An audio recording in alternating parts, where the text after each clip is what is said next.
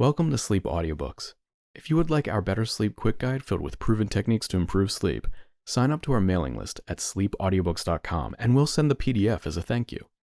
Subscribing and leaving a comment helps this channel more than you know, so please feel free to offer suggestions for future audiobooks or to just say hi. Thank you for listening. We hope you have an excellent night's sleep. This is Sleep Audiobooks.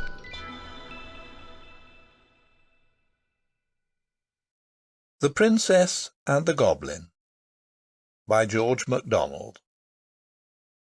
Reading by Ambience. Chapter 1. Why the Princess has a Story about her. There was once a little princess, whose father was king over a great country, full of mountains and valleys. His palace was built upon one of the mountains, and was very grand and beautiful. The princess, whose name was Irene, was born there, but she was sent soon after her birth, because her mother was not very strong, to be brought up by country people in a large house, half castle, half farmhouse, on the side of another mountain, about half-way between its base and its peak. The princess was a sweet little creature, and at the time my story begins was about 8 years old, I think. But she got older very fast. Her face was fair and pretty, with eyes like two bits of night sky, each with a star dissolved in the blue. Those eyes, you would have thought, must have known they came from there, so often were they turned up in that direction. The ceiling of her nursery was blue, with stars in it, as like the sky as they could make it, but I doubt if she ever saw the real sky, with the stars in it, for a reason which I had better mention at once. These mountains were full of hollow places underneath, huge caverns and winding ways, some with water running through them, and some shining with all colours of the rainbow when a light was taken in.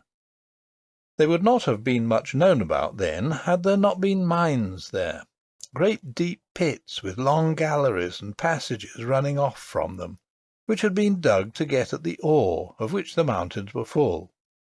In the course of digging, the miners came upon many of these natural caverns. A few of them had far-off openings out on the side of a mountain or into a ravine. Now in these subterranean caverns lived a strange race of beings, called by some gnomes, by some kobolds, by some goblins. There was a legend current in the country that at one time they lived above ground and were very like other people. But for some reason or other, concerning which there were different legendary theories, the king had laid what they thought too severe taxes upon them, or had required observances of them they did not like, or had begun to treat them with more severity in some way or other, and impose stricter laws, and the consequence was that they had all disappeared from the face of the country. According to the legend, however, instead of going to some other country, they had all taken refuge in the subterranean caverns, whence they never came out but at night, and then seldom showed themselves in any numbers, and never to many people at once. It was only in the least frequented and most difficult parts of the mountains that they were said to gather, even at night, in the open air. Those who had caught sight of any of them said that they had greatly altered in the course of generations, and no wonder, seeing they lived away from the sun in cold and wet and dark places. They were now not ordinarily ugly, but either absolutely hideous or ludicrously grotesque, both in face and form. There was no invention, they said, of the most lawless imagination expressed by pen or pencil that could surpass the extravagance of their appearance. But I suspect those who said so had mistaken some of their animal companions for the goblins themselves, of which more by and by. The goblins themselves were not so far removed from the human as such a description would imply, and as they grew misshapen in body, they had grown in knowledge and cleverness, and now were able to do things no mortal could see the possibility of. But as they grew in cunning, they grew in mischief, and their great delight was in every way they could think of to annoy the people who lived in the open-air story above them. They had enough of affection left for each other to preserve them from being absolutely cruel, for cruelty's sake, to those that came in their way, but still they so heartily cherished the ancestral grudge against those who occupied their former possessions, and especially against the descendants of the king who had caused their expulsion, that they sought every opportunity of tormenting them in ways that were as odd as their inventors, and although dwarfed and misshapen, they had strength equal to their cunning. In the process of time they had got a king and a government of their own, whose chief business, beyond their own simple affairs, was to devise trouble for their neighbours. It will now be pretty evident why the little princess had never seen the sky at night. They were much too afraid of the goblins to let her out of the house, even in company with ever so many attendants, and they had good reason, as we shall see by and by. End of Chapter 1. Chapter 2. The Princess loses herself. I have said the Princess Irene was about 8 years old when my story begins, and this is how it begins. One very wet day, when the mountain was covered with mist which was constantly gathering itself together into raindrops and pouring down on the roofs of the great old house, whence it fell in a fringe of water from the eaves all round about it, the Princess could not, of course, go out. She got very tired, so tired that even her toys could no longer amuse her. You would wonder at that if I had time to describe to you one half of the toys she had. But then you wouldn't have the toys themselves, and that makes all the difference. You can't get tired of a thing before you have it. It was a picture, though, worth seeing. The Princess, sitting in the nursery with the sky ceiling over her head, at a great table covered with her toys. If an artist would like to draw this, I should advise him not to meddle with the toys. I'm afraid of attempting to describe them, and I think he had better not try to draw them. He had better not. He can do 1,000 things I can't, but I don't think he could draw those toys. No man could better make the Princess herself than he could, though, leaning with her back bowed into the back of the chair, her head hanging down, and her hands in her lap, very miserable, as she would say herself, not even knowing what she would like, except it were to go out and get thoroughly wet and catch a particularly nice cold, and have to go to bed and take gruel. The next moment, after you see her sitting there, her nurse goes out of the room. Even that is a change, and the Princess wakes up a little and looks about her. Then she tumbles off her chair and runs out of the door, not the same door the nurse went out of, but one which opened at the foot of a curious old stair of worm-eaten oak, which looked as if never anyone had set foot upon it. She had once before been up 6 steps, and that was sufficient reason, in such a day, for trying to find out what was at the top of it. Up and up she ran, such a long way it seemed to her, until she came to the top of the 3rd flight. There she found the landing was the end of a long passage. Into this she ran. It was full of doors on either side. There were so many that she did not care to open any, but ran on to the end, where she turned into another passage, also full of doors. When she had turned twice more, and still saw doors, and only doors, about her, she began to get frightened. It was so silent. And all those doors must hide rooms with nobody in them. That was dreadful. Also the rain made a great trampling noise on the roof. She turned and started at full speed, her little footsteps echoing through the sound of the rain, back for the stairs and her safe nursery. So she thought. But she had lost herself long ago.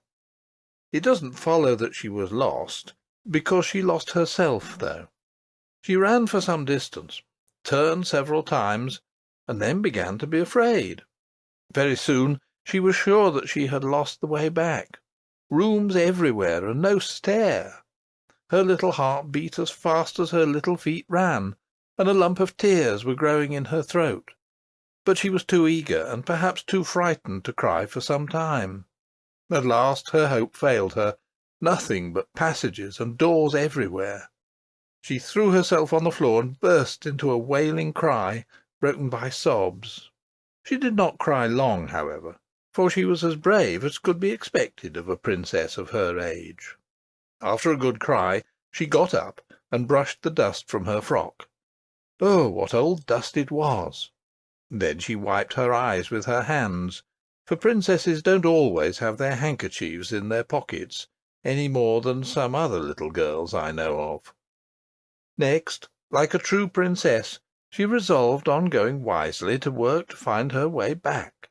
She would walk through the passages and look in every direction for the stair. This she did, but without success. She went over the same ground again and again without knowing it, for the passages and doors were all alike. At last, in a corner through a half-open door, she did see a stair. But alas, it went the wrong way. Instead of going down, it went up. Frightened as she was, however, she could not help wishing to see where yet further the stair could lead. It was very narrow, and so steep she went on like a four-legged creature on her hands and feet. End of Chapter 2. Chapter 3. The Princess and...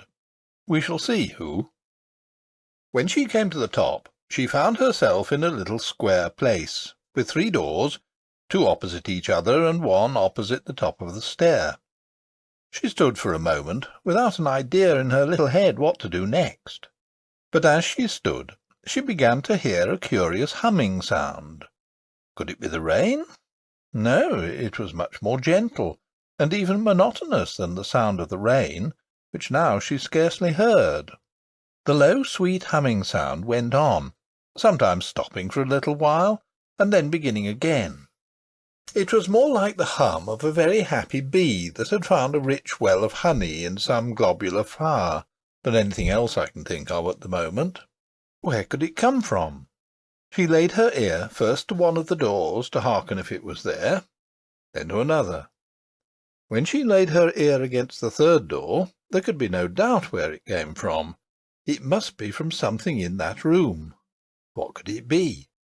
She was rather afraid, but her curiosity was stronger than her fear, and she opened the door very gently and peeped in. What do you think she saw? A very old lady, who sat spinning. Perhaps you will wonder how the princess could tell that the old lady was an old lady, when I inform you that not only was she beautiful, but her skin was smooth and white.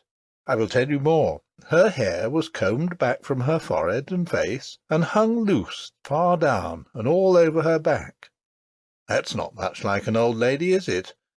Ah, but it was white almost as snow. And although her face was so smooth, her eyes looked so wise that you could not have helped seeing she must be old. The princess, though she could not have told you why, did think her very old indeed, quite 50, she said to herself, but she was rather older than that, as you shall hear. While the princess stared bewildered, with her head just inside the door, the old lady lifted hers and said in a sweet but old and rather shaky voice, which mingled very pleasantly with the continued hum of her wheel, "Come in, my dear, come in. I am glad to see you." That the princess was a real princess you might see now quite plainly, for she didn't hang on to the handle of the door and stare without moving, as I have known some do, who ought to have been princesses, but were only rather vulgar little girls. She did as she was told, stepped inside the door at once, and shut it gently behind her. "Come to me, my dear," said the old lady, and again the princess did as she was told.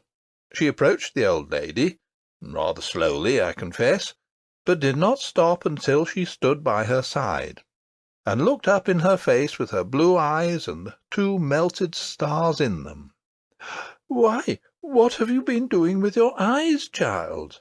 asked the old lady. "Crying," answered the princess. "Why, child?" "Because I couldn't find my way down again." "But you could find your way up." "Not at first, not for a long time." "But your face is streaked like the back of a zebra." Haven't you a handkerchief to wipe your eyes with? No. Then why didn't you come to me to wipe them for you? Please, I didn't know you were here. I will next time. There's a good child, said the old lady. Then she stopped her wheel and rose, and going out of the room, returned with a little silver basin and a soft white towel, with which she washed and wiped the bright little face. And the princess thought her hands were so smooth and nice. When she carried away the basin and towel, the little princess wondered to see how straight and tall she was, for although she was so old, she didn't stoop a bit. She was dressed in black velvet, with thick, white, heavy-looking lace about it, and on the black dress her hair shone like silver. There was hardly any more furniture in the room than there might have been in that of the poorest old woman who made her bread by spinning. There was no carpet on the floor, no table anywhere, nothing but the spinning-wheel and the chair beside it. When she came back, she sat down, and without a word began her spinning once more, while Irene, who had never seen a spinning-wheel, stood by her side and looked on. When the old lady had got her thread fairly going again, she said to the princess, but without looking at her, "Do you know my name, child?" "No, I don't know it," answered the princess. "My name is Irene." "That's my name," cried the princess. "I know that. I let you have mine. I haven't got your name. You've got mine." "How can that be?" asked the princess, bewildered. "I've always had my name." "Your papa, the king, asked me if I had any objection to your having it, and of course I hadn't. I let you have it with pleasure." "It was very kind of you to give me your name, and such a pretty one," said the princess. "Oh, not so very kind," said the old lady. "A name is one of those things one can give away and keep all the same. I have a good many such things. Wouldn't you like to know who I am, child?" "Yes, that I should, very much." "I'm your great-great-grandmother," said the lady. "What's that?" asked the princess. "I'm your father's mother's father's mother." "Oh dear, I can't understand that," said the princess. "I dare say not. I didn't expect you would. But that's no reason why I shouldn't say it." "Oh no," answered the princess. "I will explain it all to you when you are older," the lady went on, "but you will be able to understand this much now. I came here to take care of you." "Is it long since you came? Was it yesterday? Or was it to-day, because it was so wet that I couldn't get out?" "I've been here ever since you came yourself." "What a long time!" said the princess. "I don't remember it at all." "No, I suppose not." "But I never saw you before." "No, but you shall see me again." "Do you live in this room always?" "I don't sleep in it. I sleep on the opposite side of the landing. I sit here most of the day." "I shouldn't like it. My nursery is much prettier. You must be a queen, too, if you're my great big grandmother." "Yes, I am a queen." "Where's your crown, then?" "In my bedroom." "I should like to see it." "You shall some day. Not to-day." "I wonder why Nursey never told me." "Nursey doesn't know. She never saw me." "But somebody knows that you're in the house." "No, nobody." "How do you get your dinner, then?" "I keep poultry, of a sort." "Where do you keep them?" "I will show you." "And who makes the chicken broth for you?" "I never kill any of my chickens." "Then I can't understand." "What did you have for breakfast this morning?" asked the lady. "Oh, I had bread and milk and an egg." I dare say you eat the eggs. Yes, that's it, I eat the eggs. Is that what makes your hair so white? No, my dear, it's old age. I am very old. I thought so. Are you 50? Yes. More than that. Are you 100? Yes. More than that. I'm too old for you to guess. Come and see my chickens. Again she stopped her spinning. She rose, took the princess by the hand, led her out of the room, and opened the door opposite the stair. The princess expected to see a lot of hens and chickens, but instead of that she saw the blue sky first, and then the roofs of the house, with a multitude of the loveliest pigeons, mostly white, but of all colours, walking about, making bows to each other, and talking a language she could not understand. She clapped her hands with delight, and up rose such a flapping of wings that she in her turn was startled. "You've frightened my poultry," said the old lady, smiling. "And they frightened me," said the princess, smiling too. "But what very nice poultry! Are the eggs nice?" "Yes, very nice." "What a small egg spoon you must have! Wouldn't it be better to keep hens and get bigger eggs?" "How should I feed them, though?" "I see," said the princess. "The pigeons feed themselves. They've got wings." "Just so. If they couldn't fly, I couldn't eat their eggs." "But how do you get at the eggs? Where are their nests?" The lady took hold of a little loop of string in the wall at the side of the door, and lifting a shutter, showed a great many pigeon holes with nests, some with young ones, and some with eggs in them. The birds came in at the other side, and she took out the eggs on this side. She closed it again quickly, lest the young ones should be frightened. "Oh, what a nice way!" cried the princess. "Will you give me an egg to eat? I'm rather hungry." "I will some day. But now you must go back, or Nursie will be miserable about you. I dare say she's looking for you everywhere." "Except here," answered the princess. "Oh, how surprised she will be when I tell her about my great big grandmother." "Yes, that she will," said the old lady with a curious smile. "Mind you tell her all about it exactly." "That I will. Please will you take me back to her?" "I can't go all the way, but I will take you to the top of the stair, and then you must run down quite fast into your own room." The little princess put her hand in the old lady's, who, looking this way and that, brought her to the top of the first stair, and thence to the bottom of the second, and did not leave her till she saw her half-way down the third. When she heard the cry of her nurse's pleasure at finding her, she turned and walked up the stairs again, very fast indeed for such a very great grandmother, and sat down to her spinning with another strange smile on her sweet old face. About this spinning of hers I will tell you more another time. Guess what she was spinning. End of Chapter 3. Chapter 4. What the nurse thought of it. "Why, where have you been, princess?" asked the nurse, taking her in her arms. "It's very unkind of you to hide away so long. I began to be afraid—" Here she checked herself. "What were you afraid of, nursie?" asked the princess. "Never mind," she answered. "Perhaps I will tell you another day. Now, tell me where you've been."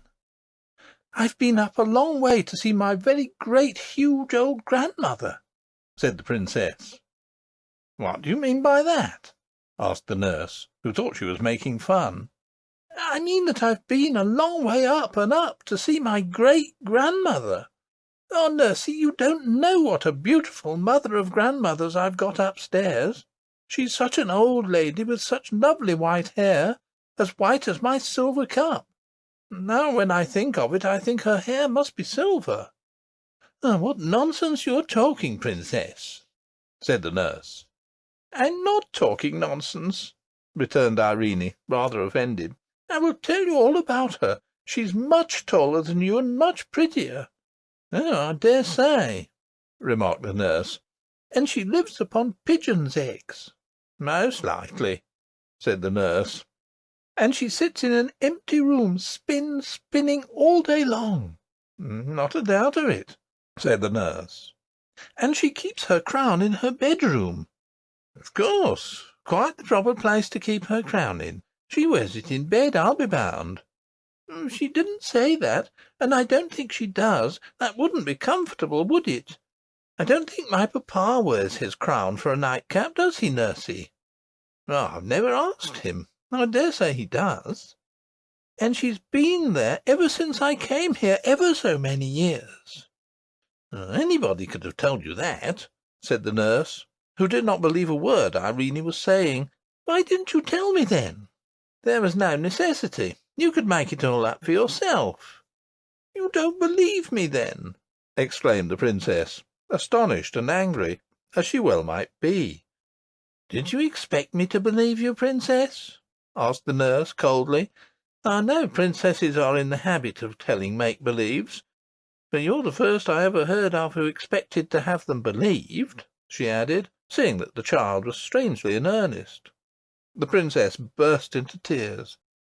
"Well, I must say," remarked the nurse, now thoroughly vexed with her for crying, "it is not at all becoming in a princess to tell stories and expect to be believed just because she's a princess."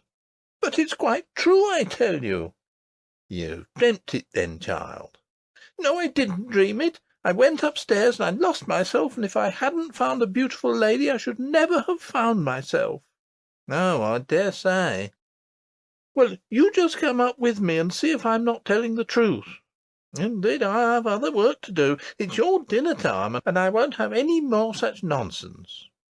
The princess wiped her eyes, and her face grew so hot that they were soon quite dry. She sat down to her dinner, but ate next to nothing. Not to be believed does not at all agree with princesses, for a real princess cannot tell a lie. So all the afternoon she did not speak a word. Only when the nurse spoke to her she answered her, for a real princess is never rude, even when she does well to be offended. Of course, the nurse was not comfortable in her mind. Not that she suspected the least truth in Irene's story, but she loved her dearly, and was vexed with herself for having been cross to her. She thought her crossness was the cause of the princess's unhappiness, and had no idea that she was really and deeply hurt at not being believed. But as it became more and more plain during the evening, in her every motion and look, that, although she tried to amuse herself with her toys, her heart was too vexed and troubled to enjoy them, her nurse's discomfort grew and grew. When bedtime came, she undressed and laid her down, but the child, instead of holding up her little mouth to be kissed, turned away from her and lay still. Then nurse's heart gave way altogether, and she began to cry. At the sound of her first sob, the princess turned again, and held her face to kiss her as usual, but the nurse had her handkerchief to her eyes and did not see the movement. "Nursey," said the princess, "why won't you believe me?" "Because I can't believe you," said the nurse, getting angry again. "Ah, then you can't help it," said Irene, "and I will not be vexed with you any more. I will give you a kiss and go to sleep." "Oh, you little angel!" cried the nurse, and caught her out of bed and walked about the room with her in her arms, kissing and hugging her. "You will let me take you to see my dear old great big grandmother, won't you?" said the princess, as she laid her down again. "And you won't say I'm ugly any more, will you, princess?" "Nursey, I never said you were ugly. What can you mean?" "Oh, if you didn't say it, you meant it. Indeed, I never did. You said I wasn't so pretty as that." "As my beautiful grandmother. Yes, I did say that, and I say it again, for it's quite true." "Then I do think you're unkind," said the nurse, and put her handkerchief to her eyes again. "Nursey, dear, everybody can't be as beautiful as every other body, you know. You're very nice looking, but if you had been as beautiful as my grandmother—" "Bother your grandmother," said the nurse. "Nurse, that's very rude. You're not fit to be spoken to till you can behave better." The princess turned away once more, and again the nurse was ashamed of herself. "I'm sure I beg your pardon, princess," she said, though still in an offended tone. But the princess let the tone pass, and heeded only the words. "You won't say it again, I'm sure," she answered, once more turning towards her nurse.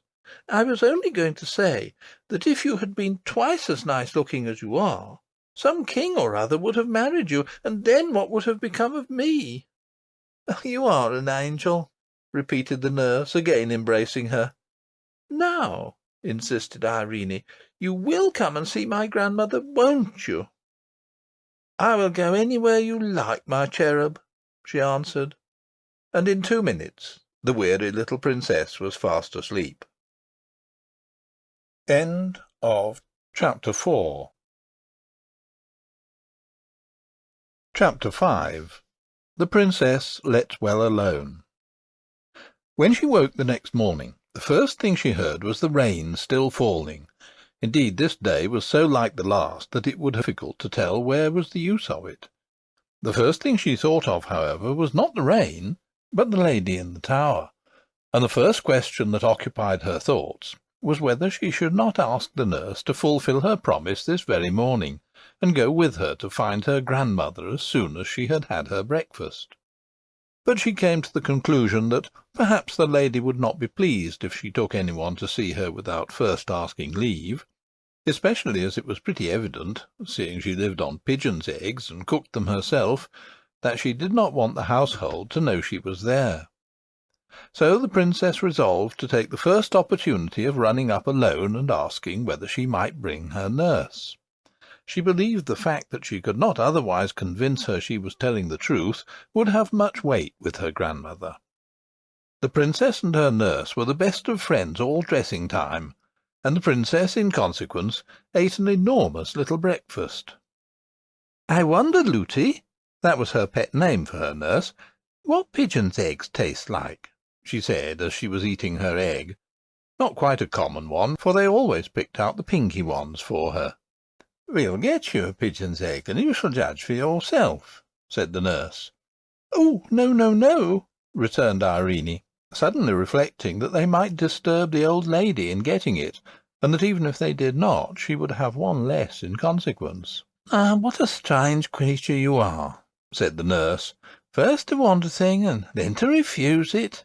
But she did not say it crossly, and the princess never minded any remarks that were not unfriendly. "Well, you see, Looty, there are reasons," she returned, and said no more, for she did not want to bring up the subject of their former strife, lest her nurse should offer to go before she had had her grandmother's permission to bring her. Of course she could refuse to take her, but then she would believe her less than ever. Now the nurse, as she said afterwards, could not be every moment in the room, and as never before yesterday had the princess given her the smallest reason for anxiety, it had not yet come into her head to watch her more closely. So she soon gave her a chance, and the very first that offered, Irene was off and up the stairs again. This day's adventure, however, did not turn out like yesterday's, although it began like it, and indeed to-day is very seldom like yesterday, if people would note the difference, even when it rains. The princess ran through passage after passage, and could not find the stair of the tower. My own suspicion is that she had not gone up high enough, and was searching on the second instead of the third floor. When she turned to go back, she failed equally in her search after the stair. She was lost once more. Something made it even worse to bear this time, and it was no wonder that she cried again. Suddenly it occurred to her that it was after having cried before that she had found her grandmother's stair. She got up at once, wiped her eyes, and started upon a fresh quest. This time, although she did not find what she hoped, she found what was next best. She did not come on a stair that went up, but she came upon one that went down. It was evidently not the stair that she had come up, yet it was a good deal better than none. So down she went, and was singing merrily before she reached the bottom. There, to her surprise, she found herself in the kitchen. Although she was not allowed to go there alone, her nurse had often taken her, and she was a great favourite with the servants. So there was a general rush at her the moment she appeared, for every one wanted to have her, and the report of where she was soon reached the nurse's ears. She came at once to fetch her, but she never suspected how she had got there, and the princess kept her own counsel. Her failure to find the old lady not only disappointed her, but made her very thoughtful. Sometimes she came almost to the nurse's opinion that she had dreamt all about her, but that fancy never lasted very long. She wondered much whether she should ever see her again, and thought it very sad not to have been able to find her when she particularly wanted her.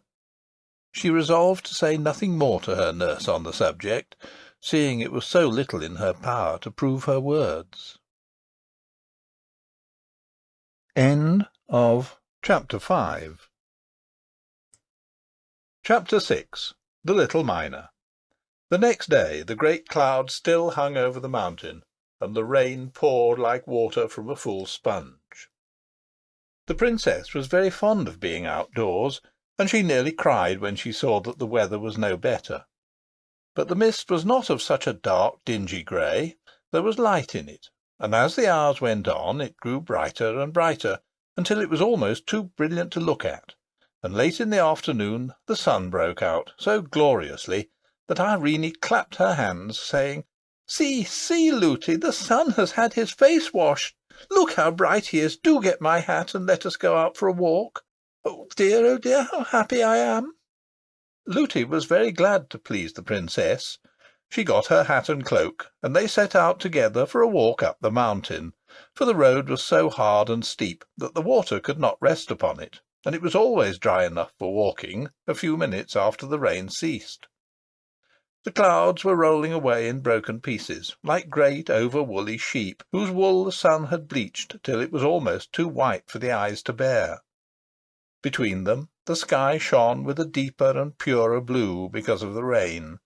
The trees on the roadside were hung all over with drops, which sparkled in the sun like jewels. The only things that were no brighter for the rain were the brooks that ran down the mountain.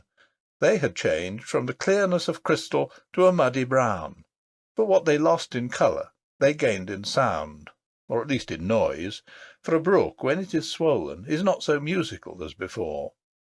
But Irene was in raptures with the great brown streams tumbling down everywhere, and Looty shared in her delight, for she too had been confined to the house for 3 days. At length she observed that the sun was getting low, and said it was time to be going back. She made the remark again and again, but every time the princess begged her to go on just a little farther and a little farther, reminding her that it was much easier to go downhill, and saying that when they did turn they would be home in a moment. So on and on they did go, now to look at a group of ferns over whose tops a stream was pouring in a watery arch, now to pick up a shining stone from a rock by the wayside, now to watch the flight of some bird. Suddenly the shadow of a great mountain peak came up from behind and shot in front of them. When the nurse saw it, she started and shook, and catching hold of the princess's hand, turned and began to run down the hill. "What's all the haste, nursie?" asked Irene, running alongside of her. "We must not be out a moment longer." "But we can't help being out a good many moments longer." It was too true. The nurse almost cried. They were much too far from home. It was against express orders to be out with the princess 1 moment after the sun was down, and they were nearly a mile up the mountain. If his Majesty, Irene's papa, were to hear of it, Looty would certainly be dismissed, and to leave the princess would break her heart. It was no wonder she ran. But Irene was not in the least frightened, not knowing anything to be frightened at. She kept on chattering as well as she could, but it was not easy. "Looty, Looty, why do you run so fast? It shakes my teeth when I talk." "Then don't talk," said Looty. But the princess went on talking. She was always saying, "Look, look, Looty." But Looty paid no more heed to anything she said, only ran on. "Look, look, Looty, don't you see that funny man peeping over the rock?" Looty only ran the faster. They had to pass the rock, and when they came nearer the princess saw it was only a lump of the rock itself that she had taken for a man. "Look, look, Looty, there's such a curious creature at the foot of that old tree. Look at it, Looty, it's making faces at us, I do think." Looty gave a stifled cry and ran faster still, so fast that Irene's little legs could not keep up with her, and she fell with a crash. It was a hard downhill road, and she had been running very fast, so it was no wonder when she began to cry. This put the nurse nearly beside herself, but all she could do was to run on the moment she got the princess on her feet again. "Who's that laughing at me?" said the princess, trying to keep in her sobs, and running too fast for her grazed knees. "Nobody, child," said the nurse, almost angrily. But that instant there came a burst of coarse tittering from somewhere near, and a hoarse, indistinct voice that seemed to say, "Lies, lies, lies." "Oh!" cried the nurse, with a sigh that was almost a scream, and ran on faster than ever. "Mercy, Looty, I can't run any more. Do let us walk a bit." "What am I to do?" said the nurse. "Here, I'll carry you." She caught her up, but found her much too heavy to run with, and had to set her down again. Then she looked wildly about her, gave a great cry, and said, "We've taken the wrong turning somewhere, and I don't know where we are. We're lost, lost." The terror she was in had quite bewildered her. It was true enough they had lost the way. They had been running down into a little valley, in which there was no house to be seen. Now Irene did not know what good reason there was for her nurse's terror, for the servants had all strict orders never to mention the goblins to her. But it was very discomposing to see her nurse in such a fright. Before, however, she had time to grow thoroughly alarmed like her, she heard the sound of whistling, and that revived her. Presently they saw a boy coming up the road from the valley to meet them. He was the whistler, but before they met, his whistling changed to singing, and this is something like what he sang. "A rod, dod, bang, go the hammers clang, hit and turn and bore, whiz and puff and roar. Thus we rive the rocks, force the goblin locks, see the shining ore. 1, 2, 3, bright as gold can be. 4, 5, 6, shovels, mattock, picks. 7, 8, 9, light your lamp at mine. 10, 11, 12, loosely hold the helve. We're the merry miner boys, make the goblins hold their noise." "I wish you would hold your noise," said the nurse rudely, for the very word "goblin," at such a time and in such a place, made her tremble. It would bring the goblins upon them to a certainty, she thought, to defy them in that way. But whether the boy heard her or not, he did not stop his singing. 13, 14, 15, this is worth the sifting. 16, 17, 18, there's the match and lating. 19, 20, goblins in the plenty. "Do be quiet!" cried the nurse in a whispered shriek. But the boy, who was now close at hand, still went on. "Hush, scush, scurry, there you go in a hurry. Gobble, gobble, goblin, there you go a-wobbling. Hobble, hobble, hobbling, cobble, cobble, goblin, hop, bob, goblin, ha!" "There," said the boy, as he stood opposite them. "There, that'll do for them. They can't bear singing, and they can't stand that song. They can't sing themselves, for they have no more voice than a crow, and they don't like other people to sing." The boy was dressed in a miner's dress, with a curious cap on his head. He was a very nice-looking boy, with eyes as dark as the mines in which he worked, and as sparkling as the crystals in their rocks. He was about 12 years old. His face was almost too pale for beauty, which came of his being so little in the open air and the sunlight, for even vegetables grown in the dark are white. But he looked happy, merry indeed, perhaps at the thought of having routed the goblins, and his bearing as he stood before them had nothing clownish or rude about it. "I saw them," he went on, "as I came up, and I'm very glad I did. I knew they were after somebody, but I couldn't see who it was. They won't touch you as long as I'm with you." "Why, who are you?" asked the nurse, offended at the freedom with which he spoke to them. "I'm Peter's son." "Who's Peter?" "Peter the miner." "I don't know him." "I'm his son, though." And why should the goblins mind you, pray? Because I don't mind them. I'm used to them. What difference does that make? If you're not afraid of them, they're afraid of you. I'm not afraid of them, that's all. But it's all that's wanted, up here, that is. It's a different thing down there. They won't always mind that song even down there. And if anyone sings it, they stand grinning at him awfully. And if he gets frightened and misses a word or says a wrong one, don't they give it him? What do they do to him? Asked Irene, with a trembling voice. Don't go frightening the princess, said the nurse. The princess? Repeated the little miner, taking off his curious cap. I beg your pardon, but you oughtn't to be out so late. Everybody knows that's against the law. Yes, indeed it is, said the nurse, beginning to cry again, and I shall have to suffer for it. What does that matter? Said the boy. It must be your fault. It's the princess who will suffer for it. I hope they didn't hear you call her the princess. If they did, they're sure to know her again. They're awful sharp. Looty, Looty, cried the princess, take me home. Don't go on like that, said the nurse to the boy, almost fiercely. How could I help it? I lost my way. You shouldn't have been out so late. You wouldn't have lost your way if you hadn't been frightened, said the boy. Come along, I'll soon set you right again. I carry your little highness. Impertinence, murmured the nurse, but she did not say it out loud, for she thought if she made him angry, he might take his revenge by telling someone belonging to the house, and then it would be sure to come to the king's ears.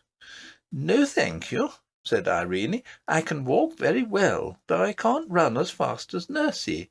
If you will give me one hand, Lucy will give me another, and then I shall get on famously. They soon had her between them, holding a hand of each. Now let's run, said the nurse. No, no, said the little miner. That's the worst thing you can do. If you hadn't run before, you would not have lost your way. And if you run now, they'll be after you in a moment. I don't want to run, said Irene. You don't think of me, said the nurse. Yes, I do, Looty. The boy says they won't touch us if we don't run. Yes, but if they know at the house that I kept you out so late, I shall be turned away, and that would break my heart. Turned away, Looty? Who would turn you away? Your papa, child. But I'll tell him it was all my fault, and you know it was, Looty. He won't mind that, I'm sure he won't. Then I'll cry and go down on my knees to him and beg him not to take away my own dear Looty. The nurse was comforted at hearing this, and said no more. They went on, walking pretty fast, but taking care not to run a step. I want to talk to you, said Irene to the little miner, but it's so awkward, I don't know your name. My name's Curdy, little princess. What a funny name. Curdy. What more? Curdy Peterson. What's your name, please? Irene. What more? I don't know what more. What more is my name, Looty? Princesses haven't got more than one name. They don't want it. Oh, then, Curdy, you must call me just Irene and no more. Now, indeed, said the nurse indignantly, he shall do no such thing. What shall he call me then, Looty? Your Royal Highness. My Royal Highness? What's that? No, no, Looty, I won't be called names. I don't like them. You told me once yourself it's only rude children that call names, and I'm sure Curdy wouldn't be rude. Curdy, my name is Irene. Well, Irene, said Curdy, with a glance at the nurse which showed he enjoyed teasing her, it's very kind of you to let me call you anything. I like your name very much. He expected the nurse to interfere again, but he soon saw that she was too frightened to speak. She was staring at something a few yards before them in the middle of the path, where it narrowed between rocks, so that only one could pass at a time. It's very much kinder of you to go out of your way to take us home, said Irene. I'm not going out of my way yet, said Curdy. It's on the other side of those rocks the path turns off to my father's. You wouldn't think of leaving us till we're safe home, I'm sure, gasped the nurse. "Of course not," said Curdy. "You dear, good, kind Curdy, I'll give you a kiss when we get home," said the princess. The nurse gave her a great pull by the hand she held, but at that instant something in the middle of the way, which had looked like a great lump of earth brought down by the rain, began to move. One after another it shot out 4 long things, like 2 arms and 2 legs, but it was now too dark to tell what they were. The nurse began to tremble from head to foot. Irene clasped Curdy's hand yet faster, and Curdy began to sing again. "A 1, 2, hit and hew, 3, 4, blast and bore, 5, 6, there's a fix, 7, 8, hold it straight, 9, 10, hit again, hurry, scurry, bother, smothy, there's a toad in the road, smash it, squash it, try it, you're another, up and off, there's enough, ha!" As he uttered the last words, Curdy let go his hold of his companion and rushed at the thing in the road as if he would trample it under his feet. It gave a great spring and ran straight up one of the rocks like a huge spider. Curdy turned back laughing and took Irene's hand again. She grasped his very tight, but said nothing till they had passed the rocks. A few yards more, and she found herself on a part of the road she knew, and was able to speak again. "Do you know, Curdy, I don't quite like your song. It sounds to me rather rude," she said. "Well, perhaps it is," answered Curdy. "I never thought of that. That's the way we have. We do it because they don't like it." "Who don't like it?" "The cobs, as we call them." "Don't?" said the nurse. "Why not?" said Curdy. "I beg you won't. Please don't." "Oh, if you ask me that way, of course I won't. Though I don't a bit know why. Look, there are the lights of your great house down below. You'll be at home in 5 minutes now." Nothing more happened. They reached home in safety. Nobody had missed them, or even known they had gone out, and they arrived at the door belonging to their part of the house without any one seeing them. The nurse rushed in with a hurried and not over-gracious good night to Curdy, but the princess pulled her hand from hers and was just throwing her arms round Curdy's neck when she caught her again and dragged her away. "Looty, Looty, I promised a kiss," said Irene. "A princess mustn't give kisses. It's not at all proper," said Looty. "But I promised," said the princess. "There's no occasion. He's only a miner boy." "He's a good boy and a brave boy, and he's been very kind to us. Looty, Looty, I promised." "Then you shouldn't have promised." "Looty, I promised him a kiss." "Your Royal Highness," said Looty, suddenly grown very respectful, "must come in directly." "Nurse, a princess must not break her word," said Irene, drawing herself up and standing stock still. Looty did not know which the king might count the worst, to let the princess be out after sunset, or to let her kiss a miner boy. She did not know that, being a gentleman, as many kings have been, he would have counted neither of them the worst. However much he might have disliked his daughter to kiss the miner boy, he would not have had her break her word for all the goblins in creation. But, as I say, the nurse was not lady enough to understand this, and so she was in a great difficulty, for, if she insisted, some one might hear the princess cry and run to see, and then all would come out. But here Curdy came again to the rescue. "Never mind, Princess Irene," he said. "You mustn't kiss me to-night, but you shan't break your word. I will come another time, you may be sure I will." "Oh, thank you, Curdy," said the princess, and stopped crying. "Good night, Irene. Good night, Looty," said Curdy, and turned and was out of sight in a moment. "I should like to see him," muttered the nurse, as she carried the princess to the nursery. "You will see him," said Irene. "You may be sure Curdy will keep his word. He's sure to come again." "I should like to see him," repeated the nurse, and said no more. She did not want to open a new cause of strife with the princess by saying more plainly what she meant. Glad enough that she had succeeded both in getting home unseen and in keeping the princess from kissing the miner's boy, she resolved to watch her far better in future. Her carelessness had already doubled the danger she was in. Formerly, The goblins were her only fear. Now she had to protect her charge from Curdy as well. End of Chapter 6. Chapter 7. The Mines. Curdy went home whistling. He resolved to say nothing about the princess, for fear of getting the nurse into trouble, for while he enjoyed teasing her because of her absurdity, he was careful not to do her any harm. He saw no more of the goblins, and was soon fast asleep in his bed. He woke in the middle of the night, and thought he heard curious noises outside. He sat up and listened, then got up, and opening the door very quietly, went out. When he peeped round the corner, he saw, under his own window, a group of stumpy creatures, whom he at once recognized by their shape.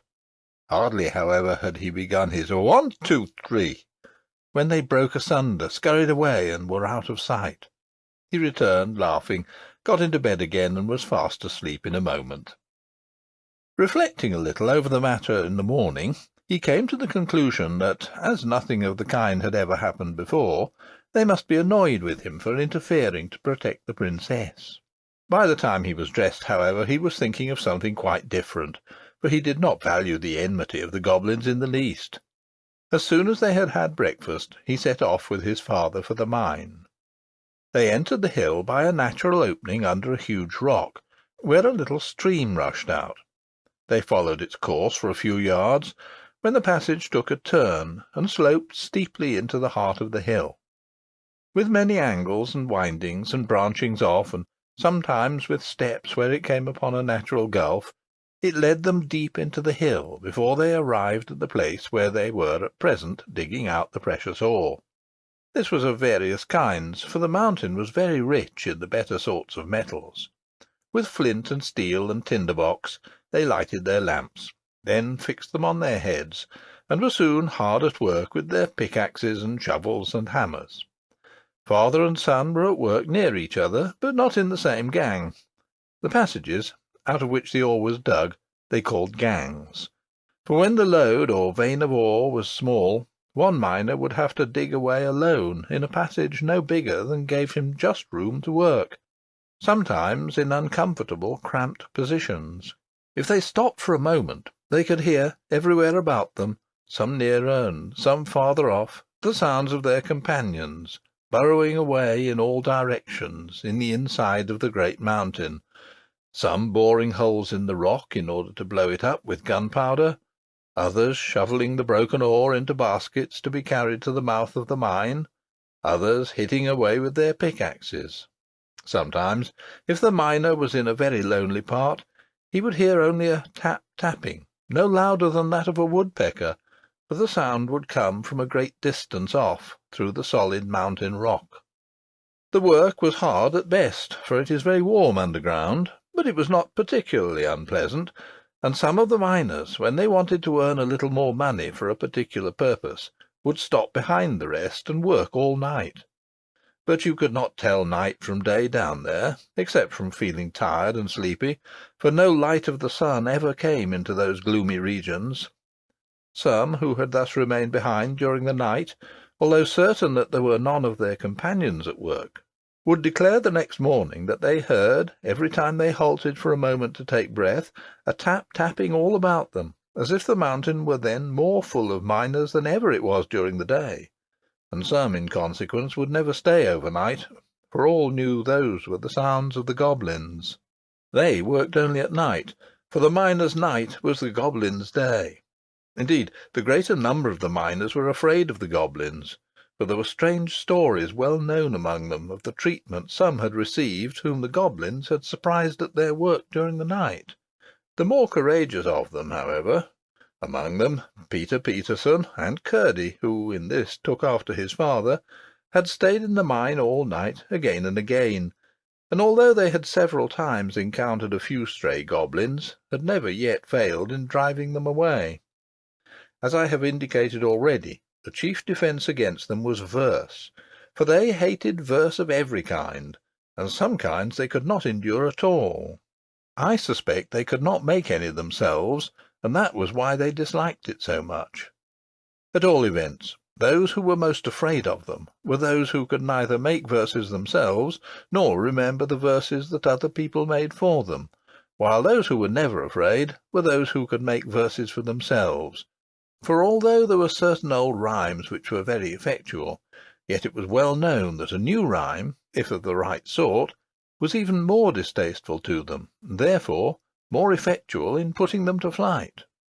Perhaps my readers may be wondering what the Goblins could be about, working all night long, seeing they never carried up the ore and sold it. But when I have informed them concerning what Curdy learnt the very next night, they will be able to understand. For Curdy had determined, if his father would permit him, to remain there alone this night, and that for two reasons. First, he wanted to get extra wages, that he might buy a very warm red petticoat for his mother, who had begun to complain of the cold of the mountain air sooner than usual this autumn. And second, he had just a faint hope of finding out what the Goblins were about under his window the night before. When he told his father, he made no objection, for he had great confidence in his boy's courage and resources. "I'm sorry I can't stay with you," said Peter, "but I want to go and pay the parson a visit this evening. And besides, I've had a bit of a headache all day." "I'm sorry for that, father," said Curdy. "Oh, it's not much. You'll be sure to take care of yourself, won't you?" "Yes, father, I will. I'll keep a sharp look-out, I promise you." Curdy was the only one who remained in the mine. About 6 o'clock the rest went away, every one bidding him good night and telling him to take care of himself, for he was a great favourite with them all. "Don't forget your rhymes," said one. "No, no," answered Curdy. "It's no matter if he does," said another, "for he'll only have to make a new one." "Yes, but he mightn't be able to make it fast enough," said another, "and while it was cooking in his head, they might take a mean advantage and set upon him." "I'll do my best," said Curdy. "I'm not afraid." "Oh, we all know that," they returned, and left him. End of Chapter 7. Chapter 8. The Goblins. For some time Curdy worked away briskly, throwing all the ore he had disengaged on one side behind him, to be ready for carrying out in the morning. He heard a good deal of goblin tapping, but it all sounded far away in the hill, and he paid it little heed. Towards midnight he began to feel rather hungry, so he dropped his pickaxe, got out a lump of bread which in the morning he had laid in a damp hole in the rock, sat down on a heap of ore, and ate his supper. Then he leant back for 5 minutes' rest before beginning his work again, and laid his head against the rock. He had not kept the position for 1 minute before he heard something which made him sharpen his ears. It sounded like a voice inside the rock. After a while he heard it again. It was a goblin voice, there could be no doubt about that, and this time he could make out the words. "Hadn't we better be moving?" it said. A rougher and deeper voice replied, "There's no hurry. That wretched little mole won't be through tonight if he works ever so hard. He's not by any means at the thinnest place." "But you still think the load does come through into our house?" said the first voice. "Yes, but a good bit farther on than he's got to yet. If he had struck a stroke more to the side, just here," said the Goblin, tapping the very stone, as it seemed to Curdy, against which his head lay, "he would have been through, but he's a couple of yards past it now, and if he follows the load it will be a week before it leads him in. You see it back there a long way. Still, perhaps in case of accidents it would be as well to be getting out of this. Alpha, you take the great chest. That's your business, you know." "Yes, Dad, but you must help me to get it on my back. It's awfully heavy, you know." "Well, it isn't just a bag of smoke, I admit, but you're as strong as a mountain, Alpha." "Well, you say so, Dad. I think myself I'm all right, but I could carry 10 times as much if it wasn't for my feet." "That's your weak point, I confess, my boy." "Ain't it yours too, Father?" Well, to be honest, it's a goblin weakness. Why they come so soft, I declare I haven't an idea. Especially when your head's so hard, you know, father. Yes, my boy, the goblin's glory is his head. To think how the fellows up above there have to put on helmets and things when they go fighting. But why don't we wear shoes like them, father? I should like it, especially when I've got a chest like that on my head. Well, you see, it's not the fashion. The king never wears shoes. The Queen does. Yes, but that's for distinction. The first queen, you see, I mean the king's first wife, wore shoes, of course, 'cause she came from upstairs. And so when she died, the next queen would not be inferior to her, as she called it, and would wear shoes too. It was all pride. She's the hardest in forbidding them to the rest of the women. I'm sure I wouldn't wear them, no, not for that I wouldn't, said the first voice, which was evidently that of the mother of the family. I can't think why either of them should. Didn't I tell you the first was from upstairs? Said the other. That was the only silly thing I ever knew His Majesty guilty of. Why should he marry an outlandish woman like that? One of our natural enemies, too. I suppose he fell in love with her. He's just as happy now with one of his own people. Did she die very soon? They didn't tease her to death, did they? Oh, dear, no. The king worshipped her very footmarks. What made her die, then? Didn't the heir agree with her? She died when the young prince was born. How silly of her. We never do that. It must have been because she wore shoes. Oh, I don't know that. Why do they wear shoes up there? Oh, now that's a sensible question, and I will answer it. But in order to do so, I must first tell you a secret. I once saw the Queen's feet. Without her shoes? Yes, without her shoes. No. Did you? How was it? Never you mind how it was. She didn't know I saw them. What do you think? They had toes. Toes? What's that? You may well ask. I should never have known if I hadn't seen the Queen's feet. Just imagine. The ends of her feet were split up into 5 or 6 thin pieces. Horrid! How could the king have fallen in love with her? You forget that she wore shoes. That's just why she wore them. That's why all the men and women too upstairs wear shoes. They can't bear the sight of their own feet without them. No, I understand. If you ever wish for shoes again, Helper, I'll eat your feet, I will. Oh, no, mother, pray don't. Then don't you? But with such a big box on my head. A horrid scream followed, which Curdy interpreted as in reply to a blow from his mother upon the feet of her eldest goblin. Well, I never knew so much before, remarked a fourth voice. Your knowledge is not universal quite yet, said the father. You were only 50 last month. Why don't you see to the bed and the bedding? Soon as we've finished our supper, we'll be up and going. What are you laughing at, husband? I'm laughing to think what a mess the miners will find themselves in, somewhere before this day 10 years. Why, what do you mean? Oh, nothing. If you do mean something, you always do mean something. It's more than you do, then, wife. That may be, but it's not one I find out, you know. Ah, you're a sharp one. What a mother you've got, Elfer. Yes, father. Well, I suppose I must tell you. They're all at the palace consulting about it tonight, and as soon as we've got away from this thin place, I'm going there to hear what night they fix upon. I should like to see that young ruffian there on the other side struggling in the agonies of...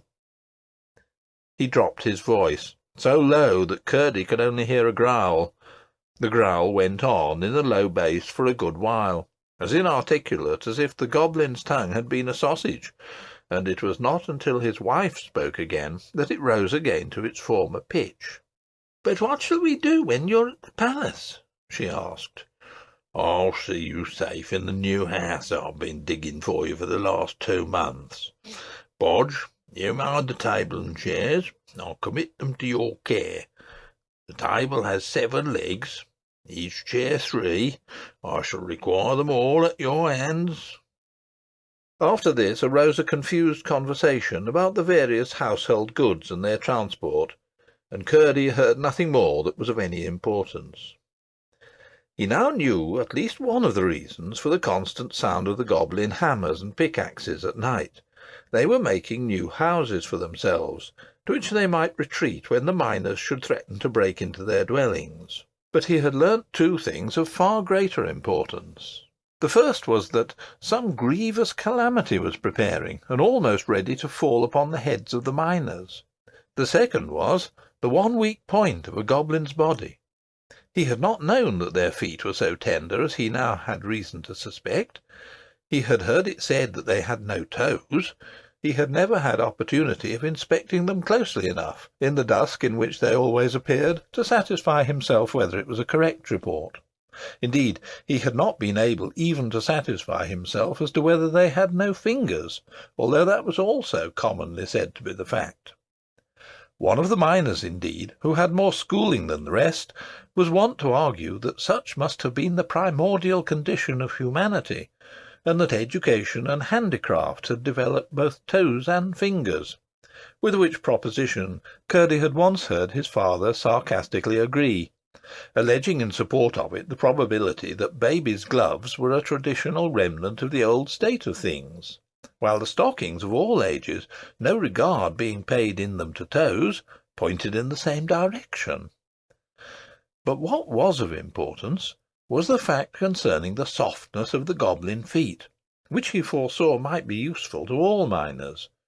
What he had to do in the meantime, however, was to discover, if possible, the special evil designs the goblins had now in their heads.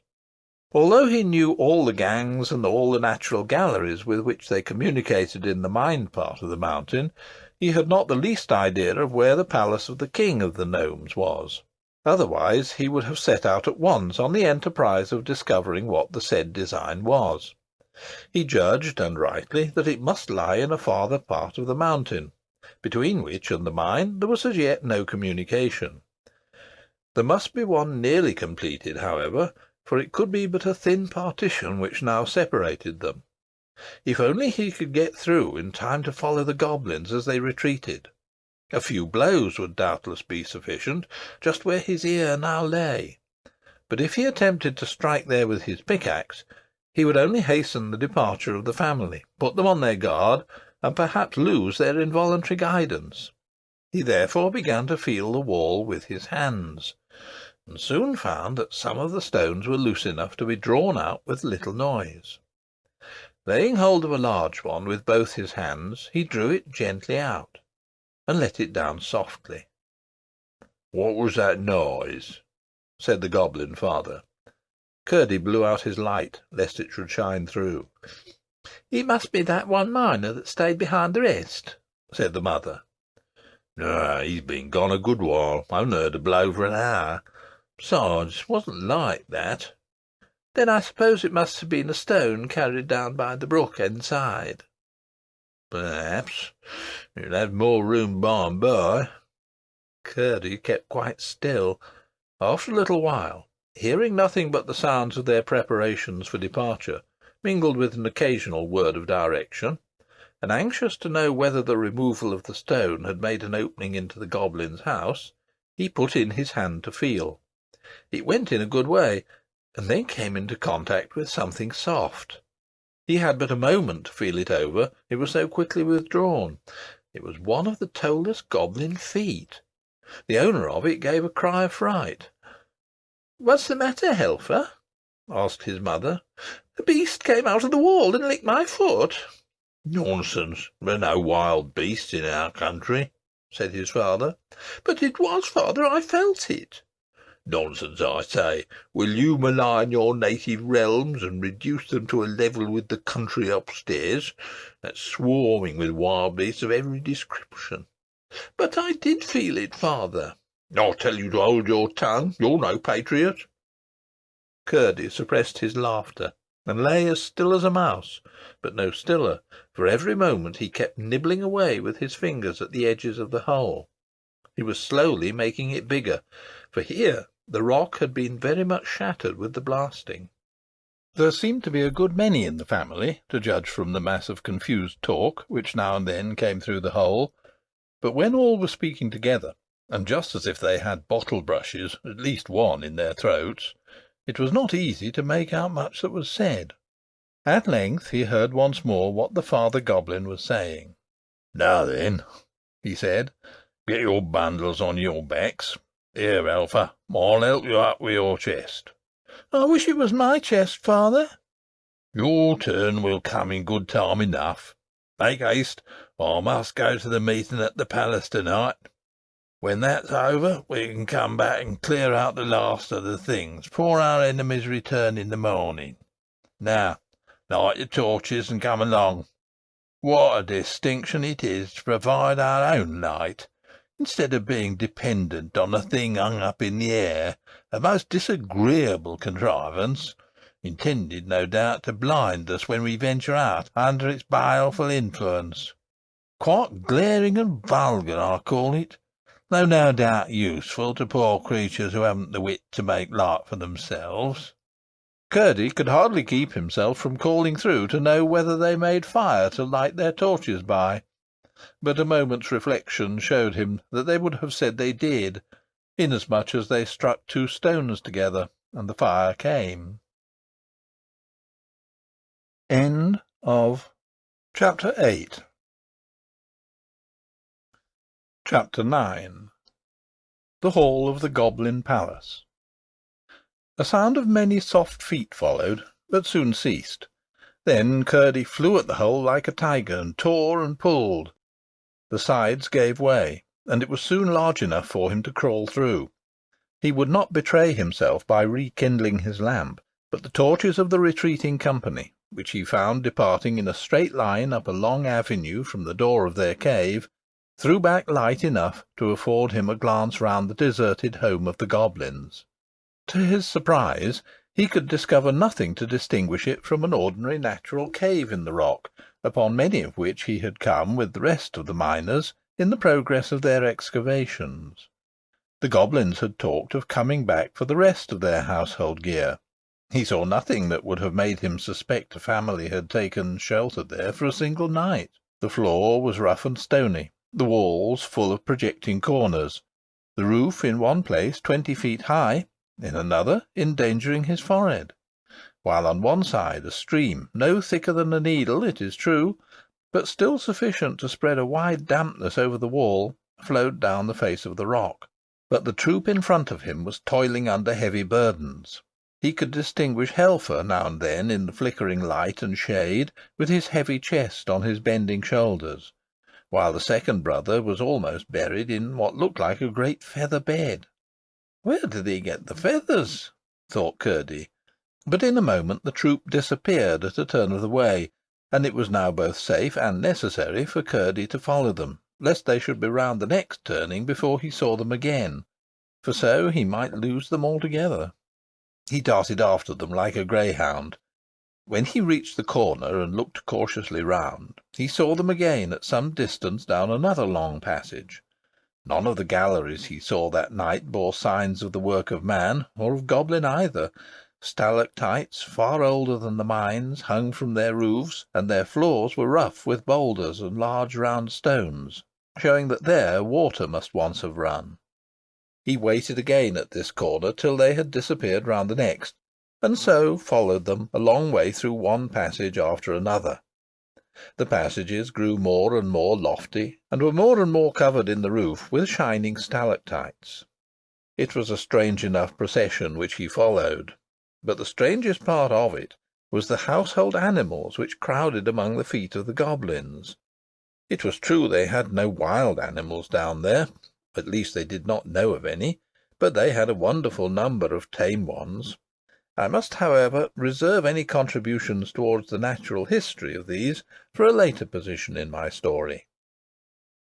At length, turning a corner too abruptly, he had almost rushed into the middle of the goblin family, for there they had already set down all their burdens on the floor of a cave considerably larger than that which they had left. They were as yet too breathless to speak, else he would have had warning of their arrest. He started back, however, before any one saw him, and, retreating a good way, stood watching till the father should come out to go to the palace. Before very long, both he and his son Helfer appeared, and kept on in the same direction as before, while Curdy followed them again with renewed precaution. For a long time he heard no sound, except something like the rush of a river inside the rock. But at length what seemed the far-off noise of a great shouting reached his ears, which, however, presently ceased. After advancing a good way further, he thought he heard a single voice. It sounded clearer and clearer as he went on, until at last he could almost distinguish the words. In a moment or two, keeping after the goblins round another corner, he once more started back, this time in amazement. He was at the entrance of a magnificent cavern of an oval shape, once probably a huge natural reservoir of water, now the great palace hall of the goblins. It rose to a tremendous height, but the roof was composed of such shining materials, and the multitude of torches carried by the goblins who crowded the floor lighted up the place so brilliantly that Curdy could see to the top quite well, but he had no idea how immense the place was until his eyes got accustomed to it, which was not for a good many minutes. The rough projections on the walls, and the shadows thrown upwards from them by the torches, made the sides of the chamber look as if they were crowded with statues upon brackets and pedestals, reaching in irregular tiers from floor to roof. The walls themselves were, in many parts, of gloriously shining substances, some of them gorgeously coloured besides, which powerfully contrasted with the shadows. Curdy could not help wondering whether his rhymes would be of any use against such a multitude of goblins as filled the floor of the hall, and indeed felt considerably tempted to begin his shout over 1, 2, 3, but as there was no reason for routing them, and much for endeavouring to discover their designs, he kept himself perfectly quiet, and, peering round the edge of the doorway, listened with both his sharp ears.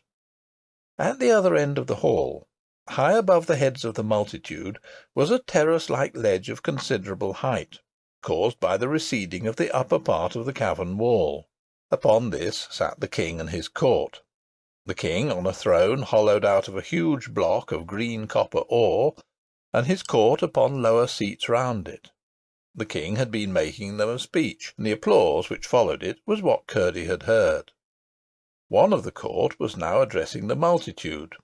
What he heard him say was to the following effect: "Hence it appears that two plans have been for some time together working in the strong head of his Majesty for the deliverance of his people, regardless of the fact that we were the first possessors of the regions which they now inhabit, regardless equally of the fact that we abandoned that region from the loftiest motives, regardless also of the self-evident fact that we excel them so far in mental ability as they excel us in stature. They look upon us as a degraded race, and make a mockery of all our finer feelings. But the time has almost arrived when, thanks to his Majesty's inventive genius, it will be in our power to take a thorough revenge upon them once for all, in respect of their unfriendly behaviour." "May it please your Majesty," cried a voice close by the door, which Curdy recognised as that of the goblin he had followed. "Who is he that interrupts the Chancellor?" cried another from near the throne. "Glump," answered several voices. "He is our trusty subject," said the king himself, in a slow and stately voice. "Let him come forward and speak." A lane was parted through the crowd, and Glump, having ascended the platform and bowed to the king, spoke as follows: Sire, I would have held my peace had I not known that I only knew how near was the moment to which the Chancellor had just referred. In all probability, before another day is past, the enemy will have broken through into my house, the partition between being even now not more than a foot in thickness. Not quite so much, thought Curdy to himself. This very evening I have had to remove my household effects. Therefore, the sooner we are ready to carry out the plan, for the execution of which His Majesty has been making such magnificent preparations, the better. I may add that within the last few days I have perceived a small outbreak in my dining room, which, combined with observations upon the course of the river escaping where evil men enter, has convinced me that close to the spot must be a deep gulf in its channel. And this discovery will, I trust, add considerably to the otherwise immense forces at His Majesty's disposal." He ceased, and the king graciously acknowledged his speech with a bend of his head, whereupon Glump, after a bow to His Majesty, slid down among the rest of the undistinguished multitude. Then the Chancellor rose and resumed. "The information which the worthy Glump has given us," he said, "might have been of considerable import at the present moment, but for that other design already referred to, which naturally takes precedence.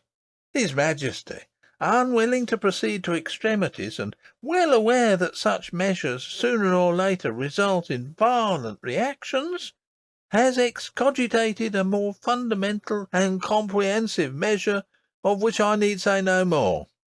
Should His Majesty be successful, as who dares to doubt, then a peace, all to the advantage of the Goblin kingdom, will be established for a generation at least, rendered absolutely secure by the pledge which His Royal Highness the Prince will have and hold for the good behaviour of her relatives. Should His Majesty fail, which who shall dare even to imagine in his most secret thoughts, then will be the time for carrying out with rigour the design to which Glump referred, and for which our preparations are even now all but completed.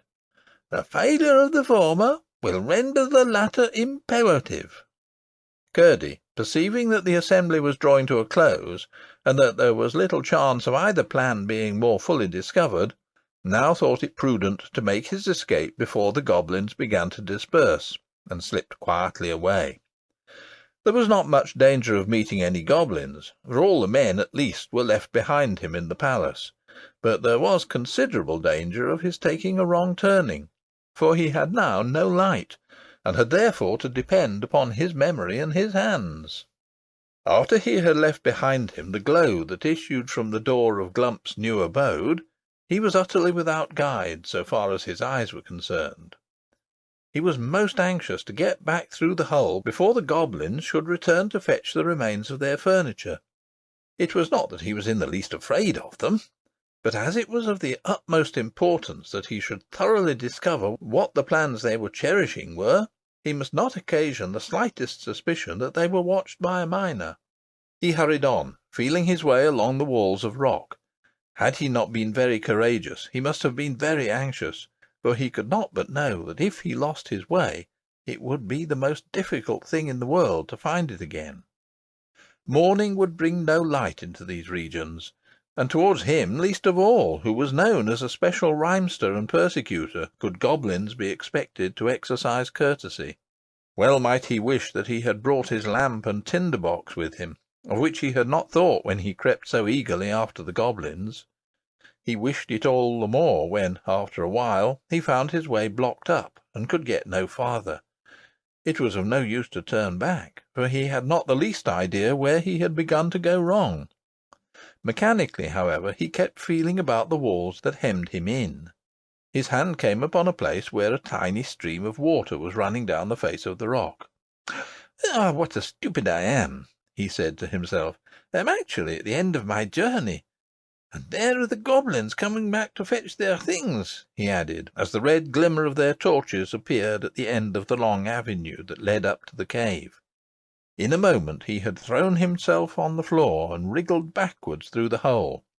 The floor on the other side was several feet lower, which made it easier to get back. It was all he could do to lift the largest stone he had taken out of the hole, but he did manage to shove it in again. He sat down on the ore heap and thought. He was pretty sure that the latter plan of the goblins was to inundate the mine by breaking outlets for the water accumulated in the natural reservoirs of the mountain, as well as running through portions of it. While the part hollowed by the miners remained shut off from that inhabited by the goblins, they had had no opportunity of injuring them thus. But now that a passage was broken through, and the goblins' part proved the higher in the mountain, it was clear to Curdy that the mine could be destroyed in an hour. Water was always the chief danger to which the miners were exposed. They met with a little choke damp sometimes, but never with the explosive fire damp so common in coal mines. Hence they were careful as soon as they saw any appearance of water. As the result of his reflections while the goblins were busy in their old home, it seemed to Curdy that it would be best to build up the whole of this gang, filling it with stone and clay or lye, so that there should be not the smallest channel for the water to get into. There was not, however, any immediate danger, for the execution of the goblins' plan was contingent upon the failure of that unknown design which was to take precedence of it, and he was most anxious to keep the door of communication open, that he might, if possible, discover what the former plan was. At the same time, they could not resume their intermitted labour for the inundation without his finding it out, when, by putting all hands to the work, the one existing outlet might in a single night be rendered impenetrable to any weight of water, for by filling the gang entirely up, their embankment would be buttressed by the side of the mountain itself. As soon as he found that the goblins had again retired, he lighted his lamp and proceeded to fill the hole he had made with such stones as he could withdraw when he pleased. He then thought it better, as he might have occasion to be up a good many nights after this, to go home and have some sleep. How pleasant the night air felt upon the outside of the mountain after what he had gone through in the inside of it! He hurried up the hill without meeting a single goblin on the way, and called and tapped at the window until he woke his father, who soon rose and let him in. He told him the whole story, and just as he had expected, his father thought it best to work that load no farther, but at the same time to pretend occasionally to be at work there still, in order that the goblins might have no suspicions. Both father and son then went to bed and slept soundly until the morning. End of Chapter 9. Chapter 10. The Princess's King Papa. The weather continued fine for weeks, and the little princess went out every day. So long a period of fine weather had indeed never been known upon that mountain. The only uncomfortable thing was that her nurse was so nervous and particular about being in before the sun was down, that often she would take to her heels when nothing worse than a fleecy cloud crossing the sun threw a shadow on the hillside, and many an evening they were home a full hour before the sunlight had left the weathercock on the stables. If it had not been for such odd behaviour, Irene would by this time have almost forgotten the goblins. She never forgot Curdy, but him she remembered for his own sake, and indeed would have remembered him, if only because a princess never forgets her debts until they are paid. One splendid sunshiny day, about an hour after noon, Irene, who was playing on a lawn in the garden, heard the distant blast of a bugle. She jumped up with a cry of joy, for she knew by that particular blast that her father was on his way to see her. This part of the garden lay on the slope of the hill, and allowed a full view of the country below, so she shaded her eyes with her hand, and looked far away to catch the first glimpse of shining armour. In a few moments a little troop came glittering round the shoulder of a hill. Spears and helmets were sparkling and gleaming, banners were flying, horses prancing, and again came the bugle blast, which was to her like the voice of her father calling across the distance, "Irene, I'm coming!" On and on they came, until she could clearly distinguish the king. He rode a white horse, and was taller than any of the men with him. He wore a narrow circle of gold set with jewels around his helmet, and as he came still nearer, Irene could discern the flashing of the stones in the sun. It was a long time since he had been to see her, and her little heart beat faster and faster as the shining troop approached, for she loved her King Papa very dearly, and was nowhere so happy as in his arms. When they reached a certain point, after which she could see them no more from the garden, she ran to the gate, and there stood till up they came, clanging and stamping, with one more bright bugle blast, which said, "Irene, I am come." By this time the people of the house were all gathered at the gate, but Irene stood alone in front of them. When the horseman pulled up, she ran to the side of the white horse and held up her arms. The king stopped and took her hands. In an instant she was on the saddle and clasped in his great strong arms. I wish I could describe the king so that you could see him in your mind.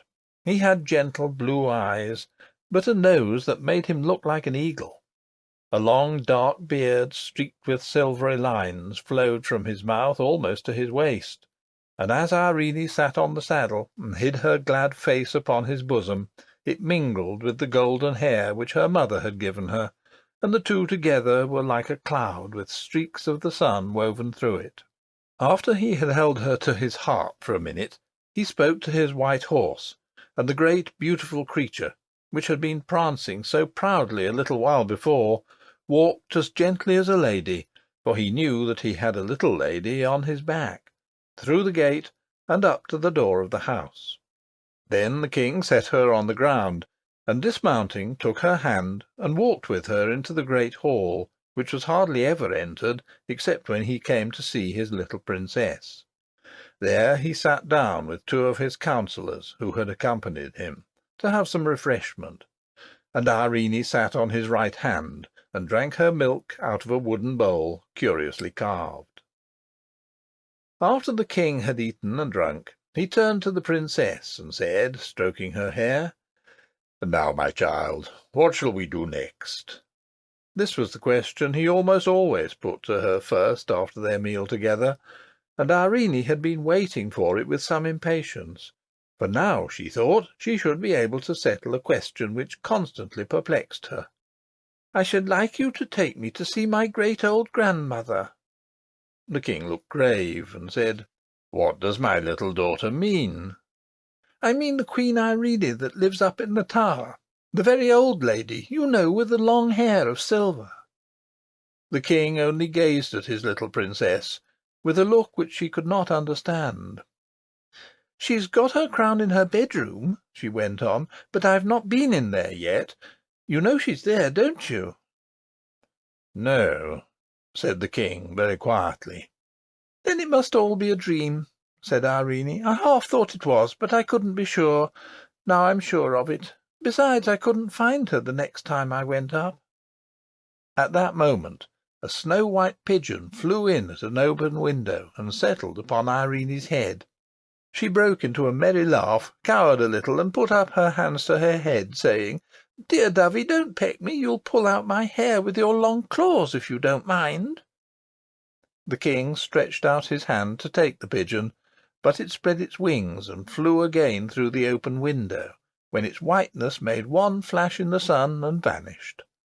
The king laid his hand on his princess's head, held it back a little, gazed in her face, smiled half a smile, and sighed half a sigh. "Come, my child, we'll have a walk in the garden together," he said. "You won't come up and see my huge, great, beautiful grandmother, then, King Papa?" said the princess. "Not this time," said the king very gently. "She has not invited me, you know, and great old ladies like her do not choose to be visited without leave asked and given." The garden was a very lovely place. Being upon a mountain-side, there were parts in it where the rocks came through in great masses, and all immediately about them remained quite wild. Tufts of heather grew upon them, and other hardy mountain plants and flowers, while near them would be lovely roses and lilies, and all pleasant garden flowers. This mingling of the wild mountain with the civilized garden was very quaint, and it was impossible for any number of gardeners to make such a garden look formal and stiff. Against one of these rocks was a garden seat, shadowed from the afternoon sun by the overhanging of the rock itself. There was a little winding path up to the top of the rock, and on top another seat. But they sat on the seat at its foot, because the sun was hot, and there they talked together of many things. At length the king said, "You were out late one evening, Irene." "Yes, papa, it was my fault, and Lootie was very sorry." "I must talk to Lootie about it," said the king. "Don't speak loud to her, please, papa," said Irene. "She's been so afraid of being late ever since. Indeed, she has not been naughty. It was only a mistake, for once." "Once might be too often," murmured the king to himself, as he stroked his child's head. I can't tell you how he had come to know. I'm sure Curdy had not told him. Someone about the palace must have seen them after all. He sat for a good while, thinking. There was no sound to be heard except that of a little stream, which ran merrily out of an opening in the rock by where they sat, and sped away down the hill through the garden.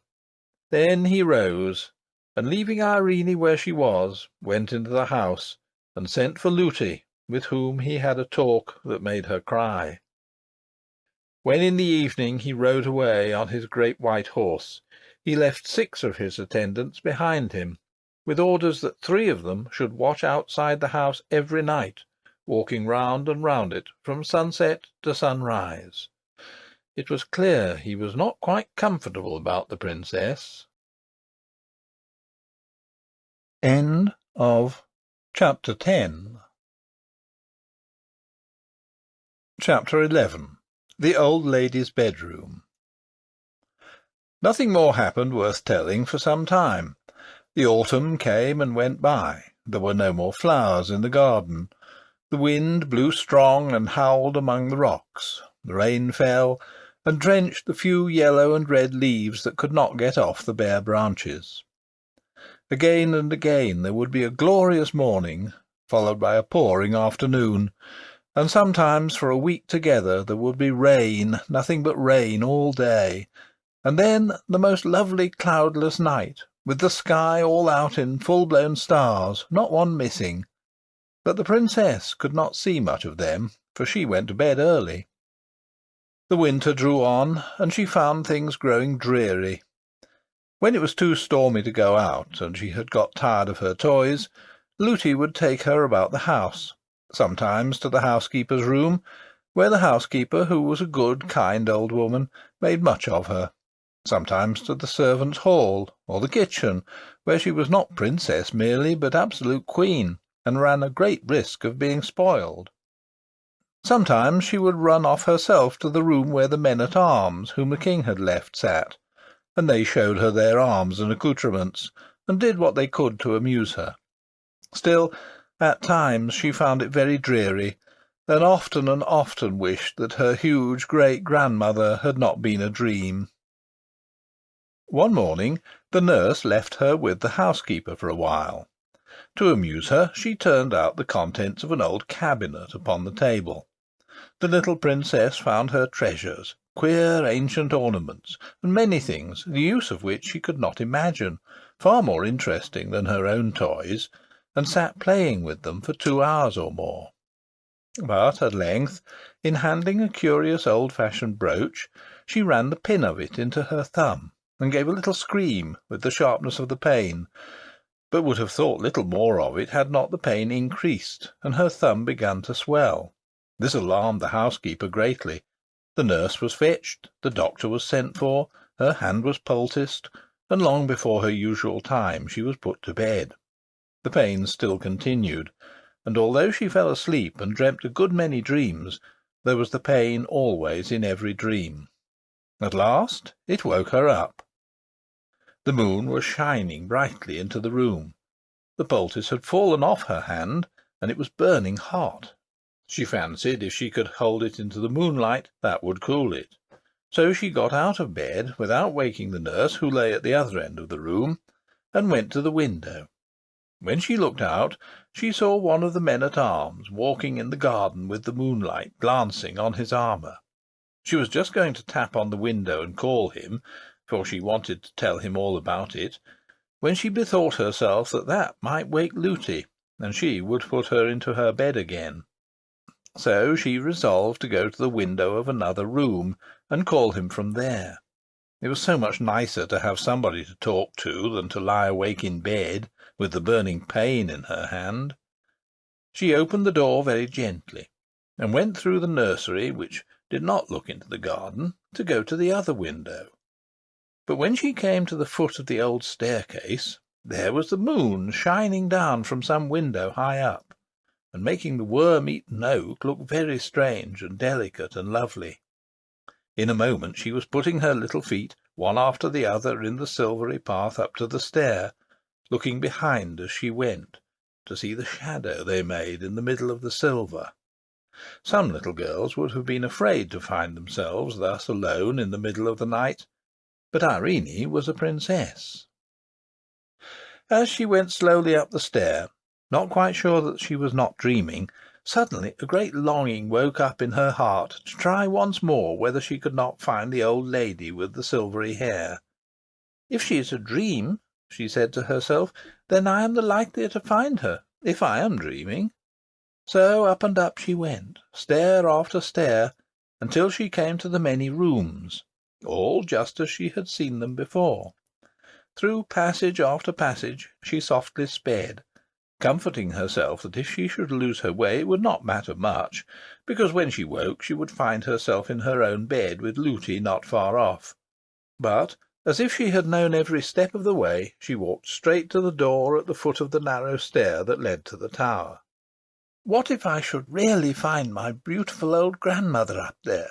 she said to herself as she crept up the steep steps. When she reached the top, she stood a moment, listening in the dark, for there was no moon there. Yes, it was. It was the hum of the spinning-wheel.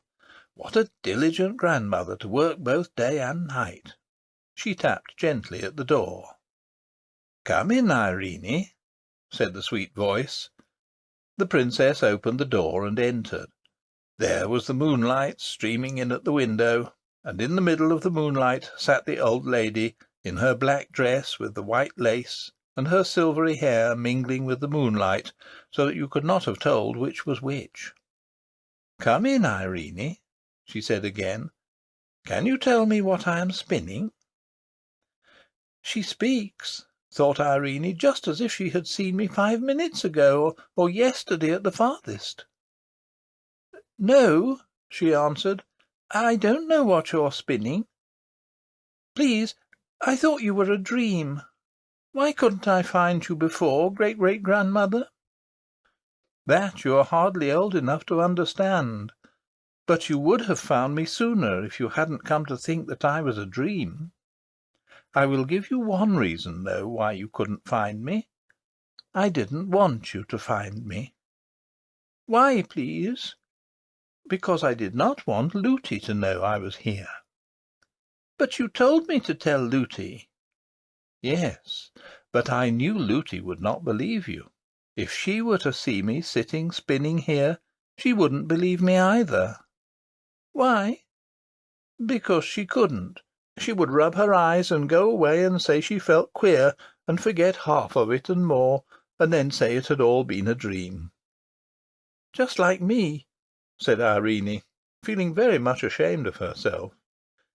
"Yes, a good deal like you. But not just like you, for you've come again, and Looty wouldn't have come again. She would have said, 'No, no.' She had had enough of such nonsense." "Is it naughty of Looty, then?" "It would be naughty of you. I've never done anything for Looty." "And you did wash my face and hands for me," said Irene, beginning to cry. The old lady smiled a sweet smile and said, "I'm not vexed with you, my child, nor with Looty either. But I don't want you to say anything more to Looty about me. If she should ask you, you must just be silent. But I do not think she will ask you." All the time they talked, the old lady kept on spinning. "You haven't told me yet what I am spinning," she said. "Because I don't know. It's very pretty stuff." It was indeed very pretty stuff. There was a good bunch of it on the distaff attached to the spinning wheel, and in the moonlight it shone like... what shall I say it was like? It was not white enough for silver. Yes, it was like silver, but shone grey rather than white, and glittered only a little. And the thread the old lady drew out from it was so fine that Irene could hardly see it. "I am spinning this for you, my child." "For me? What am I to do with it, please?" "I will tell you by and by. But first I will tell you what it is. It is spider web, of a particular kind. My pigeons bring it me from over the great sea. There is only one forest where the spiders live who make this particular kind, the finest and strongest of any. I have nearly finished my present job. What is on the rock now will be enough. I have a week's work there yet, though," she added, looking at the bunch. "Do you work all day and all night too, great-great-great-great-grandmother?" said the princess, thinking to be very polite with so many greats. "I'm not quite so great as all that," she answered, smiling almost merrily. "If you call me grandmother, that will do. No, I don't work every night, only moonlit nights, and then no longer than the moon shines upon my wheel. I shan't work much longer to-night." "And what will you do next, grandmother?" "Go to bed. Would you like to see my bedroom?" "Yes, that I should." "Then I think I won't work any longer to-night. I shall be in good time." The old lady rose, and left her wheel standing just as it was. You see, there was no good in putting it away, for where there was not any furniture there was no danger of being untidy. Then she took Irene by the hand, but it was her bad hand, and Irene gave a little cry of pain. "Oh, my child," said her grandmother, "what is the matter?" Irene held her hand into the moonlight, that the old lady might see it, and told her all about it, at which she looked grave. But she only said, "Give me your other hand," and having led her out upon the little dark landing, opened the door on the opposite side of it. What was Irene's surprise to see the loveliest room she had ever seen in her life. It was large and lofty and dome-shaped. From the centre hung a lamp as round as a ball, shining as if with the brightest moonlight, which made everything visible in the room, though not so clearly that the princess could tell what many of the things were. A large oval bed stood in the middle, with a coverlet of rose colour, and velvet curtains all round it of a lovely pale blue. The walls were also blue, spangled all over with what looked like stars of silver. The old lady left her, and going to a strange-looking cabinet, opened it, and took out a curious silver casket. Then she sat down on a low chair, and calling Irene, made her kneel before her while she looked at her hand. Having examined it, she opened the casket, and took from it a little ointment. The sweetest odour filled the room, like that of roses and lilies, as she rubbed the ointment gently all over the hot, swollen hand. Her touch was so pleasant and cool that it seemed to drive away the pain and heat wherever it came. "Oh, grandmother, it's so nice," said Irene. "Thank you, thank you." Then the old lady went to a chest of drawers, and took out a large handkerchief of gossamer-like cambric, which she tied round her hand. "I don't think I can let you go away to-night," she said. "Would you like to sleep with me?" "Oh, yes, yes, dear grandmother," said Irene, and would have clapped her hands, forgetting that she could not. "You won't be afraid, then, to go to bed with such an old woman?" "No, you're so beautiful, grandmother." "But I am very old." "And I suppose I'm very young. You won't mind sleeping with such a very young woman, grandmother?" "You sweet little pertness," said the old lady, and drew her towards her, and kissed her on the forehead and the cheek and the mouth. Then she got a large silver basin, and having poured some water into it, made Irene sit on the chair, and washed her feet. This done, she was ready for bed, and oh, what a delicious bed it was into which her grandmother laid her! She could hardly have told she was lying upon anything. She felt nothing but the softness. The old lady, having undressed herself, lay down beside her.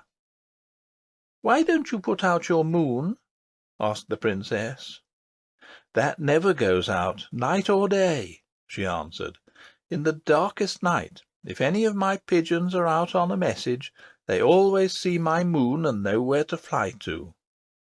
"But if somebody besides the pigeons were to see it, somebody about the house, I mean, they would come to look what it was and find you." "The better for them, then," said the old lady. "But it does not happen above 5 times in 100 years that any one does see it. The greater part of those who do take it for a meteor, wink their eyes, and forget it again. Besides, nobody could find the room except I pleased. Besides, again, I will tell you a secret. If that light were to go out, you would fancy yourself lying in a bare garret on a heap of old straw, and would not see one of the pleasant things round about you all the time." "I hope it will never go out," said the princess. "I hope not. But it's time we both went to sleep. Shall I take you in my arms?" The little princess nestled close up to the old lady, who took her in both her arms and held her close to her bosom.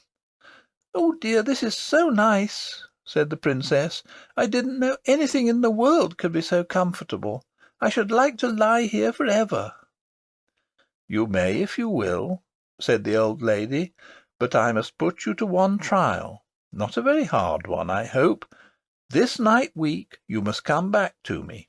If you don't, I do not know when you may find me again, and you will soon want me very much." "Oh, please don't let me forget." "You shall not forget. The only question is whether you will believe I am anywhere, whether you will believe I am anything but a dream. You may be sure I will do all I can to help you to come, but it will rest with yourself after all. On the night of next Friday you must come to me. Mind now." "I'll try," said the princess. "Then good night," said the old lady, and kissed the forehead which lay in her bosom.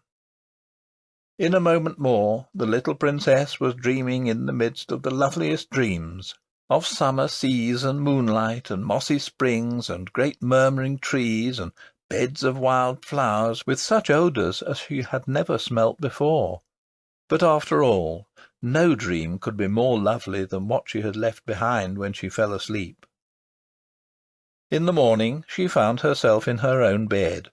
There was no handkerchief or anything else on her hand, only a sweet odour lingered about it. The swelling had all gone down. The prick of the brooch had vanished. In fact, her hand was perfectly well. End of Chapter 11. Chapter 12.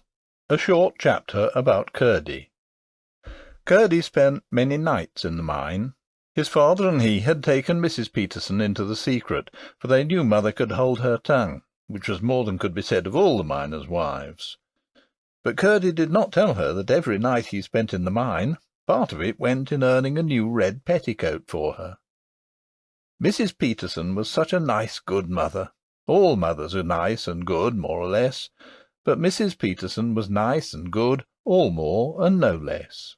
She made and kept a little heaven in that poor cottage on the high hillside for her husband and son to go home to, out of the low and rather dreary earth in which they worked. I doubt if the princess was very much happier, even in the arms of her huge great-grandmother, than Peter and Curdy were in the arms of Mrs. Peterson. True, her hands were hard and chapped and large, but it was with work for them, and therefore, in the sight of the angels, her hands were so much the more beautiful. And if Curdy worked hard to get her a petticoat, she worked hard every day to get him comforts which he would have missed much more than she would a new petticoat, even in winter.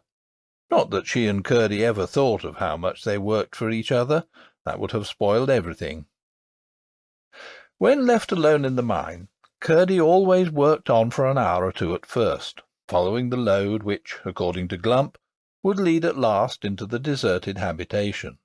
After that he would set out on a reconnoitring expedition. In order to manage this, or rather the return from it, better than the first time, he had bought a huge ball of fine string, having learnt the trick from Hop-o'-my-Thumb, whose history his mother had often told him. Not that Hop-o'-my-Thumb had ever used a ball of string. I should be sorry to be supposed to be so far out in my classics, but the principle was the same as that of the pebbles. The end of this string he fastened to his pickaxe, which he figured no bad anchor, and then, with the ball in his hand, unrolling it as he went, set out in the dark through the natural gangs of the Goblins' territory. The first night or two he came upon nothing worth remembering, save only a little of the home life of the Cobbs in the various caves they called houses, failed in coming upon anything to cast light on the foregoing design which kept the inundation for the present in the background. But at length, I think on the third or fourth night, he found, partly guided by the noise of their implements, a company of evidently the best sappers and miners amongst them, hard at work. What were they about? It could not well be the inundation, seeing that had, in the meantime, been postponed to something else. Then what was it? He lurked and watched, every now and then in the greatest risk of being detected, but without success. He had again and again to retreat in haste, a proceeding rendered the more difficult that he had to gather up his string as he returned upon its course. It was not that he was afraid of the Goblins, but that he was afraid of their finding out that they were watched, which might have prevented the discovery at which he aimed. Sometimes his haste had to be such that, when he reached home towards morning, his string, for lack of time to wind it up as he dodged the cobs, would be in what seemed most hopeless entanglement. But after a good sleep, though a short one, he always found his mother had got it right again. There it was, wound in a most respectable ball, ready for use the moment he should want it. "I can't think how you do it, mother," he would say. "I follow the thread," she would answer, "just as you do in the mine." She never had more to say about it, but the less clever she was with her words, the more clever she was with her hands, and the less his mother said, the more Curdy believed what she had to say. But still he made no discovery as to what the Goblin miners were about. End of Chapter 12. Chapter 13. The Cobb's Creatures. About this time, the gentlemen, whom the king had left behind him to watch over the princess, had each occasion to doubt the testimony of his own eyes. For more than strange were the objects to which they would bear witness.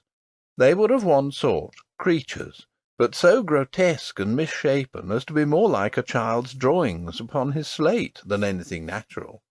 They saw them only at night, while on guard about the house. The testimony of the man who first reported having seen one of them was that, as he was walking slowly round the house, while yet in the shadow, he caught sight of a creature standing on its hind legs in the moonlight, with its 4 feet upon a window-ledge, staring in at the window. Its body might have been that of a dog or wolf, he thought, but he declared on his honour that its head was twice the size it ought to have been for the size of its body, and as round as a ball, while the face which it turned upon him as it fled was more like one carved by a boy upon the turnip inside which he is going to put a candle than anything else he could think of. It rushed into the garden. He sent an arrow after it, and thought he must have struck it, for it gave an unearthly howl, and he could not find his arrow any more than the beast, although he searched all about the place where it vanished. They laughed at him until he was driven to hold his tongue, and said he must have taken too long a pull at the ale-jug. But before 2 nights were over he had one to side with him, for he too had seen something strange, only quite different from that reported by the other. The description the second man gave of the creature he had seen was yet more grotesque and unlikely. They were both laughed at by the rest, but night after night another came over to their side, until at last there was only one left to laugh at all his companions. 2 nights more passed, and he saw nothing, but on the third he came rushing from the garden to the other two before the house, in such an agitation that they declared, for it was their turn now, that the band of his helmet was cracking under his chin, with the rising of his hair inside it. Running with him into that part of the garden which I have already described, they saw a score of creatures, to not one of which they could give a name, and not one of which was like another, hideous and ludicrous at once, gambolling on the lawn in the moonlight. The supernatural, or rather subnatural, ugliness of their faces, the length of legs and necks in some, the apparent absence of both or either in others, made the spectators, although in one consent as to what they saw, yet doubtful, as I have said, of the evidence of their own eyes, and ears as well, for the noises they made, although not loud, were as uncouth and varied as their forms, and could not be described neither as grunts, nor squeaks, nor roars, nor howls, nor barks, nor yells, nor screams, nor croaks, nor hisses, nor mews, nor shrieks, but only as something like all of them mingled in one horrible dissonance. Keeping in the shade, the watchers had a few moments to recover themselves before the hideous assembly suspected their presence, but all at once, as if by common consent, they scampered off in the direction of a great rock, and vanished before the men had come to themselves sufficiently to think of following them. My readers will suspect what these were, but I will now give them full information concerning them. They were, of course, household animals belonging to the Goblins, whose ancestors had taken their ancestors, many centuries before, from the upper regions of light into the lower regions of darkness. The original stocks of these horrible creatures were very much the same as the animals now seen about farms and homes in the country, with the exception of a few of them, which had been wild creatures, such as foxes, and indeed wolves and small bears, which the Goblins, from their proclivity towards the animal creation, had caught when cubs and tamed. But in the course of time all had undergone even greater changes than had passed upon their owners. They had altered, that is, their descendants had altered, into such creatures as I have not attempted to describe except in the vaguest manner, the various parts of their bodies assuming, in an apparently arbitrary and self-willed manner, the most abnormal developments. Indeed, so little did any distinct type predominate in some of the bewildering results, that you could only have guessed at any known animal as the original, and even then what likeness remained would be more one of general expression than of definable conformation. But what increased the gruesomeness tenfold was that from constant domestic, or indeed rather family association with the Goblins, their countenance had grown in grotesque resemblance to the human. No one understands animals who does not see that every one of them, even among the fishes it may be, with a dimness and vagueness infinitely remote, yet shadows the human. In the case of these, their human resemblance had greatly increased. While their owners had sunk towards them, they had risen towards their owners. But the conditions of subterranean life being equally unnatural for both, while the Goblins were worse, the creatures had not improved by the approximation, and its result would have appeared far more ludicrous than consoling to the warmest lover of animal nature. I shall now explain how it was that just then these animals began to show themselves about the king's country house. The Goblins, as Curdy had discovered, were mining on, at work both day and night, in divisions, urging the scheme after which he lay in wait. In the course of their tunnelling they had broken into the channel of a small stream, but the break being in the top of it, no water had escaped to interfere with their work. Some of the creatures, hovering as they often did about their masters, had found the hole, and had, with the curiosity which had grown to a passion from the restraints of their unnatural circumstances, proceeded to explore the channel. The stream was the same which ran out by the seat on which Irene and her king papa had sat, as I have told, and the goblin creatures found it jolly fun to get out for a romp on a smooth lawn, such as they had never seen in all their poor miserable lives. But although they had partaken enough of the nature of their owners to delight in annoying and alarming any of the people whom they met on the mountain, they were of course incapable of designs of their own, or of intentionally furthering those of their masters. For several nights after, the men-at-arms were at length of one mind as to the fact of the visits of some horrible creatures, whether bodily or spectral, they could not yet say. They watched with special attention that part of the garden where they had last seen them. Perhaps, indeed, they gave in consequence too little attention to the house, but the creatures were too cunning to be easily caught, nor were the watchers quick-eyed enough to descry the head, or the keen eyes in it, which, from the opening whence the stream issued, would watch them in turn, ready, the moment they should leave the lawn, to report the place clear. End of Chapter 13. Chapter 14. That night week. During the whole of the week, Irene had been thinking every other moment of her promise to the old lady, although even now she could not feel quite sure that she had not been dreaming. Could it really be that an old lady lived up in the top of the house, with pigeons and a spinning-wheel, and a lamp that never went out? She was, however, none the less determined, on the coming Friday, to ascend the 3 stairs, walk through the passages with the many doors, and try to find the tower in which she had either seen or dreamt her grandmother. Her nurse could not help wondering what had come to the child. She would sit so thoughtfully silent, and even in the midst of a game with her would so suddenly fall into a dreamy mood. But Irene took care to betray nothing, whatever efforts Looty might make to get at her thoughts. And Looty had to say to herself, "What an odd child she is," and give it up. At length the longed-for Friday arrived, and lest Looty should be moved to watch her, Irene endeavoured to keep herself as quiet as possible. In the afternoon she asked for her doll's house, and went on arranging and rearranging the various rooms and their inhabitants for a whole hour. Then she gave a sigh, and threw herself back in her chair. One of the dolls would not sit, and another would not stand, and they were all very tiresome. Indeed, there was one who would not even lie down, which was too bad. But it was now getting dark, and the darker it got, the more excited Irene became, and the more she felt it necessary to be composed. "I'll see you want your tea, Princess," said the nurse. "I'll go and get it. The room feels close. I'll open the window a little. The evening's mild. It won't hurt you." "There's no fear of that, Looty," said Irene, wishing she had put off going for the tea till it was darker, when she might have made her attempt with every advantage. I fancy Looty was longer in returning than she had intended, for when Irene, who had been lost in thought, looked up, she saw it was nearly dark, and at the same moment caught sight of a pair of eyes, bright with a green light, glowering at her through the open window. The next instant something leapt into the room. It was like a cat, with legs as long as a horse's, Irene said, but its body no bigger and its legs no thicker than those of a cat. She was too frightened to cry out, but not too frightened to jump from her chair and run from the room.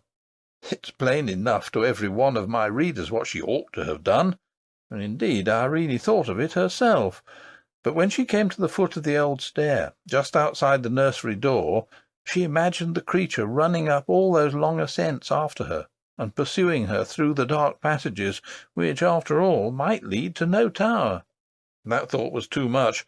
Her heart failed her, and turning from the stair, she rushed along to the hall, whence, finding the front door open, she darted into the court, pursued, at least she thought so, by the creature.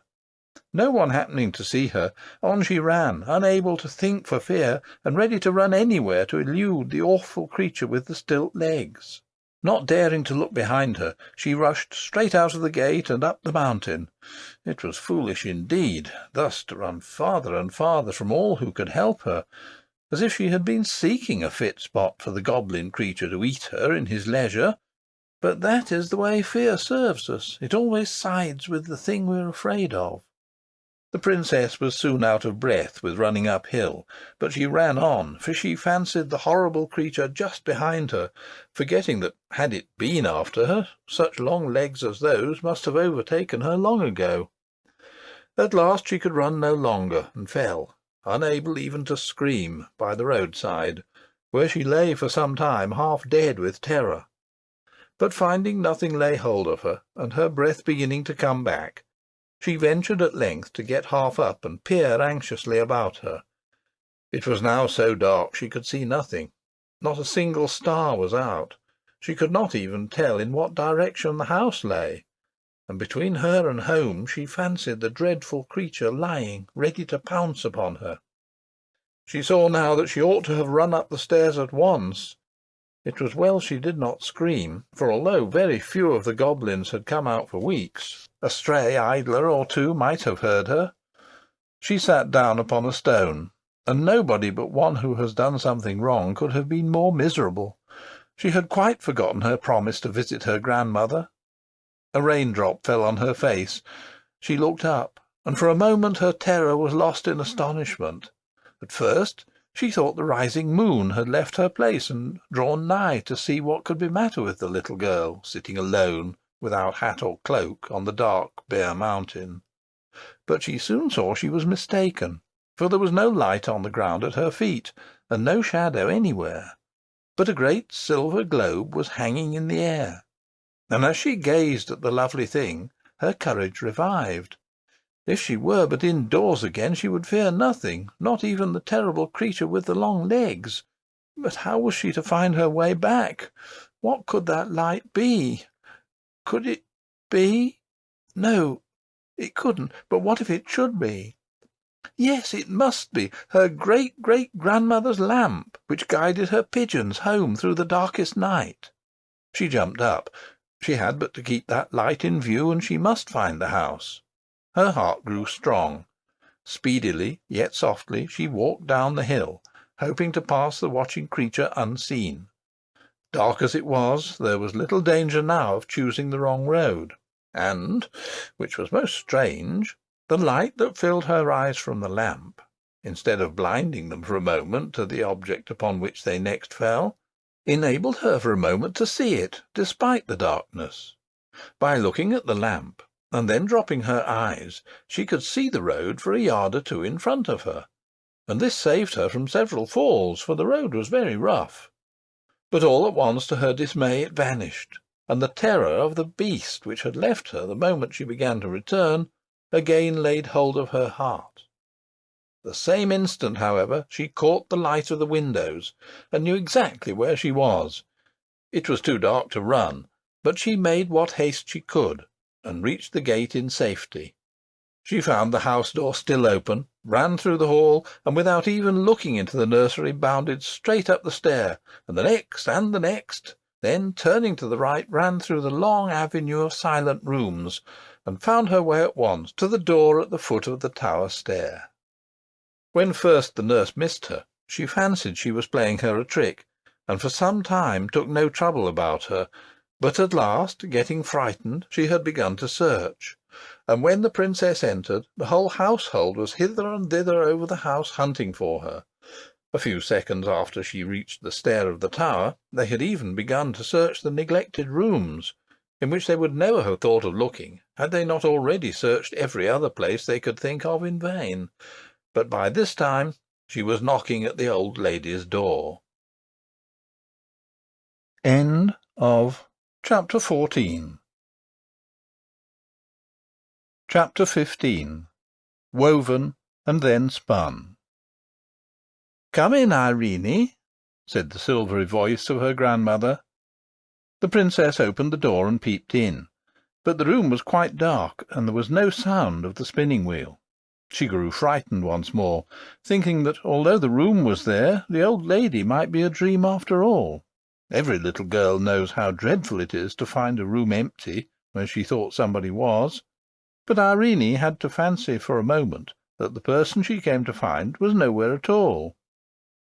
She remembered, however, that at night she spun only in the moonlight, and concluded that that must be why there was no sweet bee-like humming.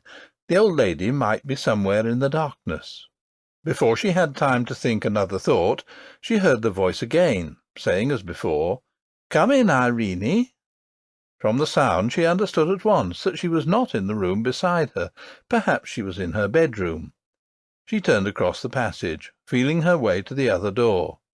When her hand fell on the lock, again the old lady spoke. Shut the other door behind you, Irene. I always close the door of my workroom when I go to my chamber." Irene wondered to hear her voice so plainly through the door. Having shut the other, she opened it and went in. Oh, what a lovely haven to reach from the darkness and fear through which she had come! The soft light made her feel as if she were going into the heart of the milkiest pearl, while the blue walls and their silver stars for a moment perplexed her with the fancy that they were in reality the sky, which she had left outside a minute ago, covered with rain-clouds. "I've lighted a fire for you, Irene. You're cold and wet," said her grandmother. Then Irene looked again, and saw that what she had taken for a huge bouquet of red roses on a low stand against the wall was in fact a fire, which burned in the shapes of the loveliest and reddest roses, glowing gorgeously between the heads and wings of 2 cherubs of shining silver. And when she came nearer, she found that the smell of roses with which the room was filled came from the fire-roses on the hearth. Her grandmother was dressed in the loveliest pale blue velvet, over which her hair, no longer white, but of a rich golden colour, streamed like a cataract, here falling in dull gathered heaps, there rushing away in smooth shining falls. And ever as she looked, the hair seemed pouring down from her head, and vanishing in a golden mist ere it reached the floor. It flowed edge of a circle of shining silver, set with alternated pearls and opals. On her dress was no ornament whatever, neither was there a ring on her hand, or a necklace, or a carcanet about her neck. But her slippers glimmered with the light of the Milky Way, for they were covered with seed-pearls and opals in one mass. Her face was that of a woman of 23. The princess was so bewildered with astonishment and admiration that she could hardly thank her, and drew nigh with timidity, feeling dirty and uncomfortable. The lady was seated on a low chair by the side of the fire, with hands outstretched to take her, but the princess hung back with a troubled smile. "Why, what's the matter?" asked her grandmother. "You haven't been doing anything wrong. I know that by your face, though it's rather miserable. What's the matter, my dear?" And she still held out her arms. "Dear grandmother," said Irene, "I'm not so sure that I haven't done something wrong. I ought to have run up to you at once when the long-legged cat came in at the window, instead of running out on the mountain and making myself such a fright. You were taken by surprise, my child, and you're not likely to do it again. It's when people do wrong things wilfully that they're the more likely to do them again. Come." And still she held out her arms. "But, grandmother, you're so beautiful and grand with your crown on, and I'm so dirty with mud and rain. I should quite spoil your beautiful blue dress." With a merry little laugh, the lady sprung from her chair, more lightly far than Irene herself could, and caught the child to her bosom, and kissing the tear-stained face over and over, sat down with her in her lap. "Oh, grandmother, you'll make yourself such a mess," cried Irene, clinging to her.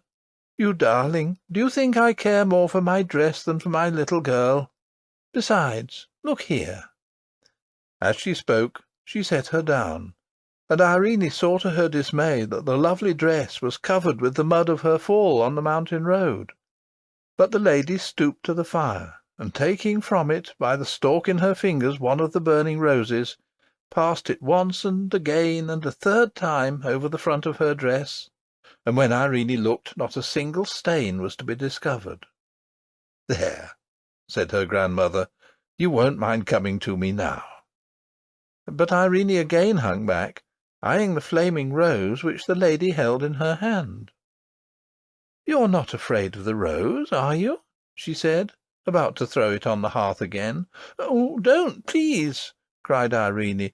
"Won't you hold it to my frock and my hands and my face? And I'm afraid my feet and my knees want it too." "No," answered her grandmother, smiling a little sadly as she threw the rose from her. "It's too hot for you yet. It would set your frock in a flame. Besides, I don't want to make you clean to-night. I want your nurse and the rest of the people to see you as you are, for you will have to tell them how you ran away for fear of the long-legged cat." I should like to wash you, but they would not believe you then. Do you see that bath behind you?" The princess looked, and saw a large oval tub of silver shining brilliantly in the light of the wonderful lamp. "Go and look into it," said the lady. Irene went, and came back very silent, with her eyes shining.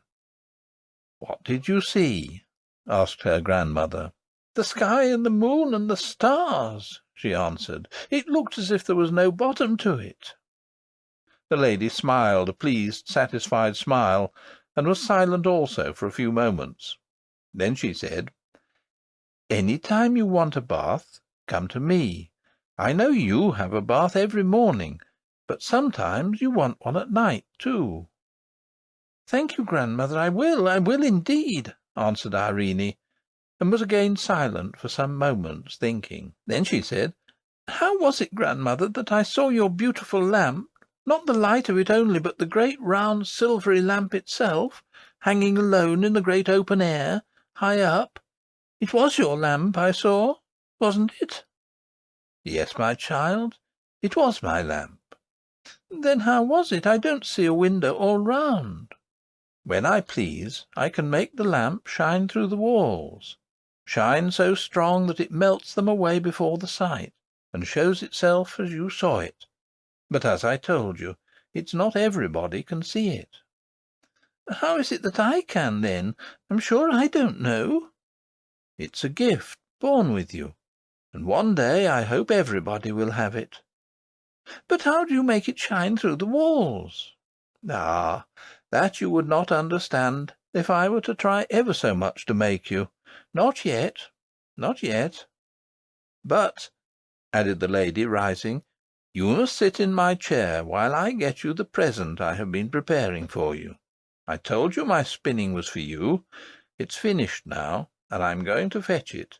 I've been keeping it warm under one of my brooding pigeons." Irene sat down in the low chair, and her grandmother left her, shutting the door behind her. The child sat gazing, now at the rose fire, now at the starry walls, now at the silver light, and a great quietness grew in her heart. If all the long-legged cats in the world had come rushing at her then, she would not have been afraid of them for a moment. How this was she could not tell. She only knew there was no fear in her, and everything was so right and safe that it could not get in.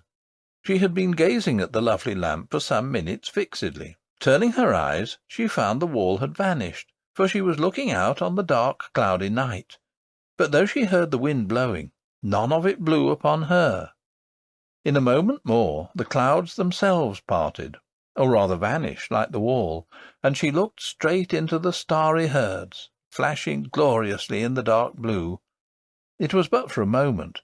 The clouds gathered again and shut out the stars. The wall gathered again and shut out the clouds. And there stood the lady beside her, with the loveliest smile on her face, and a shimmering ball in her hand, about the size of a pigeon's egg. "There, Irene, there is my work for you," she said, holding out the ball to the princess. She took it in her hand, and looked at it all over. It sparkled a little, and shone here and there, but not much. It was a sort of grey whiteness, and something like spun glass. "Is this all your spinning, grandmother?" she asked. "All since you came to the house. There is more there than you think." "How pretty it is!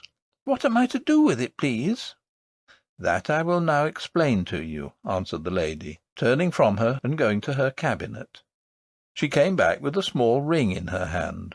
Then she took the ball from Irene's and did something with the ring. Irene could not tell what. "Give me your hand," she said. Irene held up her right hand. "Yes, that's the hand I want," said the lady, and put the ring on the forefinger of it. "What a beautiful ring!" said Irene. "What is this stone called?" "It's a fire opal." "Please, am I to keep it?" "Always." "Oh, thank you, grandmother. It's prettier than anything I ever saw, except those of all colours, and your... Please, is that your crown?" "Yes, it is my crown." The stone in your ring is of the same sort, only not so good. It has only red, but mine have all colours, you see." "Yes, grandmother, I will take such care of it, but," she added, hesitating. "But what?" asked her grandmother. "What am I to say when Looty asks me where I got it?" "You will ask her where you got it," answered the lady, smiling. "I don't see how I can do that." "You will, though." "Of course I will, if you say so. But you know I can't pretend not to know." "Of course not. But don't trouble yourself about it. You will see when the time comes." So saying, the lady turned and threw the little ball into the rose fire. "Oh, grandmother!" exclaimed Irene, "I thought you had spun it for me." "So I did, my child. And you've got it." "No, it's burnt in the fire." The lady put her hand in the fire, brought out the ball glimmering as before, and held it towards her. Irene stretched out her hand to take it, but the lady turned, and going to her cabinet, opened a drawer, and laid the ball in it. "Have I done anything to vex you, grandmother?" said Irene pitifully. "No, my darling. But you must understand that no one ever gives anything to another properly and really without keeping it. That ball is yours." "Oh, I'm not to take it with me? You're going to keep it for me?" "You are going to take it with you. I've fastened the end of it to the ring on your finger." Irene looked at the ring. "I can't see it there, grandmother," she said. "Feel a little way from the ring, towards the cabinet," said the lady. "Oh, I do feel it!" exclaimed the princess. "But I can't see it," she added, looking close to her outstretched hand. "No, the thread is too fine for you to see it. You can only feel it. Now you can fancy how much spinning that took, although it does seem such a little ball. But what use can I make of it if it lies in your cabinet?" "That is what I will explain to you. It would be of no use to you. It wouldn't be yours at all if it did not lie in my cabinet. Now listen. If ever you find yourself in any danger, such, for example, as you were this same evening, you must take off your ring and put it under the pillow of your bed. Then you must lay your finger, the same that wore the ring, upon the thread, and follow the thread wherever it leads you." "Oh, how delightful! It will lead me to you, grandmother, I know." "Yes, but remember, it may seem to you a very roundabout way indeed, and you must not doubt the thread. Of one thing you may be sure, that while you hold it, I hold it too." "It's very wonderful," said Irene, thoughtfully. Then, suddenly becoming aware, she jumped up, crying, "Oh, grandmother, have I been sitting all this time in your chair, and you standing? I beg your pardon." The lady laid her hand upon her shoulder, and said, "Sit down again, Irene. Nothing pleases me better than to see anyone sit in my chair. I'm only too glad to stand so long as anyone will sit in it." "How kind of you," said the princess, and sat down again. "It makes me happy," said the lady. "But," said Irene, still puzzled, "won't the thread get in somebody's way and be broken, if the one end is fast to my ring and the other laid in your cabinet?" "You will find all that arrange itself. I'm afraid it's time for you to go. Mind I stay and sleep with you to-night, grandmother?" "No, not to-night. If I had meant you to stay to-night, I should have given you a bath. But you know everybody in the house is miserable about you, and it would be cruel to keep them so all night. You must go downstairs." "I'm so glad, grandmother, you didn't say go home, for this is my home. Mayn't I call this my home?" "You may, my child, and I trust you will always think it is your home. Now come, I must take you back without anyone seeing you." "Please, I want to ask you one question more," said Irene. "Is it because you have your crown on that you look so young?" "No, child," answered her grandmother. "It is because I felt so young this evening that I put my crown on, and I thought you would like to see your old grandmother in her best." "Why do you call yourself old? You're not old, grandmother." "I am very old indeed. It's so silly of people. I don't mean you, for you're such a tiny and couldn't know better. But it is so silly of people to fancy that old age means crookedness and witheredness and feebleness and sticks and spectacles and rheumatism and forgetfulness. It's so silly. Old age has nothing whatever to do with all that. The right old age means strength and beauty and mirth and courage and clear eyes and strong, painless limbs. I am older than you are able to think, and look at you, grandmother!" cried Irene, jumping up and flinging her arms about her neck. "I won't be so silly again, I promise you. At least, I'm rather afraid to promise. But if I am, I promise to be sorry for it. I do.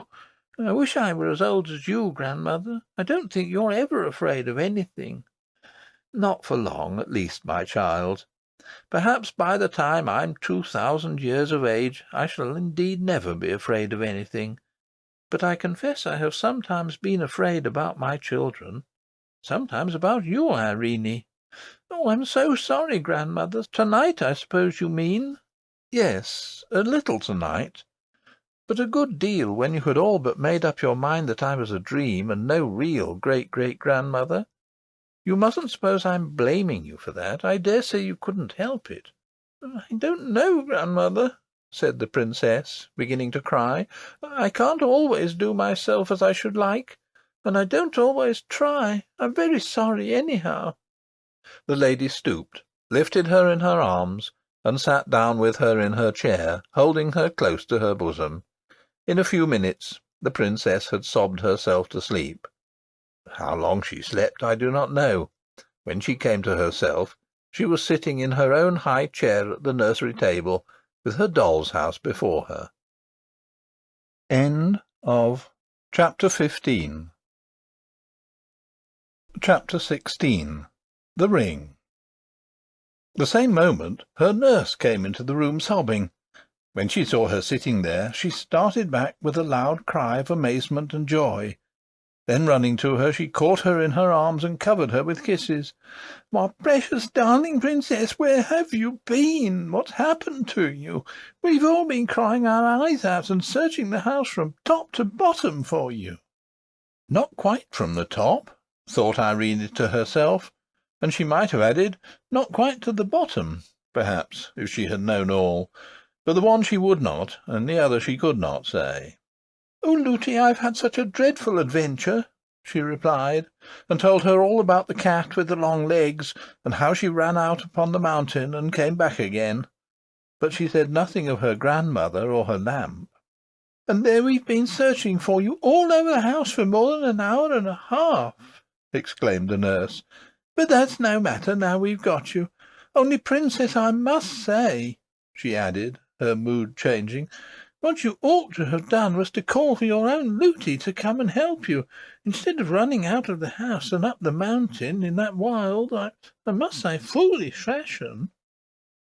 "Well, Lootie," said Irene quietly, "perhaps if you had a big cat all legs running at you, you might not exactly know what was the wisest thing to do at the moment."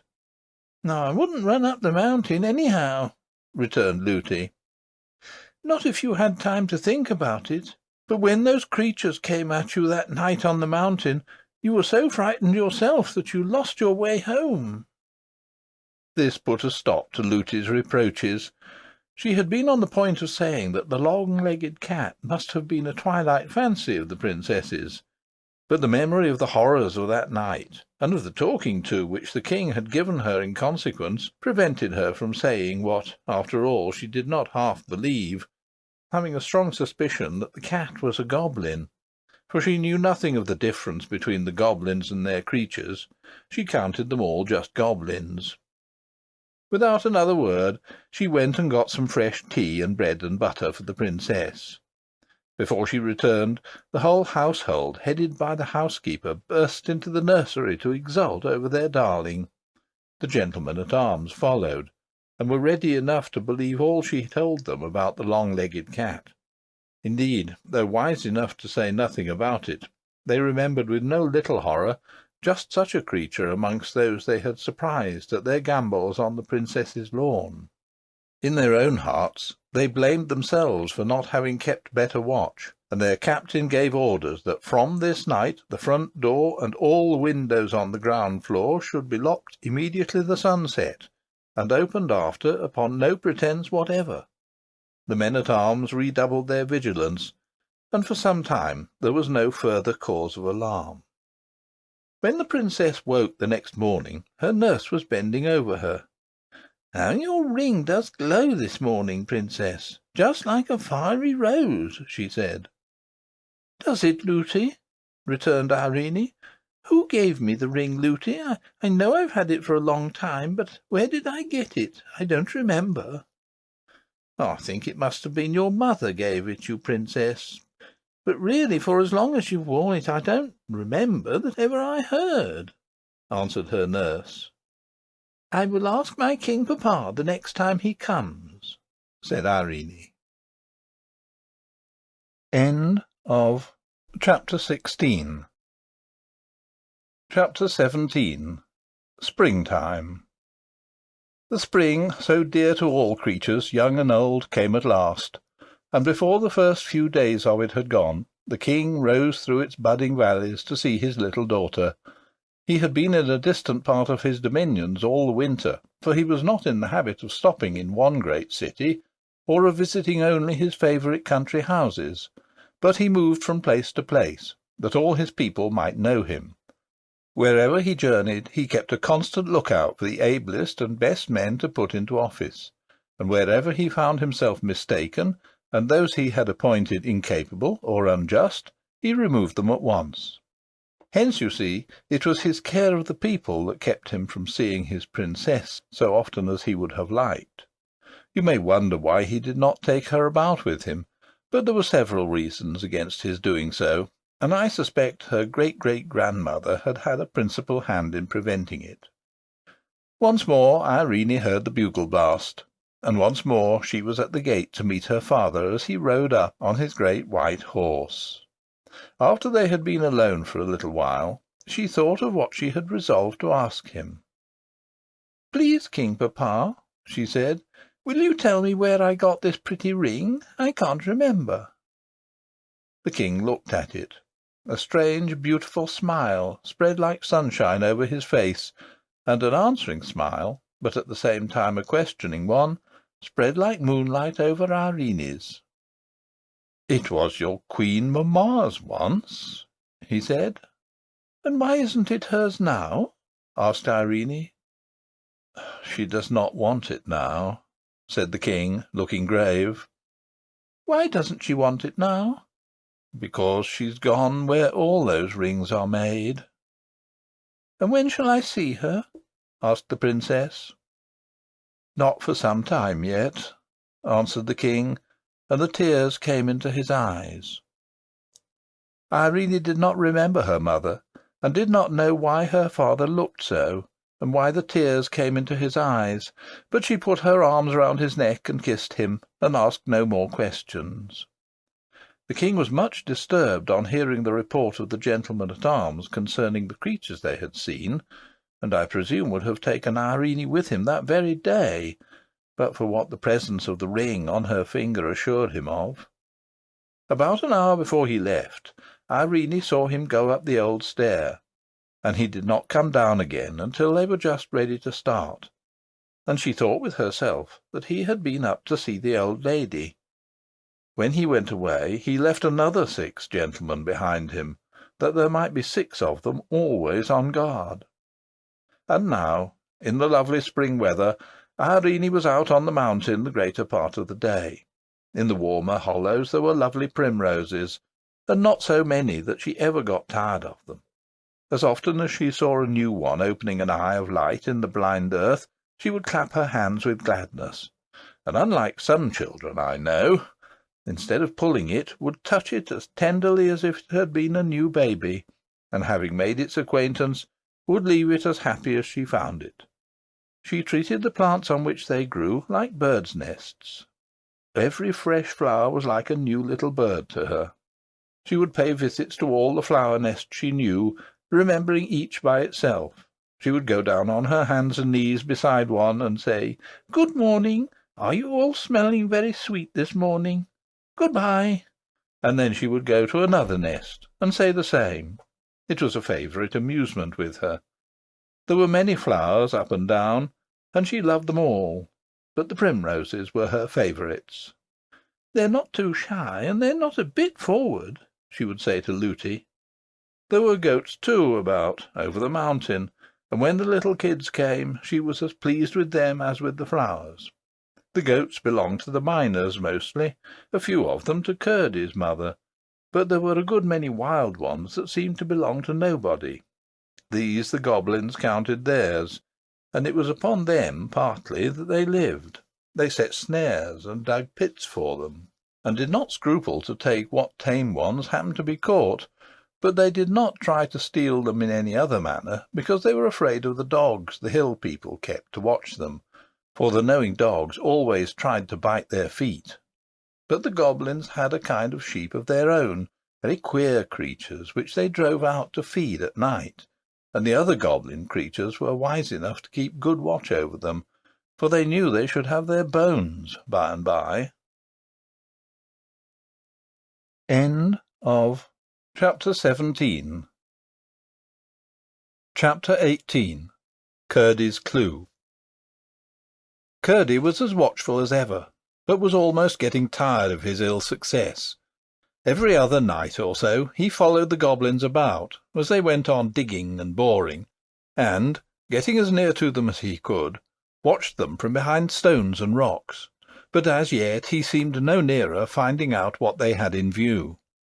As at first, he always kept hold of his string, while his pickaxe, left just outside the hole by which he entered the Goblins' country from the mine, continued to serve as an anchor and hold fast the other end. The Goblins, hearing no more noise in that quarter, had ceased to apprehend an immediate invasion, and kept no watch. One night, after dodging about and listening till he was nearly falling asleep with weariness, he began to roll up his ball, for he had resolved to go home to bed. It was not long, however, before he began to feel bewildered. One after another he passed Goblin houses, caves, that is, occupied by Goblin families, and at length was sure there were many more than he had passed as he came. He had to use great caution to pass unseen, they lay so close together. Could his string have led him wrong?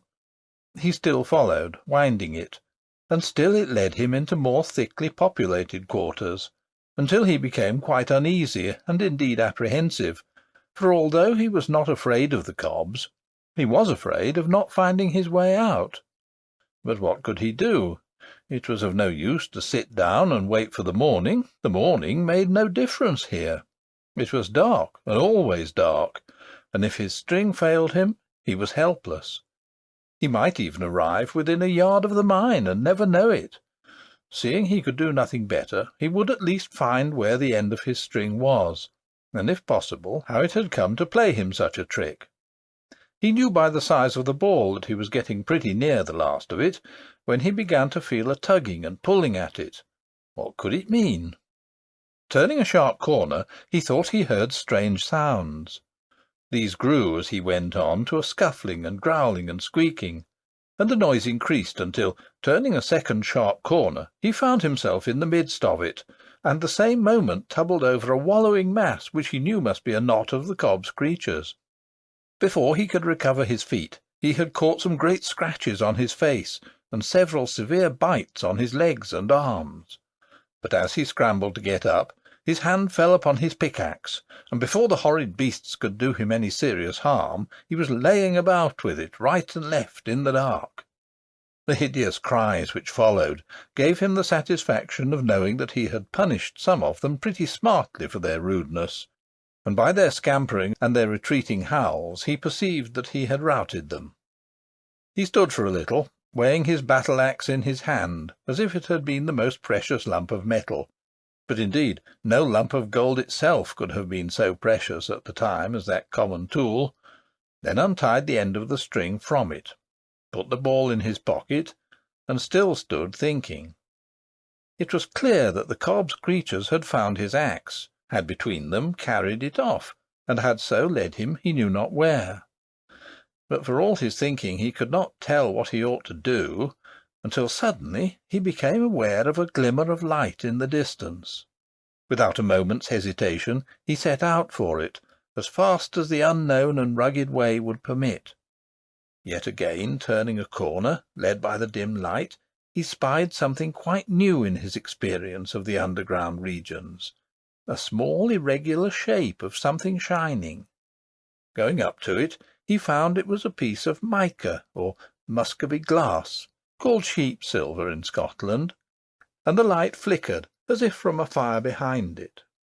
After trying in vain for some time to discover an entrance to the place where it was burning, he came at last to a small chamber, in which an opening high in the wall revealed a glow beyond. To this opening he managed to scramble up, and then he saw a strange sight. Below sat a little group of goblins around a fire, the smoke of which vanished in the darkness far aloft. The sides of the cave were full of shining minerals like those of the palace hall, and the company was evidently of a superior order, for every one wore stones about head or arms or waist, shining dull, gorgeous colours in the light of the fire. Nor had Curdy looked long before he recognised the king himself, and found that he had made his way into the inner apartment of the royal family. He had never had such a good chance of hearing something. He crept through the hole as softly as he could, scrambled a good way down the wall towards them without attracting attention, and then sat down and listened. The king, evidently the queen, and probably the crown prince and the prime minister were talking together. He was sure of the queen by her shoes, for as she warmed her feet at the fire, he saw them quite plainly. "That will be fun," said the one he took for the crown prince. It was the first whole sentence he heard. "I don't see why you should think it such a grand affair," said his stepmother, tossing her head backward. "You must remember, my spouse," interposed his majesty, as if making excuse for his son. "he has got the same blood in him. His mother—" "Don't talk to me of his mother. You positively encourage his unnatural fancies. Whatever belongs to that mother ought to be cut out of him." "You forget yourself, my dear," said the king. "I don't," said the queen.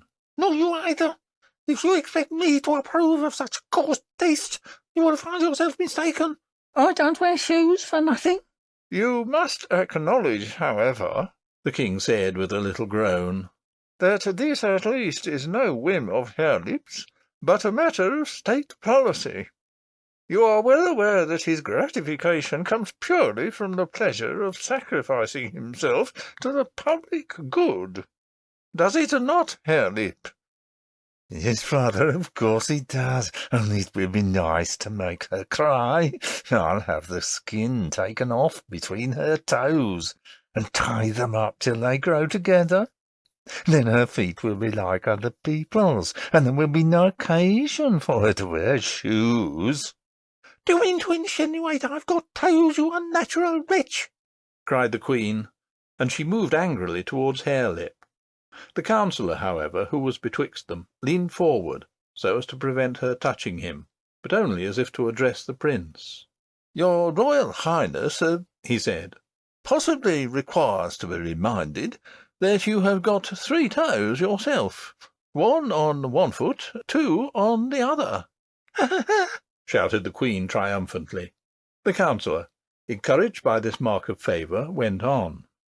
"It seems to me, your Royal Highness, it would greatly endear you to your future people, proving to them that you are not the less one of themselves, that you had the misfortune to be born of a son-mother, if you were to command upon yourself the comparatively slight operation which, in a more extended form, you so wisely meditate with regard to your future princess."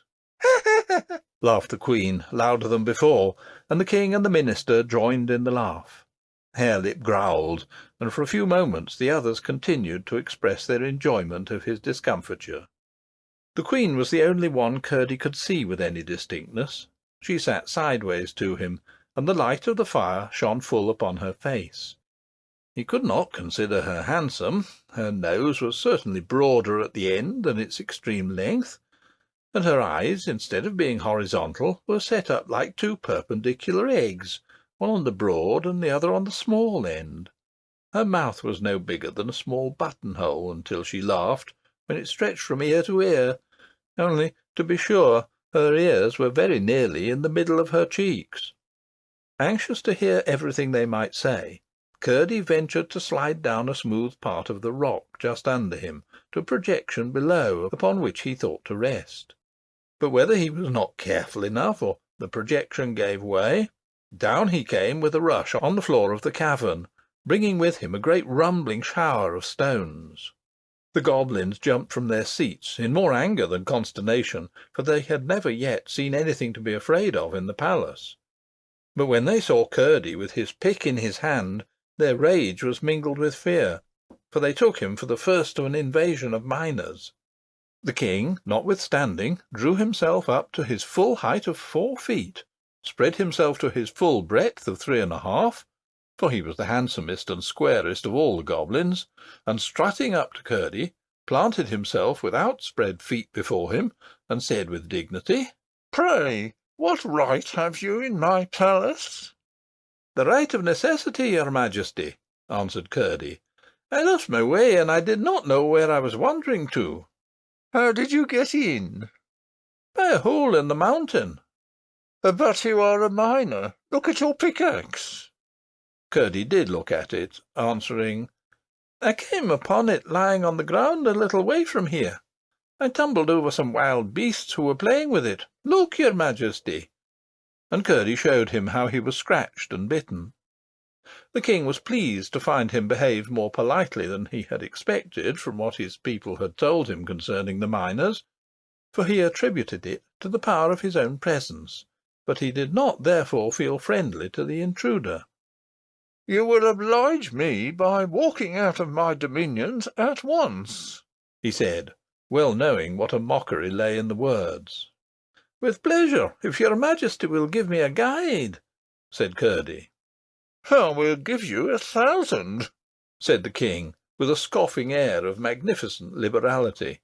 "1 will be quite sufficient," said Curdy. But the king uttered a strange shout, half halloo, half roar, and in rushed goblins till the cave was swarming. He said something to the first of them, which Curdy could not hear, and it was passed from one to another, till in a moment the farthest in the crowd had evidently heard and understood it. They began to gather about him in a way he did not relish, and he retreated towards the wall. They pressed upon him. "Stand back," said Curdy, grasping his pickaxe tighter by his knee. They only grinned and pressed closer. Curdy bethought himself, and began to rhyme. 10, 20, 30, you're all so dirty. 20, 30, 40, you're all so thick and snorty. 30, 40, 50, you're all so puff and snifty. 40, 50, 60, beast and man so mixty. 50, 60, 70, mixty maxty liventy.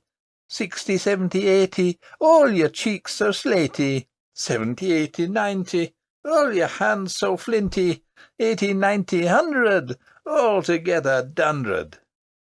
The goblins fell back a little when he began, and made horrible grimaces all through the rhyme, as if eating something so disagreeable that it set their teeth on edge, and gave them the creeps. But whether it was that the rhyming words were most of them no words at all, for a new rhyme being considered the most efficacious, Curdy had made it up on the spur of the moment, or whether it was that the presence of the king and queen gave them courage, I cannot tell. But the moment the rhyme was over they crowded on him again, and out shot 100 long arms, with a multitude of thick nailless fingers at the ends of them, to lay hold upon him. Then Curdy heaved up his axe, but being as gentle as courageous, and not wishing to kill any of them, he turned the end which was square and blunt like a hammer, and with that came down a great blow on the head of the goblin nearest him. Hard as the heads of all goblins are, he thought he must feel that. And so he did, no doubt, but he only gave a horrible cry and sprung at Curdy's throat. Curdy, however, drew back in time, and just at that critical moment remembered the vulnerable part of the goblin body. He made a sudden rush at the king, and stamped with all his might on his Majesty's feet. The king gave a most unkingly howl, and almost fell into the fire. Curdy then rushed into the crowd, stamping right and left. The goblins drew back, howling on every side as he approached, but they were so crowded that few of those he attacked could escape his tread, and the shrieking and roaring that filled the cave would have appalled Curdy but for the good hope it gave him. They were tumbling over each other in heaps in their eagerness to rush from the cave, when a new assailant suddenly faced him. The queen, with flaming eyes and expanded nostrils, her hair standing half up from her head, rushed at him. She trusted in her shoes. They were of granite, hollowed like French sabots. Curdy would have endured much rather than hurt a woman, even if she was a goblin, but here was an affair of life and death. Forgetting her shoes, he made a great stamp on one of her feet, but she instantly returned it with very different effect, causing him frightful pain, and almost disabling him. His only chance with her would have been to attack the granite shoes with his pickaxe, but before he could think of that, she had caught him up in her arms and was rushing with him across the cave. She dashed him into a hole in the wall with a force that almost stunned him, but although he could not move, he was not too far gone to hear her great cry and the rush of multitudes of soft feet, followed by the sounds of something heaved up against the rock, after which came a multitudinous patter of stones falling near him. The last had not ceased when he grew very faint, for his head had been badly cut, and at last insensible. When he came to himself there was perfect silence about him, and utter darkness, but for the merest glimmer in one tiny spot. He crawled to it, and found that they had heaved a slab against the mouth of a hole, past the edge of which a poor little gleam found its way from the fire. He could not move it a hairbreadth, for they had piled a great heap of stones against it. He crawled back to where he had been lying, in the faint hope of finding his pickaxe, but after a vain search he was at last compelled to acknowledge himself in an evil plight. He sat down and tried to think, but soon he fell asleep. End of Chapter 18. Chapter 19. Goblin Councils. He must have slept a long time, for when he awoke he felt wonderfully restored, indeed almost well, and very hungry. There were voices in the outer cave. Once more, then, it was night, for the goblins slept during the day, and went about their affairs during the night. In the universal and constant darkness of their dwelling they had no reason to prefer the one arrangement to the other, but from aversion to the Sun People they chose to be busy when there was least chance of their being met either by the miners below when they were burrowing, or by the people of the mountain above when they were feeding their sheep or catching their goats. And indeed it was only when the sun was away that the outside of the mountain was sufficiently like their own dismal regions to be endurable to their mole eyes, so thoroughly had they become unaccustomed to any light beyond that of their own fires and torches. Curdy listened, and soon found that they were talking of himself. How long will it take? Asked Harelip. Not many days, I should think, Answered the king. They are poor feeble creatures, those Sun People, and want always to be eating. We can go a week at a time without food, and be all the better for it. But I've been told they eat 2 or 3 times every day. Can you believe it? They must be quite hollow inside, not at all like us. 9/10 of whose bulk is solid flesh and bone. Yes, I judge a week of starvation will do for him.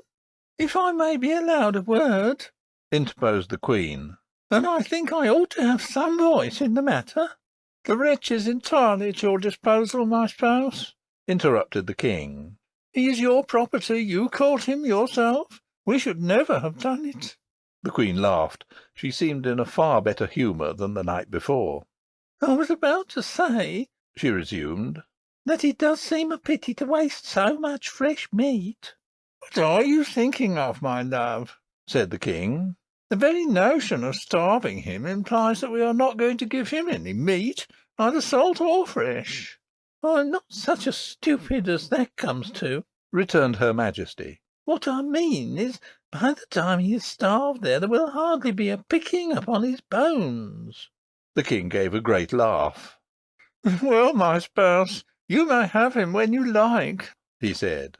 "I don't fancy him for my part. I'm pretty sure he's tough eating." "That would be to honour instead of punish his insolence," returned the queen. "But why should our poor creatures be deprived of so much nourishment? Our little dogs and cats and pigs and small bears would enjoy him very much." "You are the best of housekeepers, my lovely queen," said her husband. "Let it be so by all means. Let us have our people in and get him out and kill him at once.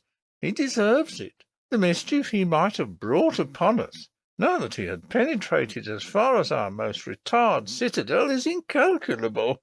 Or rather, let us tie him hand and foot, and have the pleasure of seeing him torn to pieces by full torchlight in the great hall."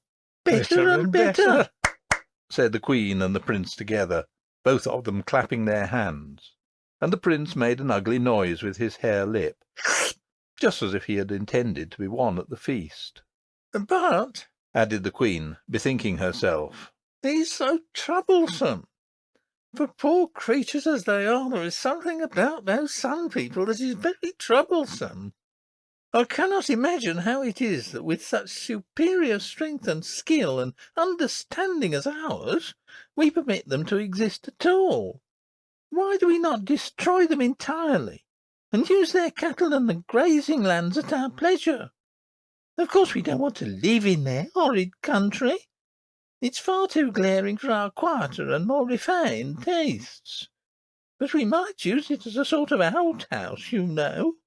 Even our creatures' eyes might get used to it. And if they did grow blind, that would be of no consequence, provided they grew fat as well. But we might even keep their great cows and other creatures, and then we should have a few more luxuries, such as cream and cheese, which at present we only taste occasionally, when our brave men have succeeded in carrying off some from their farms." "It is worth thinking of," said the king. "and I don't know why you should be the first to suggest it, except that you have a positive genius for conquest. But still, as you say, there is something very troublesome about them, and it would be better, as I understand you to suggest, that we should starve him for a day or two first, so that he may be a little less frisky when we take him out." "Once there was a goblin living in a hole, busy he was a cobbling a shoe without a sole. By came a birdie, goblin, what do you do? Gobble at the sturdy, up a leather shoe. What's the good of that, sir? Said the little bird. Why, it's very pat, sir, plain without a word. Where 'tis all a hole, sir, never can be holes. Why should their shoes have soles, sir, when they've got no soles? What's that horrible noise? Cried the Queen, shuddering from pot-metal head to granite shoes. I declare, said the King, with solemn indignation, it's the sun creature in the hole. Stop that disgusting noise, cried the Crown Prince valiantly, getting up and standing in front of the heap of stones, with his face towards Curdy's prison. Do now, or I'll break your head. Break away, shouted Curdy, and began singing again. Once there was a goblin living in a hole. I really cannot bear it, said the Queen. If I could only get at his horrid toes with my slippers again. I think we had better go to bed, said the King. It's not time to go to bed, said the Queen. I would if I were you, said Curdy. Impertinent wretch, said the Queen, with the utmost scorn in her voice. An impossible if, said his Majesty, with dignity. Quite, returned Curdy, and began singing again. Go to bed, goblin, do, help the Queen take off her shoe. If you do, it will disclose a horrid set of sprouting toes. What a lie, roared the Queen in a rage. By the way, that reminds me, said the King, that for as long as we have been married, I have never seen your feet, Queen. I think you might take off your shoes when you go to bed. They positively hurt me sometimes. I will do as I like, retorted the Queen sulkily. "You ought to do as your own hubby wishes you," said the King. "I will not." said the Queen. "That I insist on it," said the King.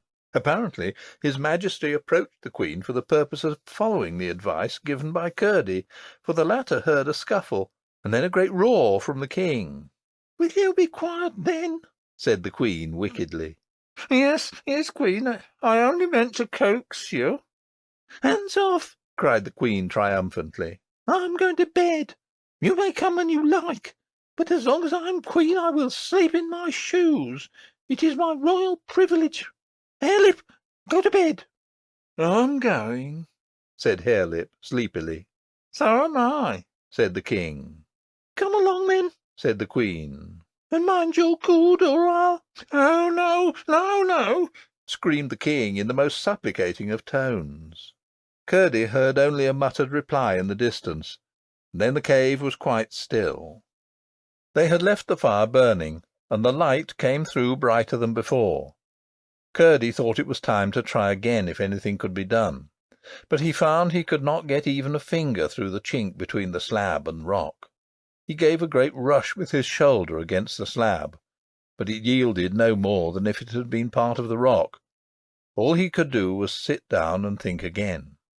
By and by he came to the resolution to pretend to be dying, in the hope that they might take him out before his strength was too much exhausted to let him have a chance. Then for the creatures, if he could but find his axe again, he would have no fear of them, and if it were not for the Queen's horrid shoes, he would have no fear at all. Meanwhile, until they should come again at night, there was nothing for him to do but forge new rhymes, now his only weapons.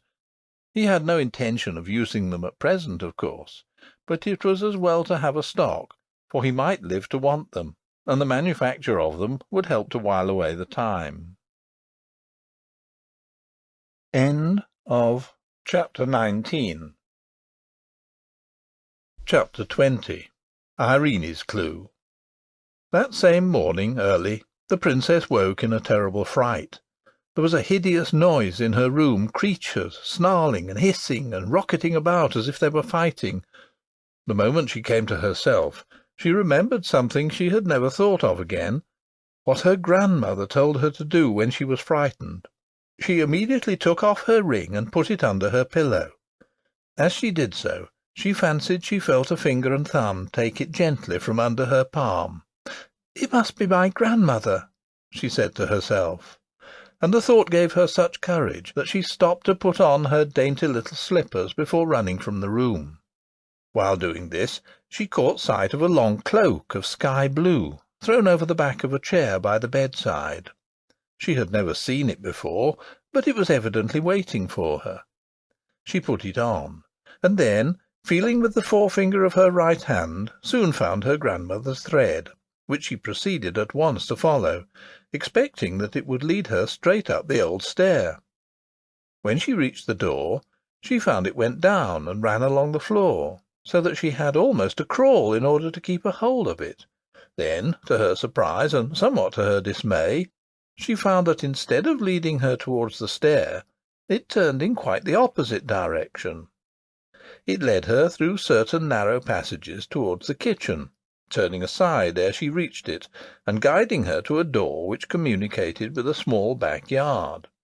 Some of the maids were already up, and this door was standing open. Across the yard the thread still ran along the ground, until it brought her to a door in the wall which opened upon the mountain-side. When she had passed through, the thread rose to about half her height, and she could hold it with ease as she walked. It led her straight up the mountain. The cause of her alarm was less frightful than she supposed. The cook's great black cat, pursued by the housekeeper's terrier, had bounced against her bedroom door, which had not been properly fastened, and the two had burst into the room together and commenced a battle royal. How the nurse came to sleep through it was a mystery, but I suspect the old lady had something to do with it. It was a clear, warm morning. The wind blew deliciously over the mountain-side. Here and there she saw a late primrose, but she did not stop to call upon them. The sky was mottled with small clouds. The sun was not yet up, but some of their fluffy edges had caught his light, and hung out orange and gold-coloured fringes upon the air. The dew lay in round drops upon the leaves, and hung like tiny diamond earrings from the blades of grass about her path. "How lovely that bit of gossamer is!" thought the princess, looking at a long undulating line that shone at some distance from her up the hill. It was not the time for gossamers, though, and Irene soon discovered that it was her own thread which she saw shining on before her in the light of the morning. It was leading her she knew not whither, but she had never in her life been out before sunrise, and everything was so fresh and cool and lively and full of something coming, that she felt too happy to be afraid of anything. After leading her up a good distance, the thread turned to the left, and down the path upon which she and Lootie had met Curdy. But she never thought of that, for now, in the morning light, with its far outlook over the country, no path could have been more open and airy and cheerful. She could see the road almost to the horizon, along which she had so often watched her king papa and his troop come shining, with the bugle blast cleaving the air before them, and it was like a companion to her. Down and down the path went, then up and then down and then up again, getting rugged and more rugged as it went, and still along the path went the silvery thread, and still along the thread went Irene's little rosy-tipped forefinger. By and by she came to a little stream that jabbered and prattled down the hill, and up the side of the stream went both path and thread, and still the path grew rougher and steeper, and the mountain grew wilder, till Irene began to think she was going a very long way from home. And when she turned to look back, she saw that the level country had vanished, and the rough bare mountain had closed in about her. But still on went the thread, and on went the princess. Everything around her was getting brighter and brighter as the sun came nearer, till at last his first rays all at once alighted on the top of a rock before her, like some golden creature fresh from the sky. Then she saw that the little stream ran out of a hole in that rock, that the path did not go past the rock, and that the thread was leading her straight up to it. A shudder ran through her from head to foot when she found that the thread was actually taking her into the hole out of which the stream ran. It ran out babbling joyously, but she had to go in. She did not hesitate. Right into the hole she went, which was high enough to let her walk without stooping. For a little way there was a brown glimmer, but at the first turn it all but ceased, and before she had gone many paces she was in total darkness. Then she began to be frightened indeed. Every moment she kept feeling the thread backwards and forwards, and as she went farther and farther into the darkness of the great hollow mountain, she kept thinking more and more about her grandmother, and all that she had said to her, and how kind she had been, and how beautiful she was, and all about her lovely room, and the fire of roses, and the great lamp that sent its light through stone walls. And she became more and more sure that the thread could not have gone there of itself, and that her grandmother must have sent it.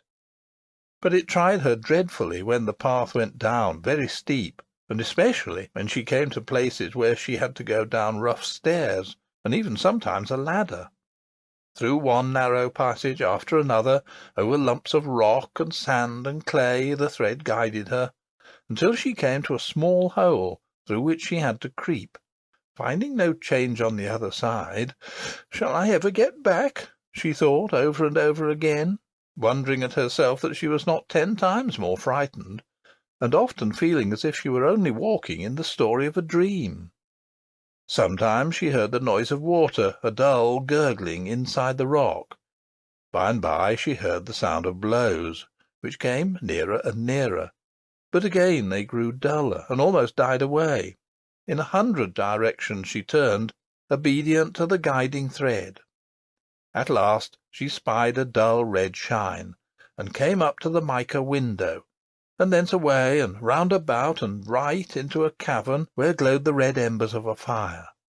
Here the thread began to rise. It rose as high as her head, and higher still. What should she do if she lost her hold? She was pulling it down. She might break it. She could see it far up, glowing as red as her fire opal in the light of the embers. But presently she came to a huge heap of stones, piled in a slope against the wall of the cavern. On these she climbed, and soon recovered the level of the thread, only, however, to find the next moment that it vanished through the heap of stones, and left her standing on it with her face to the solid rock. For one terrible moment she felt as if her grandmother had forsaken her. The thread which the spiders had spun far over the seas, which her grandmother had sat in the moonlight and spun again for her, which she had tempered in the rose fire and tied to her opal ring, had left her, had gone where she could no longer follow it, had brought her into a horrible cavern, and there left her.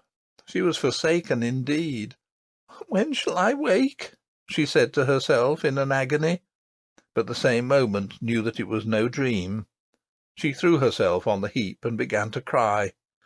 It was well she did not know what creatures, one of them with stone shoes on her feet, were lying in the next cave, but neither did she know who was on the other side of the slab. At length the thought struck her that at least she could follow the thread backwards, and thus get out of the mountain and home. She rose at once and found the thread, but the instant she tried to feel it backwards, it vanished from her touch. Forwards, it led her hand up to the heap of stones. Backwards, it seemed, nowhere. Neither could she see it as before in the light of the fire. She burst into a wailing cry, and again threw herself down on the stones. End of Chapter 20. Chapter 21. The Escape. As the princess lay and sobbed, she kept feeling the thread mechanically, following it with her finger many times up to the stones in which it disappeared. By and by she began, still mechanically, to poke her finger in after it, between the stones, as far as she could. All at once it came into her head that she might remove some of the stones and see where the thread went next. Almost laughing at herself for never having thought of this before, she jumped to her feet. Her fear vanished. Once more she was certain her grandmother's thread could not have brought her there just to leave her there, and she began to throw away the stones from the top as fast as she could, sometimes 2 or 3 at a handful, sometimes taking both hands to lift one. After clearing them away a little, she found that the thread turned and went straight downwards.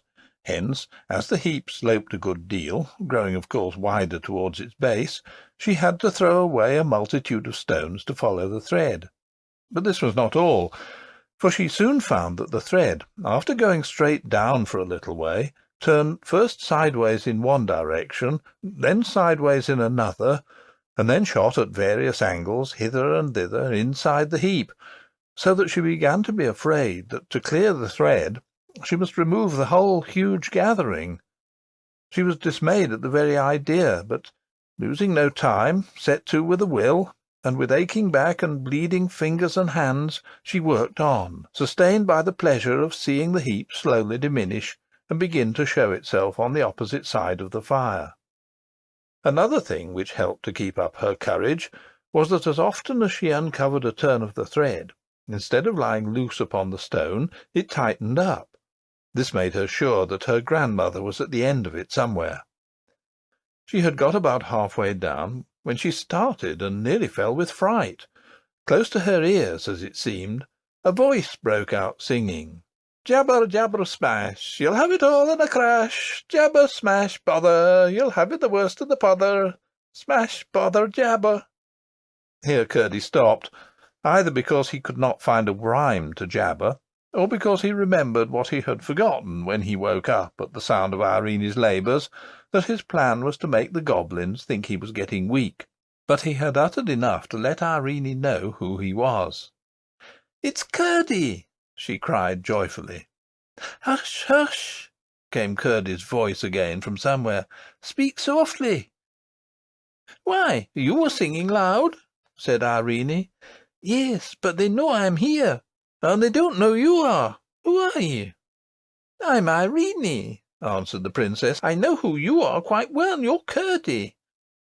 "Why, however did you come here, Irene?" "My great-great-grandmother sent me, and I think I've found out why. You can't get out, I suppose?" "No, I can't. What are you doing?" "Clearing away a huge heap of stones." "There's the princess!" exclaimed Curdy in a tone of delight, but still speaking in little more than a whisper. "I can't think how you got here, though." "My grandmother sent me, after her thread." "I don't know what you mean," said Curdy, "but so you're there, it doesn't much matter." "Oh, yes, it does," returned Irene. "I should never have been here but for her." "You can tell me all about it when we get out, then. There's no time to lose now," said Curdy. And Irene went to work, as fresh as when she began. "There's such a lot of stones," she said. "It will take me a long time to get them all away." "How far on have you got?" asked Curdy. "I've got about the half away, but the other half is ever so much bigger." "No, I don't think you'll have to move the lower half. Do you see a slab laid up against the wall?" Irene looked and felt about with her hands, and soon perceived the outlines of the slab. "Yes," she answered, "I do." "Then I think," rejoined Curdy, "when you have cleared the slab about half-way down, or a bit more, I shall be able to push it over." "I must follow my thread," returned Irene, "whatever I do." "What do you mean?" exclaimed Curdy. "You'll see when you get out," answered the princess, and went on harder than ever. But she was soon satisfied that what Curdy wanted done, and what the thread wanted done, were one and the same thing. For she not only saw that by following the turns of the thread she had been clearing the face of the slab, but that, a little more than half-way down, the thread went through the chink between the slab and the wall into the place where Curdy was confined, so that she could not follow it any farther until the slab was out of the way. As soon as she found this, she said in a right joyous whisper, "Now, Curdy, I think if you were to give a great push, the slab would tumble over." "Stand quite clear of it, then," said Curdy, "and let me know when you're ready." Irene got off the heap and stood on one side of it. "Now, Curdy," she cried. Curdy gave a great rush with his shoulder against it. Out tumbled the slab on the heap, and out crept Curdy over the top of it. "You've saved my life, Irene," he whispered. "Oh, Curdy, I'm so glad. Let's get out of this horrid place as fast as we can." "Oh, that's easier said than done," returned he. "Oh, no, it's quite easy," said Irene. "We have only to follow my thread. I'm sure that it's going to take us out now." She had already begun to follow it over the fallen slab into the hole, while Curdy was searching the floor of the cabin for his pickaxe. "Ah, here it is!" he cried. "Oh, no, it's not," he added in a disappointed tone. "What can it be, then?" "I declare it's a torch. Ah, it's jolly. It's better almost than my pickaxe. Much better if it weren't for those stone shoes," he went on, as he lighted the torch by blowing the last embers of the expiring fire. When he looked up, with the lighted torch casting a glare into the great darkness of the huge cavern, he caught sight of Irene disappearing in the hole out of which he had himself just come. "Where are you going there?" he cried. "That's not the way out. That's where I couldn't get out." "I know that," whispered Irene, "but this is the way my thread goes, and I must follow it." "What nonsense the child talks!" said Curdy to himself. "I must follow her, though, and see that she comes to no harm. She'll soon find she can't get out that way, and then she'll come with me." So he crept over the slab once more into the hole, with his torch in his hand. But when he looked about in it, he could see her nowhere. And now he discovered that, although the hole was narrow, it was much longer than he had supposed, for in one direction the roof came down very low, and the hole went off in a narrow passage, of which he could not see the end. The princess must have crept in there. He got on his knees and one hand, holding the torch with the other, and crept after her. The hole twisted about, in some parts so low that he could hardly get through, in others so high that he could not see the roof, but everywhere it was narrow, far too narrow for a goblin to get through, so I presume they never thought that Curdy might. He was beginning to feel very uncomfortable, lest something should have befallen the princess, when he heard her voice almost close to his ear, whispering, Aren't you coming, Curdy?" And when he turned the next corner, there she stood waiting for him. "I know you couldn't go wrong in that narrow hole, but now you must keep by me, for here is a great wide place," she said.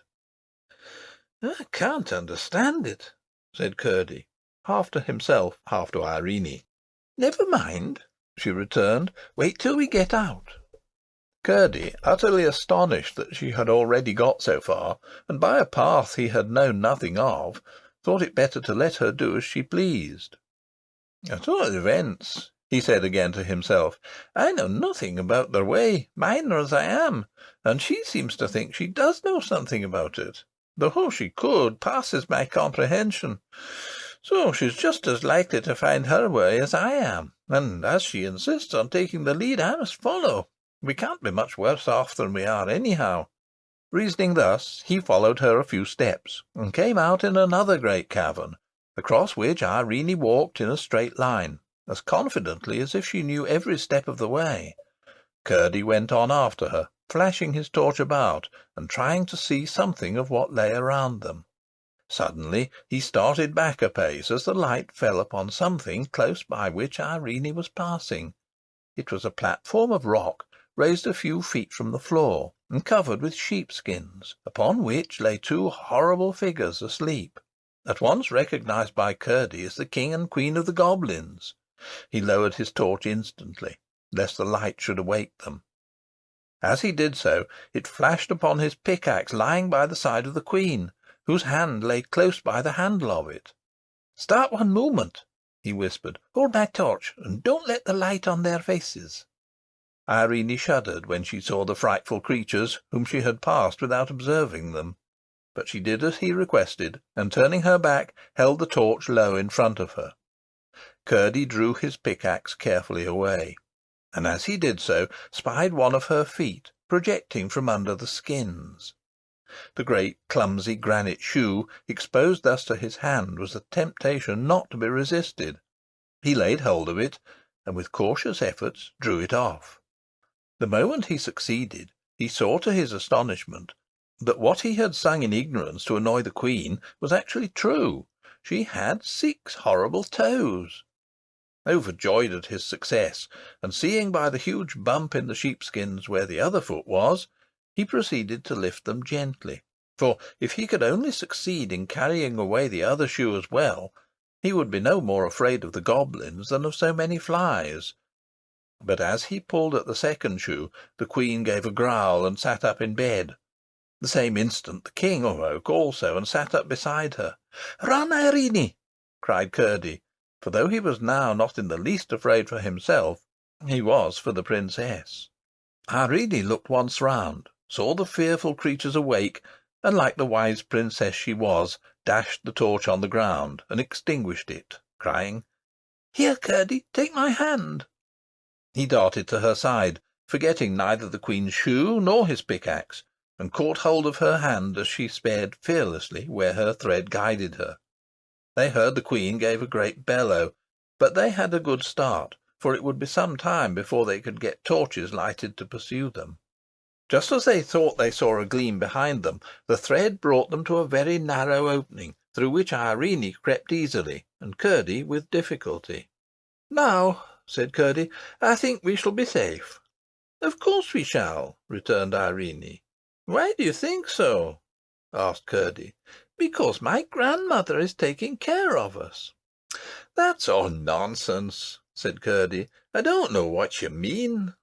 "Then if you don't know what I mean, what right have you to call it nonsense?" asked the princess, a little offended. "I beg your pardon, Irene," said Curdy. "I did not mean to vex you." "Of course not," returned the princess. "But why do you think we shall be safe?" "Because the king and queen are far too stout to get through that hole." "There might be ways round," said the princess. "To be sure there might. We're not out of it yet," acknowledged Curdy. "But what do you mean by the king and queen?" asked the princess. "I should never call such creatures as those a king and a queen." "Their own people do, though," answered Curdy. The princess asked more questions, and Curdy, as they walked leisurely along, gave her a full account, not only of the character and habits of the goblins, so far as he knew them, but of his own adventures with them, beginning from the very night after that in which he had met her and Looty upon the mountain. When he had finished, he begged Irene to tell him how it was that she had come to his rescue. So Irene too had to tell a long story, which she did in rather a roundabout manner, interrupted by many questions concerning things she had not explained. But her tale, as he did not believe more than half of it, left everything as unaccountable to him as before, and he was nearly as much perplexed as to what he must think of the princess. He could not believe that she was deliberately telling stories, and the only conclusion he could come to was that Looty had been playing the child tricks, inventing no end of lies to frighten her for her own purposes. "But however did Looty come to let you go to the mountains alone?" he asked. "Looty knows nothing about it. I left her fast asleep, at least I think so. I hope my grandmother won't let her get into trouble, for it wasn't her fault at all, as my grandmother very well knows." "But how did you find your way to me?" persisted Curdy. "I told you already," answered Irene, "by keeping my finger upon my grandmother's thread, as I'm doing now." "You don't mean you've got the thread here?" "Of course I do. I've told you so 10 times already. I have hardly, except when I was removing the stones, taken my finger off it.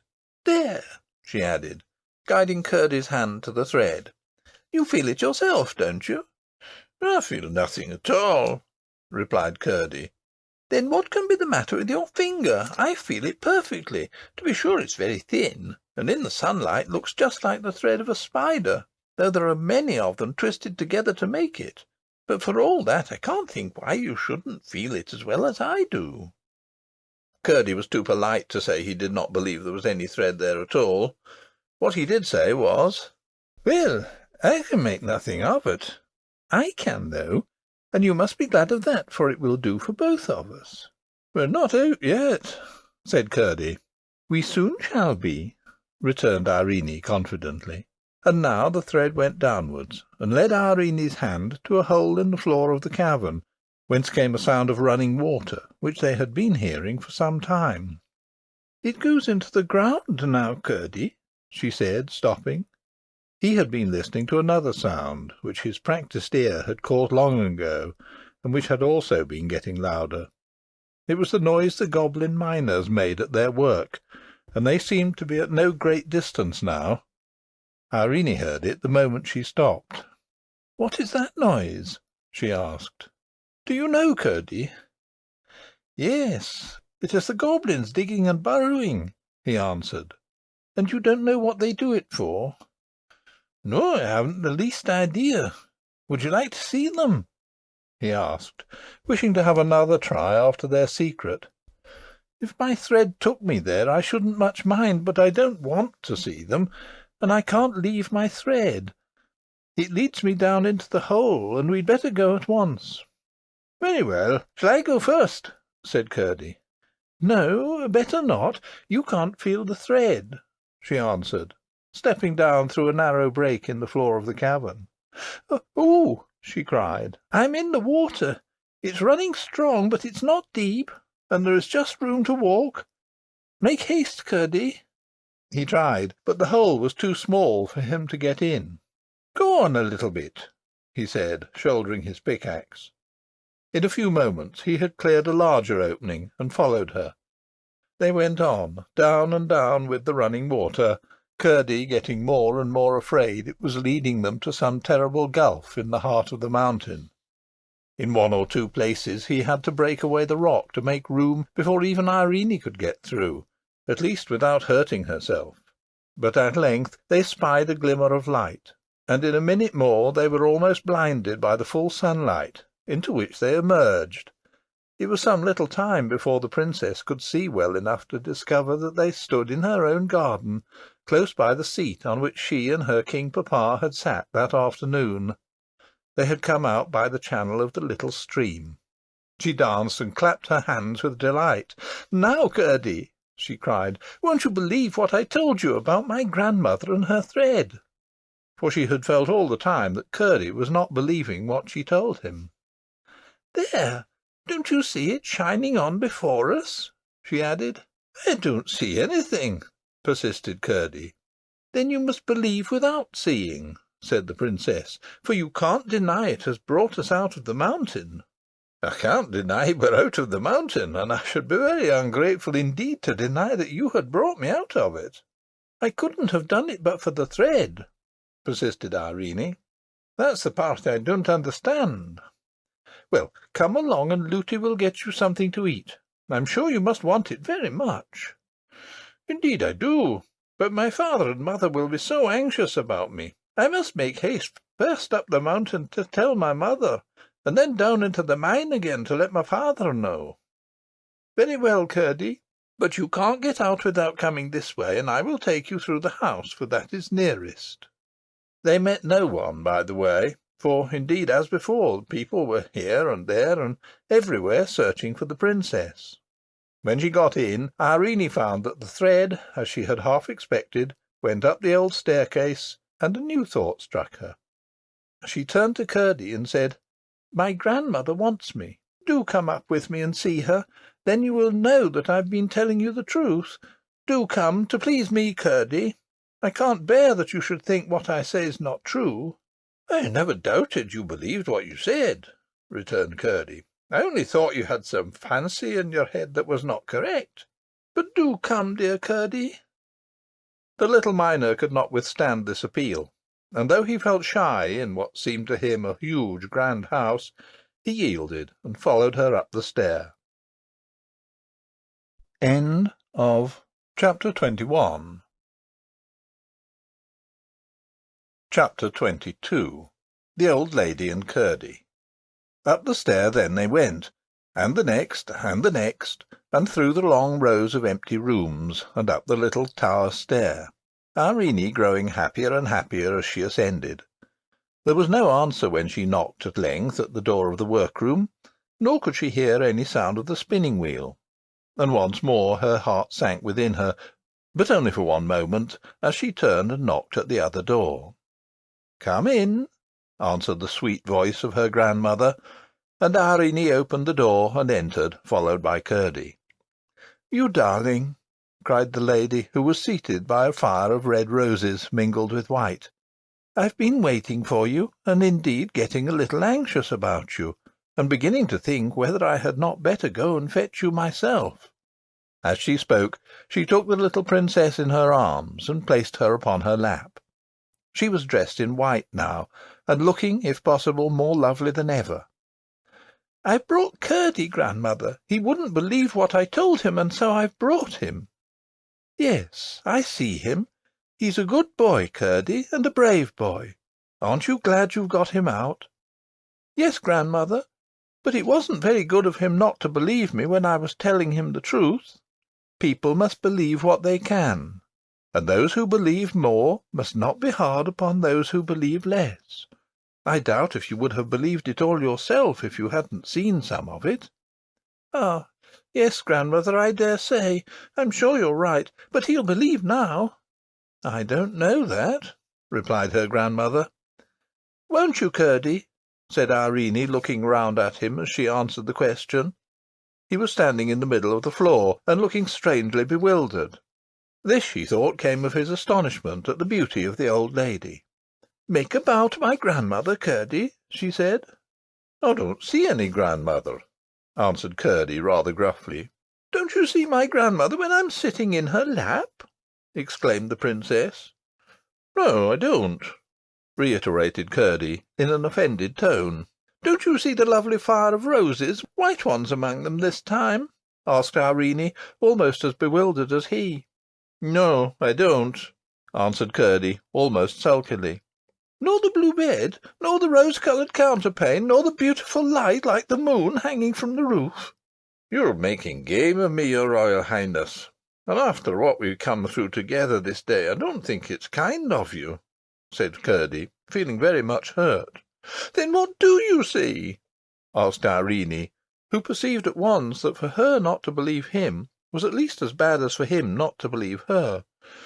I see a big, bare, garret room, like the one in mother's cottage, only big enough to take the cottage itself in, and leave a good margin all round," answered Curdy.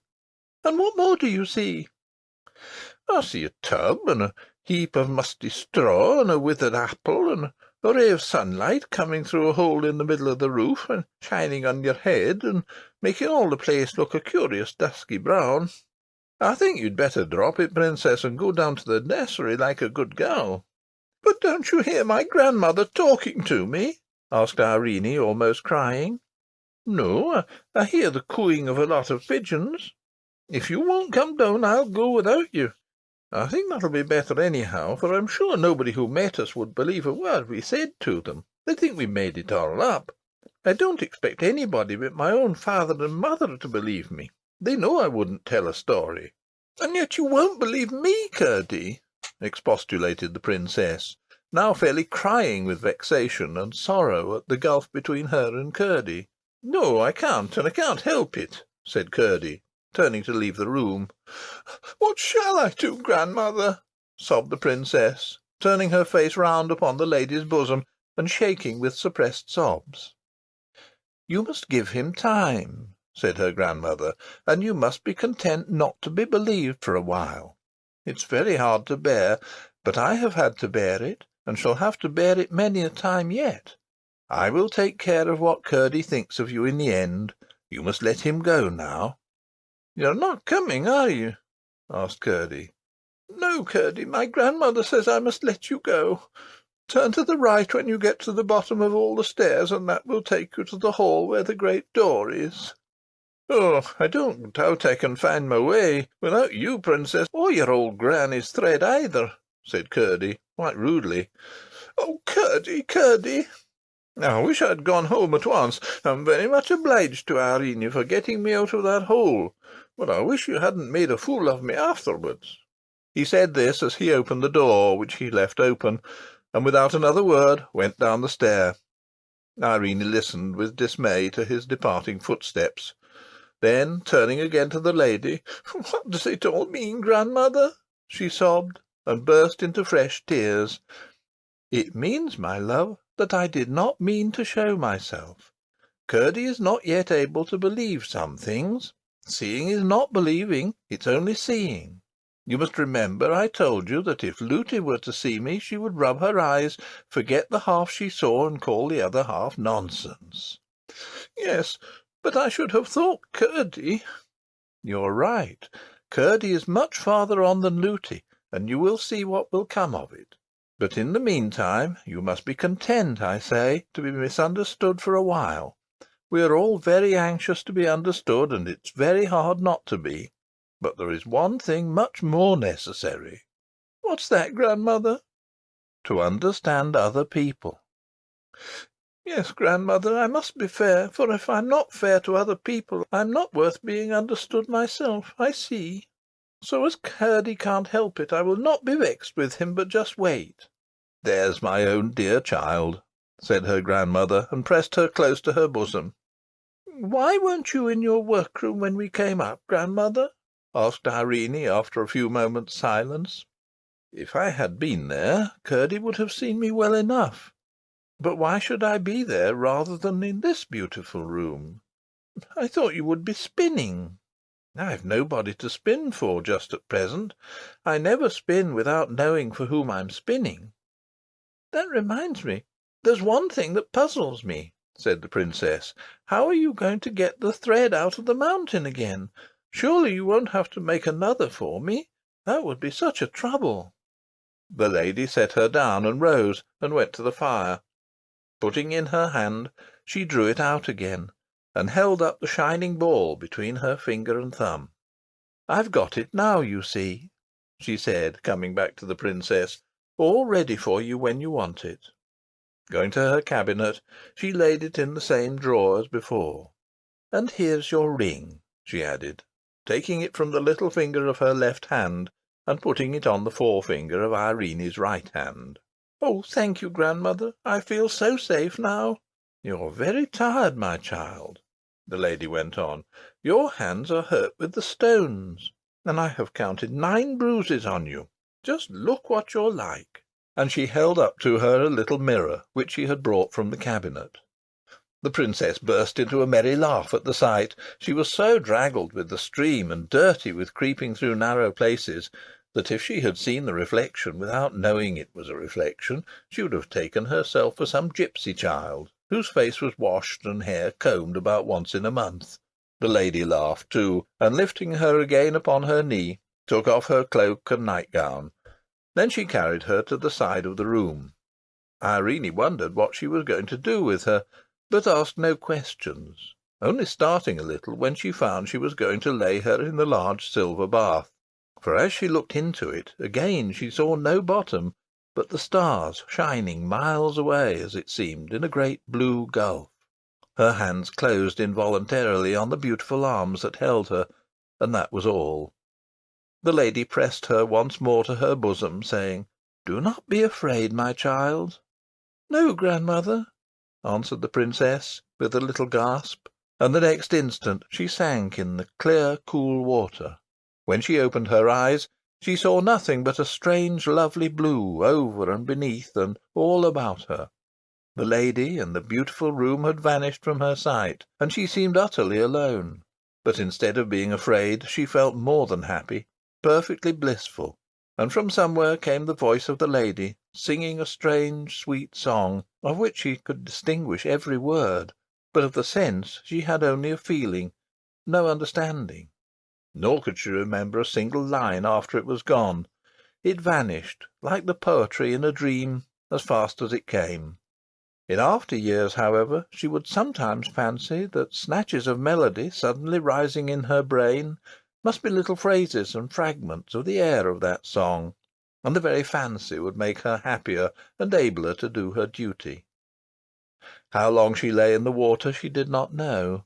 It seemed a long time, not from weariness, but from pleasure. But at last she felt the beautiful hands lay hold of her, and through the gurgling water she was lifted out into the lovely room. The lady carried her to the fire, and sat down with her in her lap, and dried her tenderly with the softest towel. It was so different from Luty's drying. When the lady had done, she stooped to the fire, and drew from it her nightgown, as white as snow. "How delicious!" exclaimed the princess. "It smells of all the roses in the world, I think." When she stood up on the floor she felt as if she had been made over again. Every bruise and all weariness were gone, and her hands were soft and whole as ever. "Now I am going to put you to bed for a good sleep," said her grandmother. "But what will Luty be thinking, and what am I to say to her when she asks me where I've been?" "Don't trouble yourself about it. You'll find it'll all come right," said her grandmother, and laid her into the blue bed under the rosy counterpane. "There's just one thing more," said Irene. "I'm a little anxious about Curdy. As I brought him into the house, I ought to have seen him safe on his way home." "I took care of all that," answered the lady. "I told you to let him go, and therefore I was bound to look after him. Nobody saw him, and he's now eating a good dinner in his mother's cottage far up in the mountain." "Then I will go to sleep," said Irene, and in a few minutes she was fast asleep. End of Chapter 22. Chapter 23. Curdy and his Mother. Curdy went up the mountain, neither whistling nor singing, for he was vexed with Irene for taking him in, as he called it, and he was vexed with himself for having spoken to her so angrily. His mother gave a cry of joy when she saw him, and at once set about getting him something to eat, asking him questions all the time, which he did not answer so cheerfully as usual. When his meal was ready, she left him to eat it, and hurried to the mine to let his father know he was safe. When she came back, she found him fast asleep upon her bed, nor did he wake until his father came home in the evening. "Now, Curdy," his mother said, as they sat at supper, "tell us the whole story from beginning to end, just as it all happened." Curdy obeyed, and told everything to the point where they came out upon the lawn in the garden of the king's house. "And what happened after that?" asked his mother. "You haven't told us all. You ought to be very happy at having got away from those demons, and instead of that I never saw you so gloomy. There must be something more. Besides, you do not speak of that lovely child as I should like to hear you. She saved your life at the risk of her own, and yet somehow you don't seem to think much of it." "She talked such nonsense," answered Curdy, "and told me a pack of things that weren't a bit true, and I can't get over it." "What were they?" asked his father. "Your mother may be able to throw some light upon them." They all sat silent for some time, pondering the strange tale. At last Curdy's mother spoke. "You confess, my boy," she said, "that there's something about the whole affair you do not understand." "Yes, of course, mother," he answered. I cannot understand how a child, knowing nothing about the mountain, or even that I was shut up in it, should come all that way alone straight to where I was, and then, after getting me out of the hole, lead me out of the mountain too, when I should not have known a step of the way if it had been as light as in the open air." "Then you have no right to say what she told you was not true. She did take you out, and she must have had something to guide her, either a thread as well as a rope or anything else. Or something you cannot explain, and her explanation may be the right one." "It's no explanation at all, mother, and I can't believe it." "That may be only because you do not understand it. If you did, you would probably find it was an explanation and believe it thoroughly. I don't blame you for not being able to believe it, but I do blame you for fancying such a child would try to deceive you. Why should she? Depend upon it, she told you all she knew. Until you'd found a better way of accounting for it all, you might at least have been more sparing of your judgment." "That's what something inside me's been saying all the time," said Curdy, hanging down his head. "But what do you make of the grandmother? That's what I can't get over. To take me up to an old garret and try to persuade me against the sight of my own eyes that it was a beautiful room with blue walls and silver stars and no end of things in it, when there was nothing there but an old tub and a withered apple and a heap of straw and a sunbeam. It was too bad. She might have had some old woman there at least to pass for her precious grandmother." "Yes, that's what bothers me. You would have thought that she really meant it and believed that she saw every one of the things she talked about. Not one of them there. It was too bad, I say." "Perhaps some people can see things other people can't, Curdy," said his mother, very gravely. "I think I will tell you something I saw myself once, only perhaps you won't believe me either." "Oh, mother," cried Curdy, bursting into tears. I don't deserve that, surely." "But what I'm going to tell you is very strange," persisted his mother. "And if, having heard it, you were to say I must have been dreaming, I don't know that I should have any right to be vexed with you, though I know at least that I was not asleep." "Do tell me, mother. Perhaps it will help me to think better of the princess." "That's why I'm tempted to tell you," replied his mother. "But first, I may as well mention that according to old whispers there's something more than common about the king's family, and the queen was of the same blood, for they were cousins to some degree. There were strange stories told concerning them, all good stories, but strange, very strange. What they were I cannot tell, for I only remember the faces of my grandmother and my mother as they talked together about them. There was wonder and awe, not fear, in their eyes, and they whispered and never spoke aloud. But what I saw myself was this. Your father was going to work in the mine one night, and I had been down with his supper. It was soon after we were married, and not very long before you were born. He came with me to the mouth of the mine and left me to go home alone, for I knew the way almost as well as the floor of our own cottage. It was pretty dark, and in some parts of the road where the rocks overhung, nearly quite dark. But I got along perfectly well, never thinking of being afraid until I reached a spot you know well enough, Curdy, where the path has to make a sharp turn out of the way of a great rock on the right-hand side. When I got there, I was suddenly surrounded by about half a dozen of the cobs, the first I had ever seen, but heard tell of them often enough. One of them blocked up the path, and they all began tormenting me and teasing me in a way that it makes me shudder to think of even now. If I had only been with you, cried father and son in a breath. The mother gave a funny little smile and went on. They had some of their horrible creatures with them too, and I must confess I was dreadfully frightened. They had torn my clothes very much, and I was afraid I were going to tear myself to pieces, when suddenly a great white soft light shone upon me. I looked up. A broad ray like a shining road came down from a large globe of silvery light, looked very high up, indeed not quite so high as the horizon. So it could not have been a new star or another moon or anything of that sort. The cobs dropped persecuting me and looked dazed, and I thought they were going to run away, but presently they began again. The same moment, however, down the path from the globe of light came a bird, shining like silver in the sun. He gave a few rapid flaps first, and then, with its wings straight out, shot sliding down the slope of light. It looked to me just like a white pigeon, but whatever it was, when the cobs caught sight of it coming straight down upon them, they took to their heels and scampered away across the mountain, leaving me safe, only much frightened.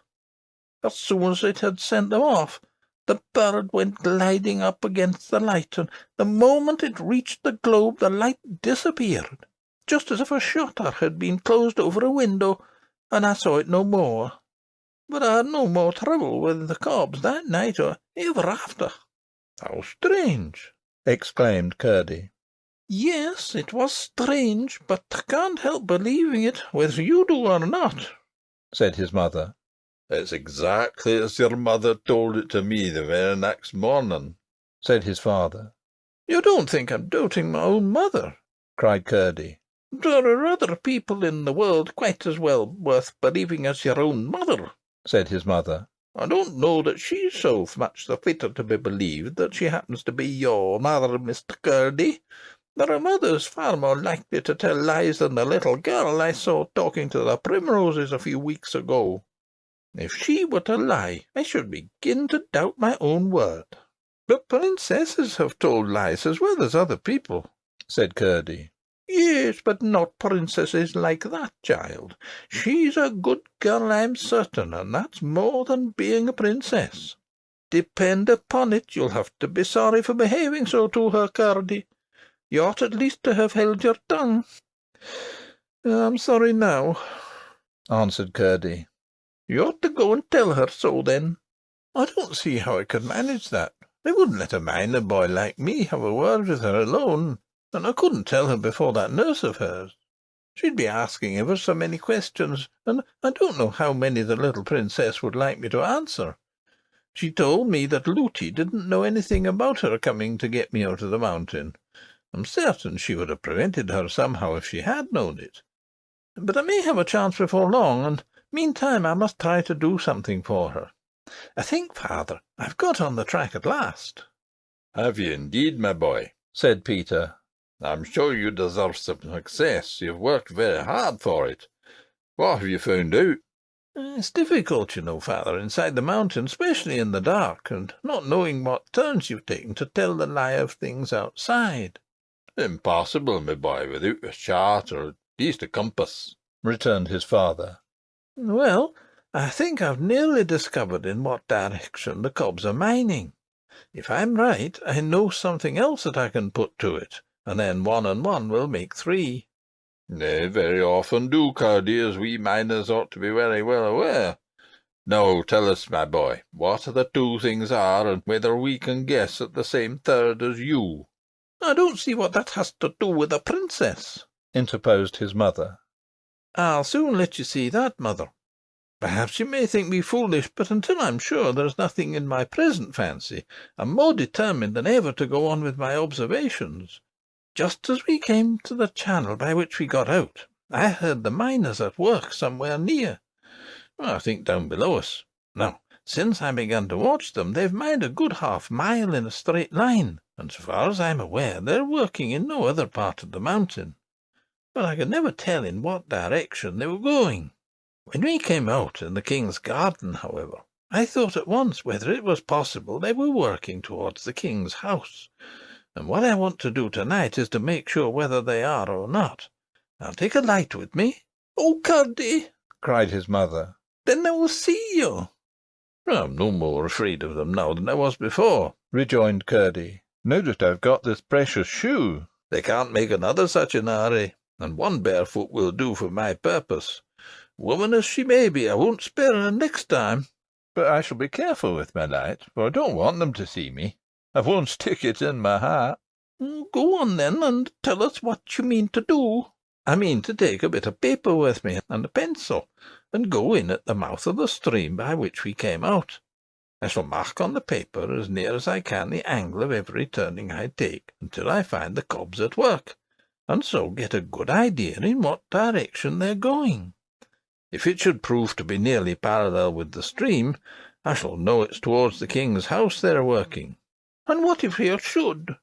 How much wiser will you be then?" "Wait a minute, mother dear. I told you that when I came upon the royal family in the cave, they were talking of their prince, Harelip they called him, marrying a sun woman, that means one of us, one with toes to her feet. Now, in the speech one of them made that night at their grand gathering, of which I heard only a part, he said that peace would be secured for a generation at least by the pledge the prince would hold for the good behaviour of her relatives. That's what he said, and he must have meant the sun woman the prince was to marry. I'm quite sure the king is much too proud to wish his son to marry any but a princess, and much too knowing to fancy that his having a peasant woman for a wife would be of any great advantage to them." "I see what you're driving at now," said his mother. "But," said his father, "old king would dig the mountain to the plain before he would have his princess the wife of a cob, if he were 10 times a prince." "Yes, but they think so much of themselves," said his mother. "Small creatures always do. The bantam is the proudest cock in my little yard." "And I fancy," said Curdy, "that if once they got her, they would tell the king they would kill her except he consented to their marriage." "They might say so," said his father, "but they wouldn't kill her. They would keep her alive for the sake of the hold it gave them over our king. Whatever he did to them, they would threaten to do the same to the princess." "And they're bad enough to torment her just for their own amusement. I know that," said his mother. "Anyway, I'll keep a watch on them, and see what they're up to," said Curdy. "It's too horrible to think of. I daren't let myself do it. But they shan't have her, at least if I can help it. So, mother dear, my clue's all right. Will you get me a bit of paper and a pencil and a lump of pease pudding, and I'll set out at once. I saw a place where I can climb over the wall of the garden quite easily." "You must mind and keep out of the way of the men on the watch," said his mother.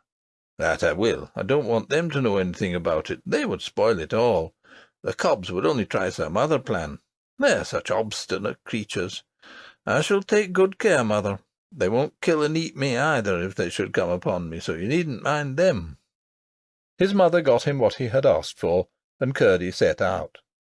Close beside the door by which the princess left the garden for the mountain stood a great rock, and by climbing it Curdy got over the wall. He tied his clue to a stone just inside the channel of the stream, and took his pickaxe with him. He had not gone far before he encountered a horrid creature coming towards the mouth. The spot was too narrow for two of almost any size or shape, and besides, Curdy had no wish to let the creature pass. Not being able to use his pickaxe, however, he had a severe struggle with him, and it was only after receiving many bites, some of them bad, that he succeeded in killing him with his pocket-knife. Having dragged him out, he made haste to get in again, before another should stop up the way. I need not follow him farther in this night's adventures.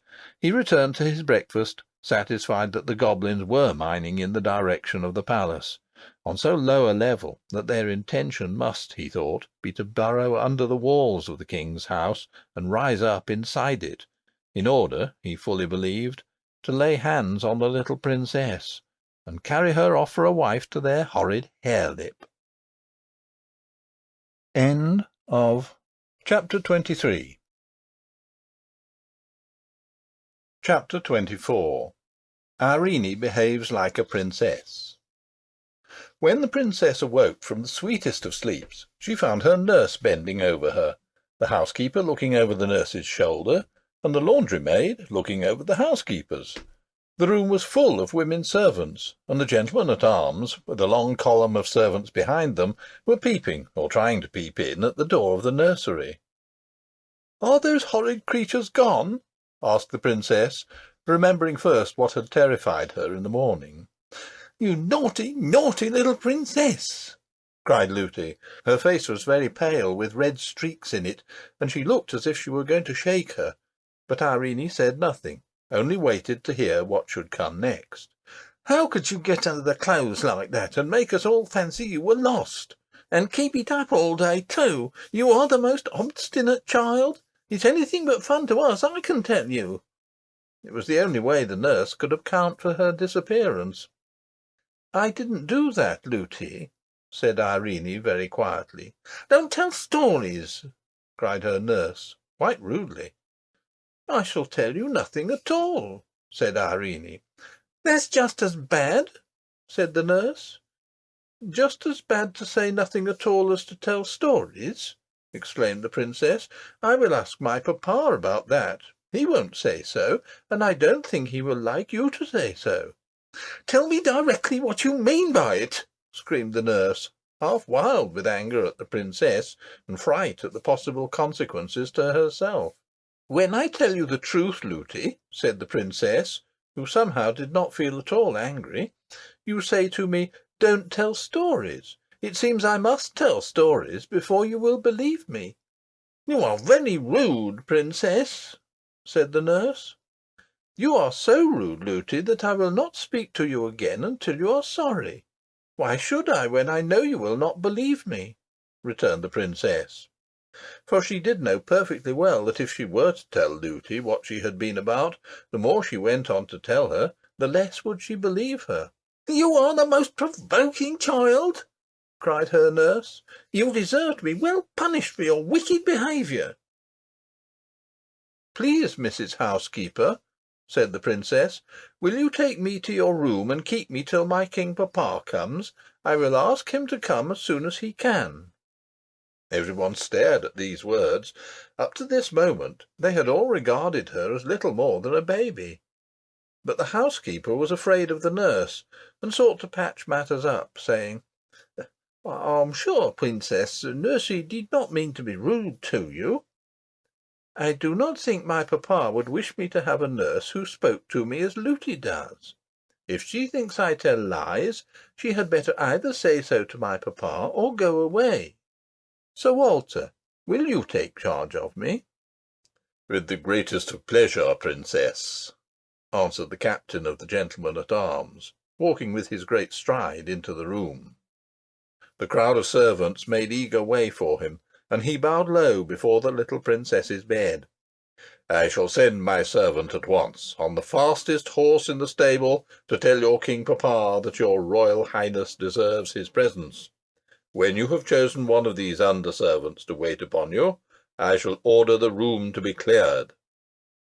"Thank you very much, Sir Walter," said the princess, and her eye glanced towards a rosy-cheeked girl who had lately come to the house as a scullery-maid. But when Looty saw the eyes of her dear princess going in search of another instead of her, she fell upon her knees by the bedside and burst into a great cry of distress. "I think, Sir Walter," said the princess, "I will keep Looty, but I put myself under your care, and you need not trouble my king papa until I speak to you again. Will you all please go away? I am quite safe and well, and I did not hide myself for the sake either of amusing myself or of troubling my people. Looty, will you please to dress me?" End of Chapter 24. Chapter 25. Curdy comes to grief. Everything was for some time quiet above ground. The king was still away in a distant part of his dominions. The men-at-arms kept watching about the house. They had been considerably astonished by finding at the foot of the rock in the garden the hideous body of the goblin creature killed by Curdy, but they came to the conclusion that it had been slain in the mines, and had crept out there to die, and except an occasional glimpse of a live one, they saw nothing to cause alarm. Curdy kept watching in the mountain, and the goblins kept burrowing deeper into the earth. As long as they went deeper, there was, Curdy judged, no immediate danger. To Irene the summer was as full of pleasure as ever, and for a long time, although she often thought of her grandmother during the day, and often dreamt about her at night, she did not see her. The kids and the flowers were as much her delight as ever, and she made as much friendship with the miners' children she met on the mountain as Lootie would permit. But Lootie had very foolish notions concerning the dignity of a princess, not understanding that the truest princess is just the one who loves all her brothers and sisters best, and who is most able to do them good by being humble towards them. At the same time, she was considerably altered for the better in her behaviour to the princess. She could not help seeing that she was no longer a mere child, but wiser than her age would account for. She kept foolishly whispering to the servants, however, sometimes that the princess was not right in her mind, sometimes that she was too good to live, and other nonsense of the same sort. All this time Curdy had to be sorry, without a chance of confessing that he had behaved so unkindly to the princess. This perhaps made him the more diligent in his endeavours to serve her. His mother and he often talked on the subject, and she comforted him, and told him she was sure he would some day have the opportunity he so much desired. Here I should like to remark, for the sake of princes and princesses in general, that it is a low and contemptible thing to refuse to confess a fault, or even an error. If a true princess has done wrong, she is always uneasy until she has had an opportunity of throwing the wrongness away from her, by saying, "I did it, and I wish I had not, and I am sorry for having done it." So you see there is some ground for supposing that Curdy was not a miner only, but a prince as well. Many such instances have been known in the world's history. At length, however, he began to see signs of a change in the proceedings of the goblin excavators. They were going no deeper, but had commenced running on a level, and he watched them, therefore, more closely than ever. All at once, one night, coming to the slope of very hard rock, they began to ascend along the inclined plane of its surface. Having reached its top, they went on again on a level for a night or two, after which they began to ascend once more, and kept on at a pretty steep angle. At length Curdy judged it time to transfer his observation to another quarter, and the next night he did not go to the mine at all, but, leaving his pickaxe and clue at home, and taking only his usual lumps of bread and pease pudding, went down the mountain to the king's house. He climbed over the wall, and remained in the garden the whole night, creeping on hands and knees from one spot to the other, and lying at full length with his ear to the ground, listening. But he heard nothing except the tread of the men-at-arms as they marched about, whose observation, as the night was cloudy and there was no moon, he had little difficulty in avoiding. For several following nights he continued to haunt the garden and listen, but with no success. At length, early one evening, whether it was that he had got careless of his own safety, or that the growing moon had become strong enough to expose him, his watching came to a sudden end. He was creeping from behind the rock where the stream ran out, for he had been listening all round it, in the hope that it might convey to his ear some indication of the whereabouts of the goblin miners, when, just as he came into the moonlight on the lawn, a whiz in his ear and a blow upon his leg startled him. He instantly squatted in the hope of eluding further notice, but when he heard the sound of running feet, he jumped up to take the chance of escape by flight. He fell, however, with a keen shoot of pain, for the bolt of a crossbow had wounded his leg, and the blood was now streaming from it. He was instantly laid hold of by 2 or 3 of the men-at-arms. It was useless to struggle, and he submitted in silence. "It's a boy!" cried several of them together, in a tone of amazement. "I thought it was one of those daemons. What are you about here?" "Going to have a bit of rough usage, apparently," said Curdy, laughing, as the men shook him. Impertinence will do you no good. You have no business here in the king's grounds, and if you don't give a true account of yourself, you shall fare as a thief." "Why, what else could he be?" said one. "He might have been after a lost kid, you know," suggested another. "I see no good in trying to excuse him. He has no business here anyhow." "Let me go away then, if you please," said Curdy. "But we don't please, not except you can give a good account of yourself." "I don't feel quite sure whether I can trust you," said Curdy. "We are the king's own men-at-arms," said the captain courteously, for he was taken with Curdy's appearance and courage. "Well, I will tell you about it, if you promise to listen to me and not do anything rash." "Call that cool," said one of the party, laughing. "He'll tell us what mischief he was about if we promise to do as he pleases him." "I was about no mischief," said Curdy. But ere he could say more he turned faint and fell senseless on the grass. Then first they discovered that the bolt they had shot, taking him for one of the goblin creatures, had wounded him. They carried him into the house and laid him down in the hall. The report spread that they had caught a robber, and the servants crowded in to see the villain. Amongst the rest came the nurse. The moment she saw him she exclaimed with indignation, "I declare it's the same rascal of a miner that was rude to me and the princess on the mountain. He actually wanted to kiss the princess. I took care of that, the wretch. And he was prowling about, was he? Just like his impudence." The princess being fast asleep, she could misrepresent at her pleasure. When he heard this, the captain, although he had considerable doubt of its truth, resolved to keep Curdy a prisoner until they could search into the affair. So, after they had brought him round a little, and attended to his wound, which was rather a bad one, they laid him, still exhausted from the loss of blood, upon a mattress in a disused room, one of those so often mentioned, and locked the door and left him. He passed a troubled night, and in the morning they found him talking wildly. In the evening he came to himself, but felt very weak, and his leg was exceedingly painful. Wondering where he was, and seeing one of the men-at-arms in the room, he began to question him, and soon recalled the events of the preceding night. As he was himself unable to watch any more, he told the soldier all he knew about the goblins, and begged him to tell his companions, and stir them up to watch with tenfold vigilance. But whether it was that he did not talk quite coherently, or the whole thing appeared incredible, certainly the man concluded that Curdy was only raving still, and tried to coax him into holding his tongue. This, of course, annoyed Curdy dreadfully, who now felt in his turn what it was not to be believed, and the consequence was that his fever returned, and by the time when, at his persistent entreaties, the captain was called, there could be no doubt he was raving. They did for him what they could, and promised everything he wanted, but with no intention of fulfilment. At last he went to sleep, and when at length his sleep grew profound and peaceful, they left him, locked the door again, and withdrew, intending to revisit him early in the morning. End of Chapter 25.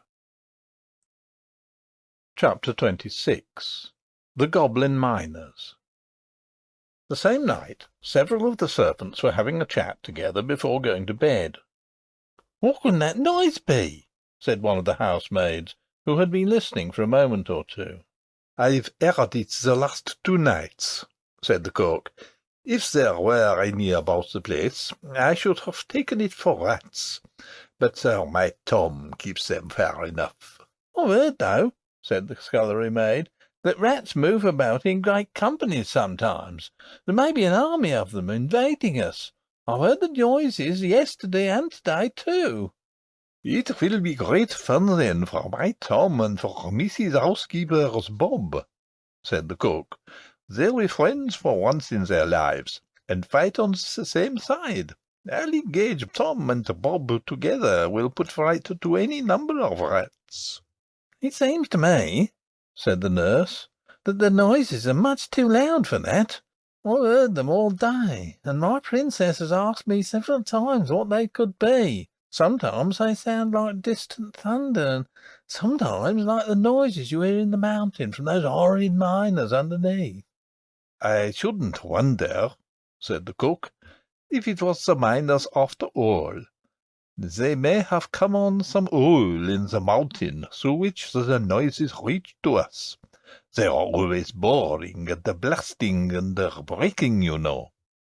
As he spoke, there came a great rolling rumble beneath them, and the house quivered. They all started up in a fright, and rushing to the hall found the gentlemen-at-arms in consternation also. They had sent to wake their captain, who said from the description that it must have been an earthquake, an occurrence which, although very rare in that country, had taken place almost within the century.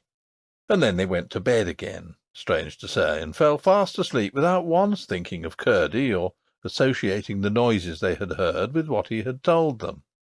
He had not believed Curdy. If he had, he would at once have thought of what he had said, and would have taken precautions. As they heard nothing more, they concluded that Sir Walter was right, and that the danger was over for perhaps another 100 years. The fact, as discovered afterwards, was that the Goblins had, in working up a second sloping face of stone, arrived at a huge block which lay under the cellars of the house, within the line of the foundations. It was so round that when they succeeded, after hard work, in dislodging it without blasting, it rolled thundering down the slope with a bounding, jarring roll, which shook the foundations of the house. The Goblins were themselves dismayed at the noise, for they knew, by careful spying and measuring, that they must now be very near, if not under, the king's house, and they feared giving an alarm. They therefore remained quiet for a while, and when they had begun to work again, they no doubt thought themselves very fortunate in coming upon a vein of sand which filled a winding fissure in the rock on which the house was built. By scooping this away, they came out in the king's wine-cellar. No sooner did they find where they were than they scurried back again like rats into their holes, and running at full speed to the Goblin Palace, announced their success to the king and queen with shouts of triumph. In a moment the Goblin royal family and the whole Goblin people were on their way in hot haste up to the king's house, each eager to have a share in the glory of carrying off that same night the Princess Irene. The queen went stumping along in one shoe of stone and one of skin. This could not have been pleasant, and my readers may wonder that with such skilful workmen about her she had not yet replaced the shoe carried off by Curdy. As the king, however, had more than one ground of objection to her stone shoes, he no doubt took advantage of the discovery of her toes, and threatened to expose her deformity if she had another made. I presume he insisted on her being content with skin shoes, and allowed her to wear the remaining granite one on the present occasion only because she was going out to war. They soon arrived in the king's wine-cellar, and regardless of its huge vessels, of which they did not know the use, proceeded at once, but as quietly as they could, to force the door that led upwards. End of Chapter 26. Chapter 27. The Goblins in the King's House. When Curdy fell asleep, he began at once to dream. He thought he was ascending the mountain-side from the mouth of the mine, whistling and singing ring-dod-bang, when he came upon a woman and child who had lost their way, and from that point he went on dreaming everything that had happened to him since he thus met the Princess and Lootie, how he had watched the Goblins, how he had been taken by them, how he had been rescued by the Princess, everything, indeed, until he was wounded, captured, and imprisoned by the men-at-arms. And now he thought he was lying wide awake where they had laid him, when suddenly he heard a great thundering sound. "The cubs are coming," he said. "They didn't believe a word I told them. The cubs will be carrying off the princess from under their stupid noses. But they shan't, that they shan't." He jumped up, as he thought, and began to dress, but to his dismay found that he was still lying in bed. "Now then, I will," he said. "Here goes. I'm up now." But yet again he found himself snug in bed. 20 times he tried, and 20 times he failed. for in fact he was not awake, only dreaming that he was. At length, in an agony of despair, fancying he heard the goblins all over the house, he gave a great cry. Then there came, as he thought, a hand upon the lock of his door. It opened, and looking up he saw a lady with white hair, carrying a silver box in her hand, enter the room. She came to his bed, he thought, and stroked his head and face with cool, soft hands, took the dressing from his leg, rubbed it with something that smelt like roses, and then waved her hands over him 3 times. At the last wave of her hands everything vanished. He felt himself sinking into the profoundest slumber, and remembered nothing more until he woke in earnest. The setting moon was throwing a feeble light through the casement, and the house was full of uproar. There was soft, heavy, multitudinous stamping, a clashing and clanging of weapons, the voices of men and the cries of women, mixed with a hideous bellowing, which sounded victorious. The Cobbs were in the house. He sprang from his bed, hurried on some of his clothes, not forgetting his shoes, which were armed with nails. Then, spying an old hunting knife or short sword hanging on the wall, he caught it, and rushed down the stairs, guided by the sounds of strife, which grew louder and louder. When he reached the ground floor, he found the whole place swarming. All the goblins of the mountain seemed gathered there. He rushed amongst them, shouting, 1, 2, hit and hew, 3, 4, blast and bore, and with every rhyme he came down a great stamp upon a foot, cutting at the same time their faces, executing indeed a sword dance of the wildest description. Away scattered the goblins in every direction, into closets, upstairs, into chimneys, up on rafters, and down to the cellars. Curdy went on stamping and slashing and singing, but saw nothing of the people of the house until he came to the great hall, in which, the moment he entered it, arose a great goblin shout. The last of the men-at-arms, the captain himself, was on the floor, buried beneath a wallowing crowd of goblins. For while each knight was busy defending himself as well he could by stabs in the thick bodies of the goblins, for he had soon found their heads all but invulnerable, the queen had attacked his legs and feet with her horrible granite shoe, and he was soon down. But the captain had got his back to the wall and stood out longer. The goblins would have torn them all to pieces, but the king had given orders to carry them away alive, and over each of them, in 12 groups, was standing a knot of goblins, while as many as could find room were sitting upon their prostrate bodies. Curdy burst in, dancing and gyrating and stamping and singing like a small incarnate whirlwind. "Where 'tis all the hold, sir, never can be holes. Why should their shoes have soles, sir, when they've got no soles? But she upon her foot, sir, has a granite shoe, the strongest leather boot, sir, 6 would soon be through." The queen gave a howl of rage and dismay, and before she recovered her presence of mind, Curdy, having begun with the group nearest him, had 11 of the knights on their legs again. "Stamp on their feet!" he cried, as each man rose, and in a few minutes the hall was nearly empty, the goblins running from it as fast as they could, howling and shrieking and limping, and cowering every now and then as they ran to cuddle their wounded feet in their hard hands, or to protect them from the frightful stamp of the armed men. And now Curdy approached the group which, entrusting in the queen and her shoe, kept their guard over the prostrate captain. The king sat upon the captain's head, but the queen stood in front like an infuriated cat, with her perpendicular eyes gleaming green, and her hair standing half up from her horrid head. Her heart was quaking, however, and she kept moving about her skin-shod foot with nervous apprehension. When Curdy was within a few paces, she rushed at him, made one tremendous stamp at his opposing foot, which happily he withdrew in time, and caught him round the waist to dash him on the marble floor. But just as she caught him, he came down with all the weight of his iron-shod shoe upon her skin-shod foot, and with a hideous howl she dropped him, squatted on the floor, and took her foot in both her hands.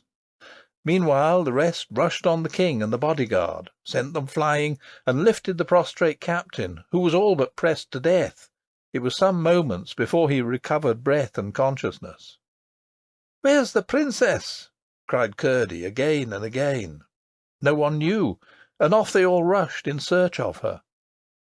Through every room in the house they went, but nowhere was she to be found. Neither was one of the servants to be seen, but Curdy, who had kept to the lower part of the house, which was now quiet enough, began to hear a confused sound, as of a distant hubbub, and set out to find out where it came from. The noise grew as his sharp ears guided him to a stair, and so to the wine cellar. It was full of goblins, whom the butler was supplying with wine as fast as he could draw it. While the Queen and her party had encountered the men-at-arms, Harelip, with another company, had gone off to search the house. They captured every one they met, and when they could find no more, they hurried away to carry them safe to the caverns below. But when the butler, who was amongst them, found that their path lay through the wine-cellar, he bethought himself of persuading them to taste the wine, and, as he had hoped, they no sooner tasted than they wanted more. The routed goblins on their way below joined them, and when Curdy entered, they were all, with outstretched hands, in which were vessels of every description, from saucepan to silver cup, pressing round the butler, who sat at the top of a huge cask, filling and filling. Curdy cast one glance around the place before commencing his attack, and saw in the farthest corner a terrified group of the domestics, unwatched, but cowering, without the courage to attempt their escape. Among them was the terror-stricken face of Looty, but nowhere could he see the princess. Seized with the horrible conviction that Harelip had already carried her off, he rushed amongst them, unable for wrath to sing any more, but stamping and cutting with greater fury than ever. "Stamp on their feet! Stamp on their feet!"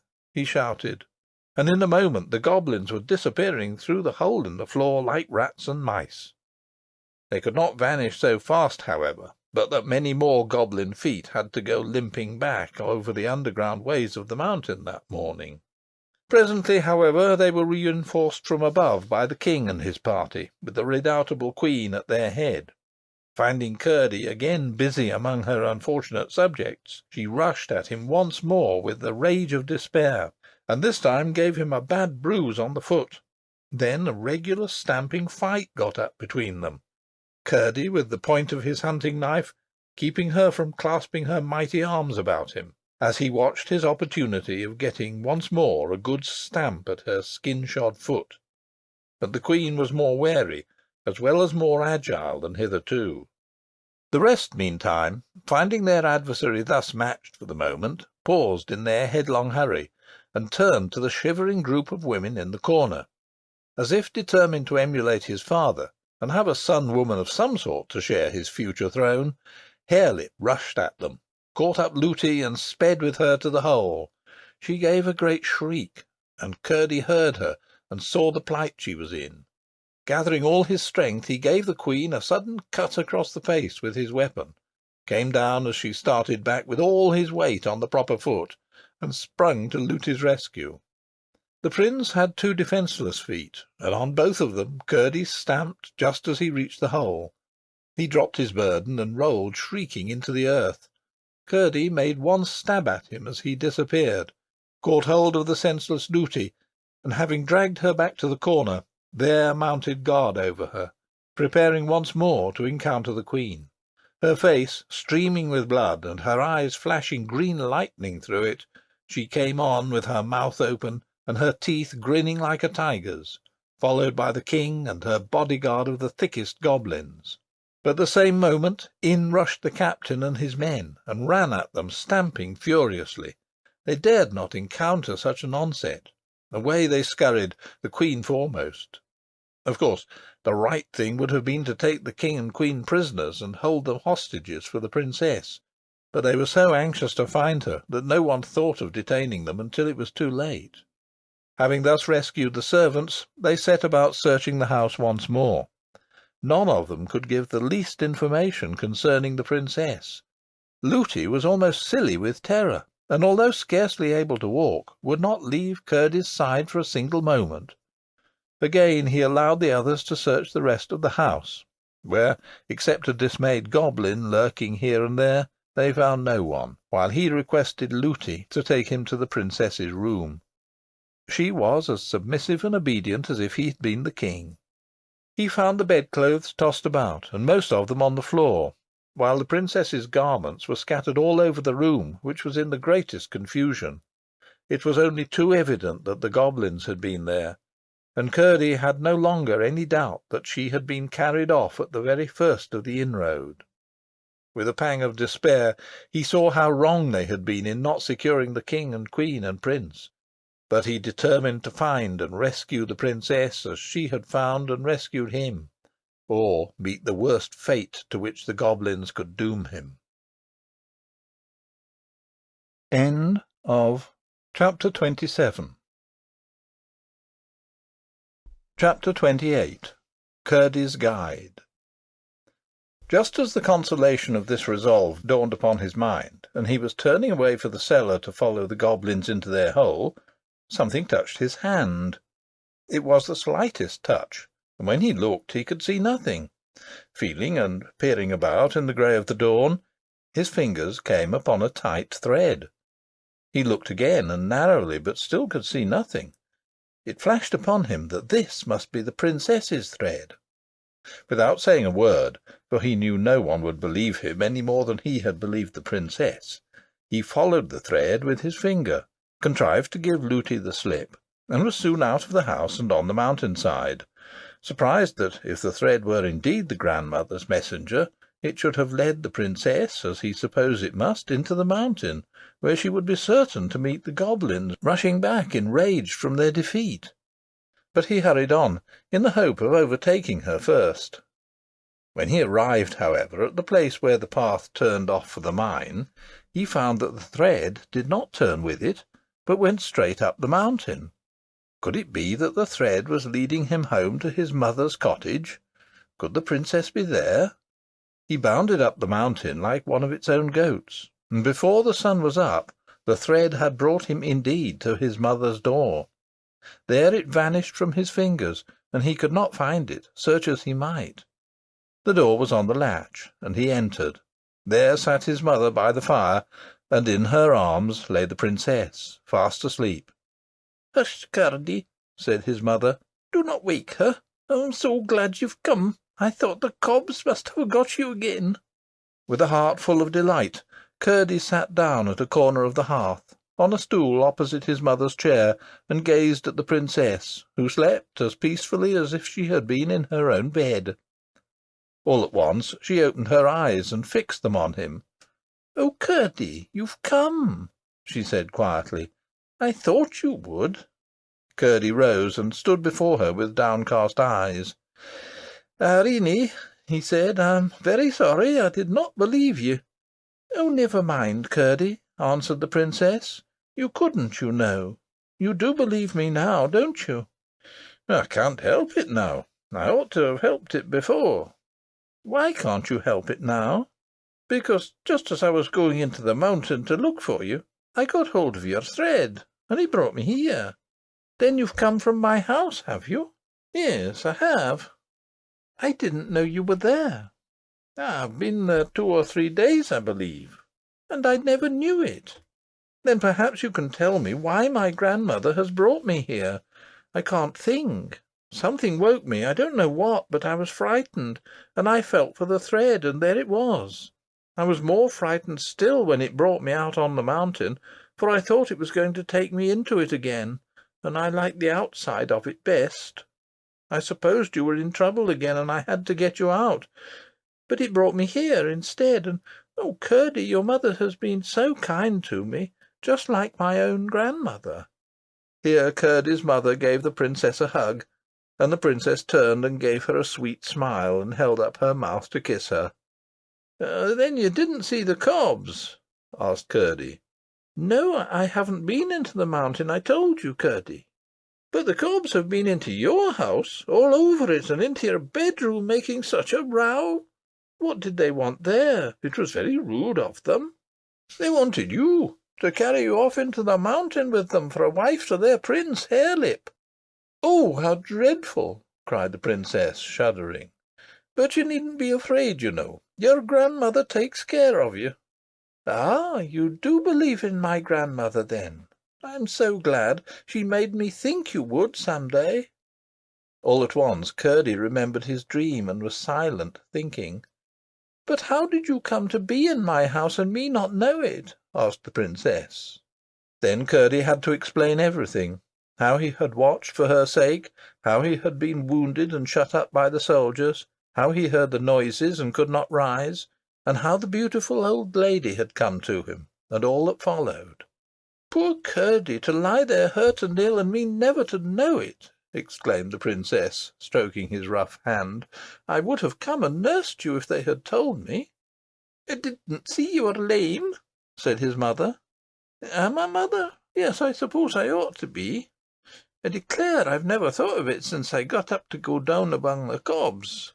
Let me see the wound," said his mother. He pulled down his stocking, when behold, except a great scar, his leg was perfectly sound. Curdy and his mother gazed in each other's eyes, full of wonder, but Irene called out, "I thought so, Curdy. I'm sure it wasn't a dream. I'm sure my grandmother has been to see you. Don't you smell the roses? It was my grandmother healed your leg and sent you to help me." "No, Princess Irene," said Curdy. "I wasn't good enough to be allowed to help you. I didn't believe you. Your grandmother took care of you without me. She sent you to help my people anyhow. I wish my king papa would come. I do so want to tell him how good you've been." "But," said the mother, "we are forgetting how frightened your people must be. You must take the princess home at once, Curdy, or at least go and tell them where she is." "Yes, mother, only I'm dreadfully hungry. Do let me have some breakfast first. They ought to have listened to me, and then they wouldn't have been taken by surprise as they were." "That is true, Curdy, but it's not for you to blame them much. You remember?" "Yes, mother, I do. Only I must really have something to eat." "You shall, my boy, as fast as I can get it," said his mother, rising and setting the princess on her chair. But before his breakfast was ready, Curdy jumped up so suddenly as to startle both his companions. "Mother, mother!" he cried, "I was forgetting. You must take the princess home yourself. I must go and wake my father." Without a word of explanation, he rushed to the place where his father was sleeping. Having thoroughly roused him with what he told him, he darted out of the cottage. End of Chapter 28. Chapter 29. Mason Work. He had all at once remembered the resolution of the Goblins to carry out their second plan upon the failure of the first. No doubt they were already busy, and the mine was therefore in the greatest danger of being flooded and rendered useless, not to speak of the lives of the miners. When he reached the mouth of the mine, after rousing all the miners within reach, he found his father and a good many more just entering. They all hurried to the gang by which he had found the way into the Goblin country. There the foresight of Peter had already collected a great many blocks of stone with cement, ready for building up the weak place, well enough known to the Goblins. Although there was not room for more than two to be actually building at once, they managed, by setting all the rest to work in preparing the cement and passing the stones, to finish in the course of the day a huge buttress filling the whole gang, and supported everywhere by the live rock. Before the hour when they usually dropped work, they were satisfied that the mine was secure. They had heard goblin hammers and pickaxes busy all the time, and at length fancied they heard sounds of water they had never heard before. But that was otherwise accounted for when they left the mine, for they stepped out into a tremendous storm which was raging all over the mountain. The thunder was bellowing and the lightning lancing out of a huge black cloud which lay above it and hung down its edges of thick mist over its sides. The lightning was breaking out of the mountain too, and flashing up into the cloud. From the state of the brooks, now swollen into raging torrents, it was evident that the storm had been storming all day. The wind was blowing as it would blow him off the mountain, but, anxious about his mother and the princess, Curdy darted up through the thick of the tempest. Even if they had not set out before the storm came on, he did not judge them safe, for in such a storm even their poor little house was in danger. Indeed, He soon found that, but for a huge rock against which it was built, and which protected it both from the blasts and the waters, it must have been swept if it was not blown away. For the two torrents into which this rock parted the rush of water behind it united again in front of the cottage, two roaring and dangerous streams, which his mother and the princess could not possibly have passed. It was with great difficulty that he forced his way through one of them and up to the door. The moment his hand fell on the latch, through all the uproar of winds and waters came the joyous cry of the princess. "There's Curdy! Curdy! Curdy!" She was sitting wrapped in blankets on the bed, his mother trying for the 100th time to light the fire which had been drowned by the rain that came down the chimney. The clay floor was one mass of mud, and the whole place looked wretched. But the faces of the mother and the princess shone as if their troubles only made them the merrier. Curdy burst out laughing at the sight of them. "I never had such fun," said the princess, her eyes twinkling and her pretty teeth shining. "How nice it must be to live in a cottage on the mountain." "It all depends on what kind your inside house is," said the mother. "I know what you mean," said Irene. "That's the kind of thing my grandmother says." By the time Peter returned, the storm was nearly over, but the streams were so fierce and so swollen that it was not only out of the question for the princess to go down the mountain, but most dangerous for Peter even, or Curdy, to make the attempt in the gathering darkness. "They will be dreadfully frightened about you," said Peter to the princess, "but we cannot help it. We must wait till the morning." With Curdy's help the fire was lighted at last, and the mother set about making their supper, and after supper they all told the princess stories till she grew sleepy. Then Curdy's mother laid her in Curdy's bed, which was in a tiny little garret room. As soon as she was in bed, through a little window low down in the roof she caught sight of her grandmother's lamp, shining far away beneath, and she gazed at the beautiful silvery globe until she fell asleep. End of Chapter 29. Chapter 30. The King and the Kiss. The next morning the sun rose so bright that Irene said the rain had washed his face and let the light out clean. The torrents were still roaring down the side of the mountain, but they were so much smaller as not to be dangerous in the daylight. After an early breakfast Peter went to his work, and Curdy and his mother set out to take the princess home. They had difficulty in getting her dry across the streams, and Curdy had again and again to carry her, but at last they got safe on the broader part of the road, and walked gently down towards the king's house. And what should they see as they turned the last corner but the last of the king's troop riding through the gate? "Oh, Curdy!" cried Irene, clapping her hands right joyfully, "my king papa is come." The moment Curdy heard that, he caught her up in his arms and set off at full speed, crying, "Come on, mother dear! The king may break his heart before he knows that she's safe." Irene clung round his neck, and he ran with her like a deer. When he entered the gate into the court, there sat the king on his horse, with all the people of the house about him, weeping and hanging their heads. The king was not weeping, but his face was as white as a dead man's, and he looked as if the life had gone out of him. The men-at-arms he had brought with him sat with horror-stricken faces, but eyes flashing with rage, waiting only for the word of the king to do something. They did not know what, and nobody knew what. The day before, the men-at-arms belonging to the house, as soon as they were satisfied the princess had been carried away, rushed after the goblins into the hole, but found that they had already so skilfully blockaded the narrowest part, not many feet below the cellar, that without miners and their tools they could do nothing. Not one of them knew where the mouth of the mine lay, and some of those who had set out to find it had been overtaken by the storm, and had not even yet returned.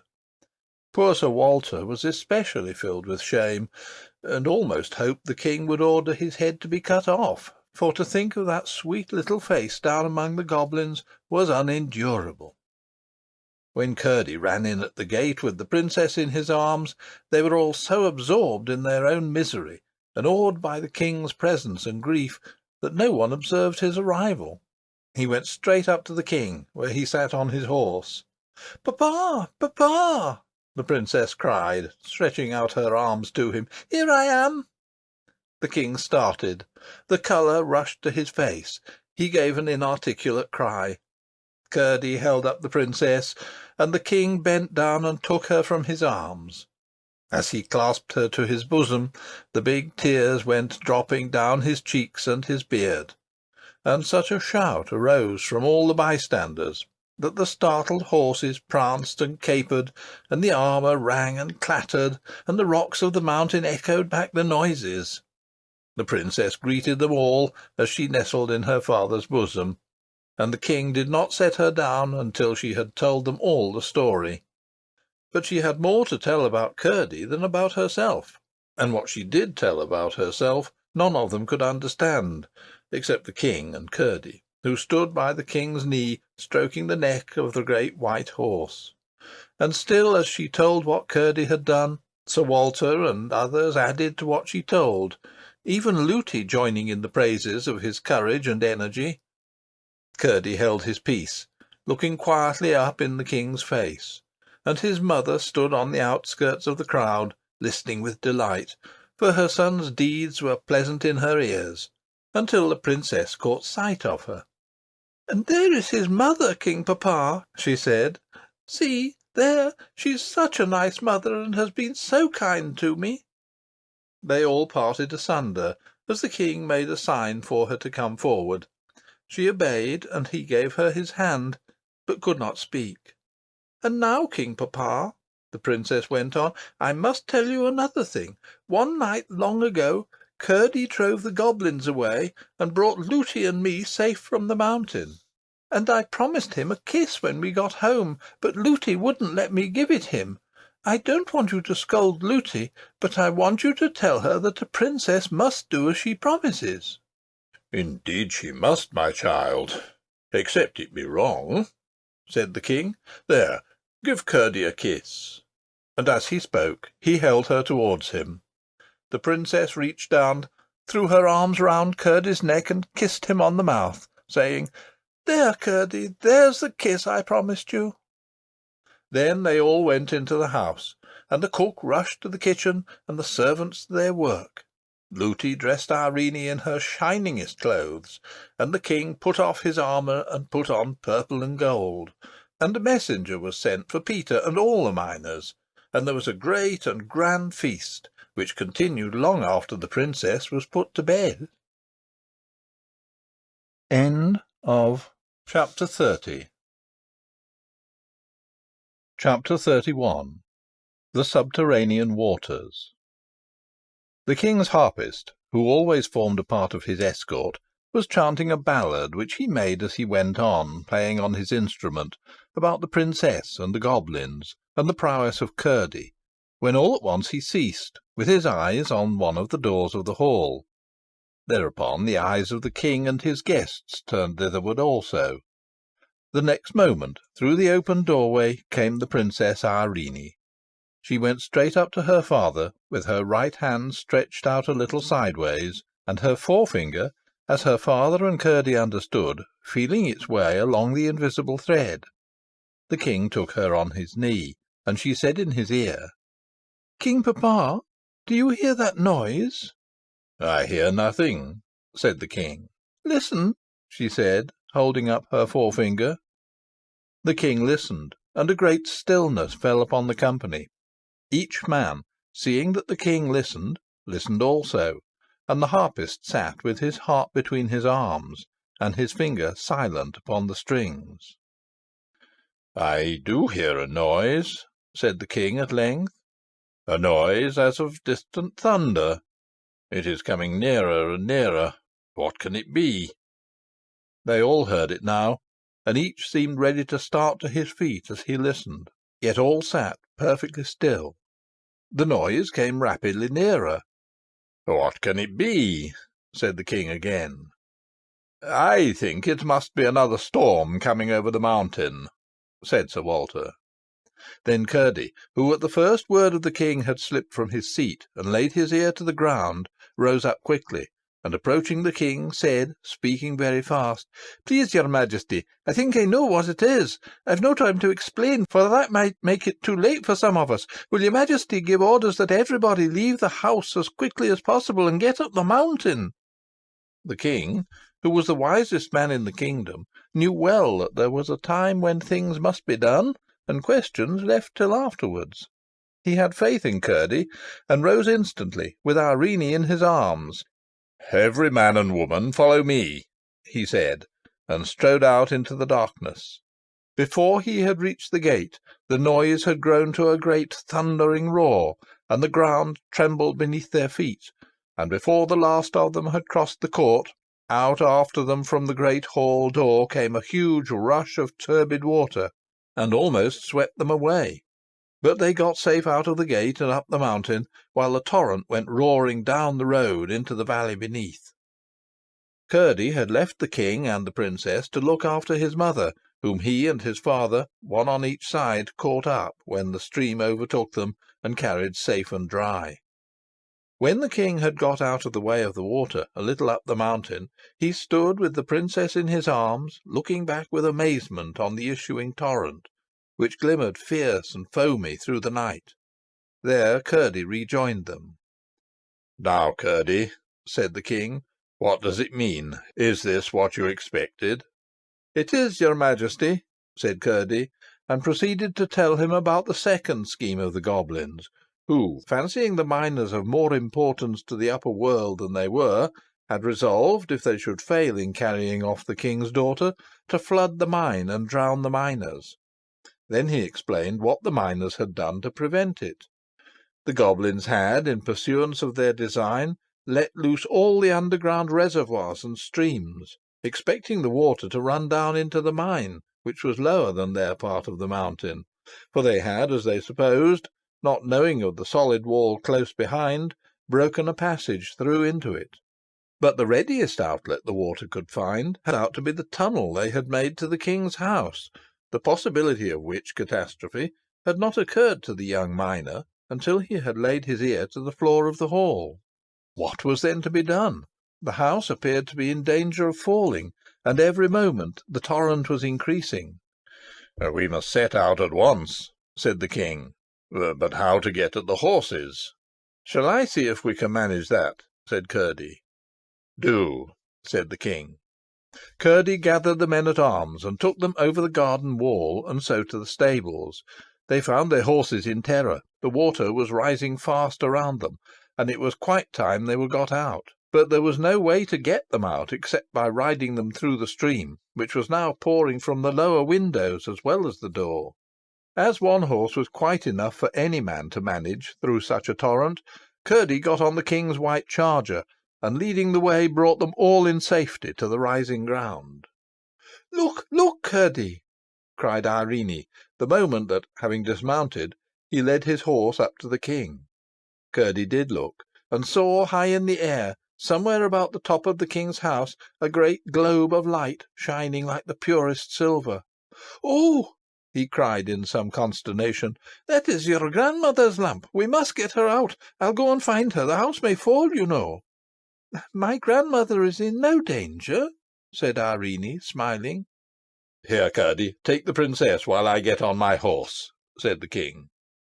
Curdy took the princess again, and both turned their eyes to the globe of light.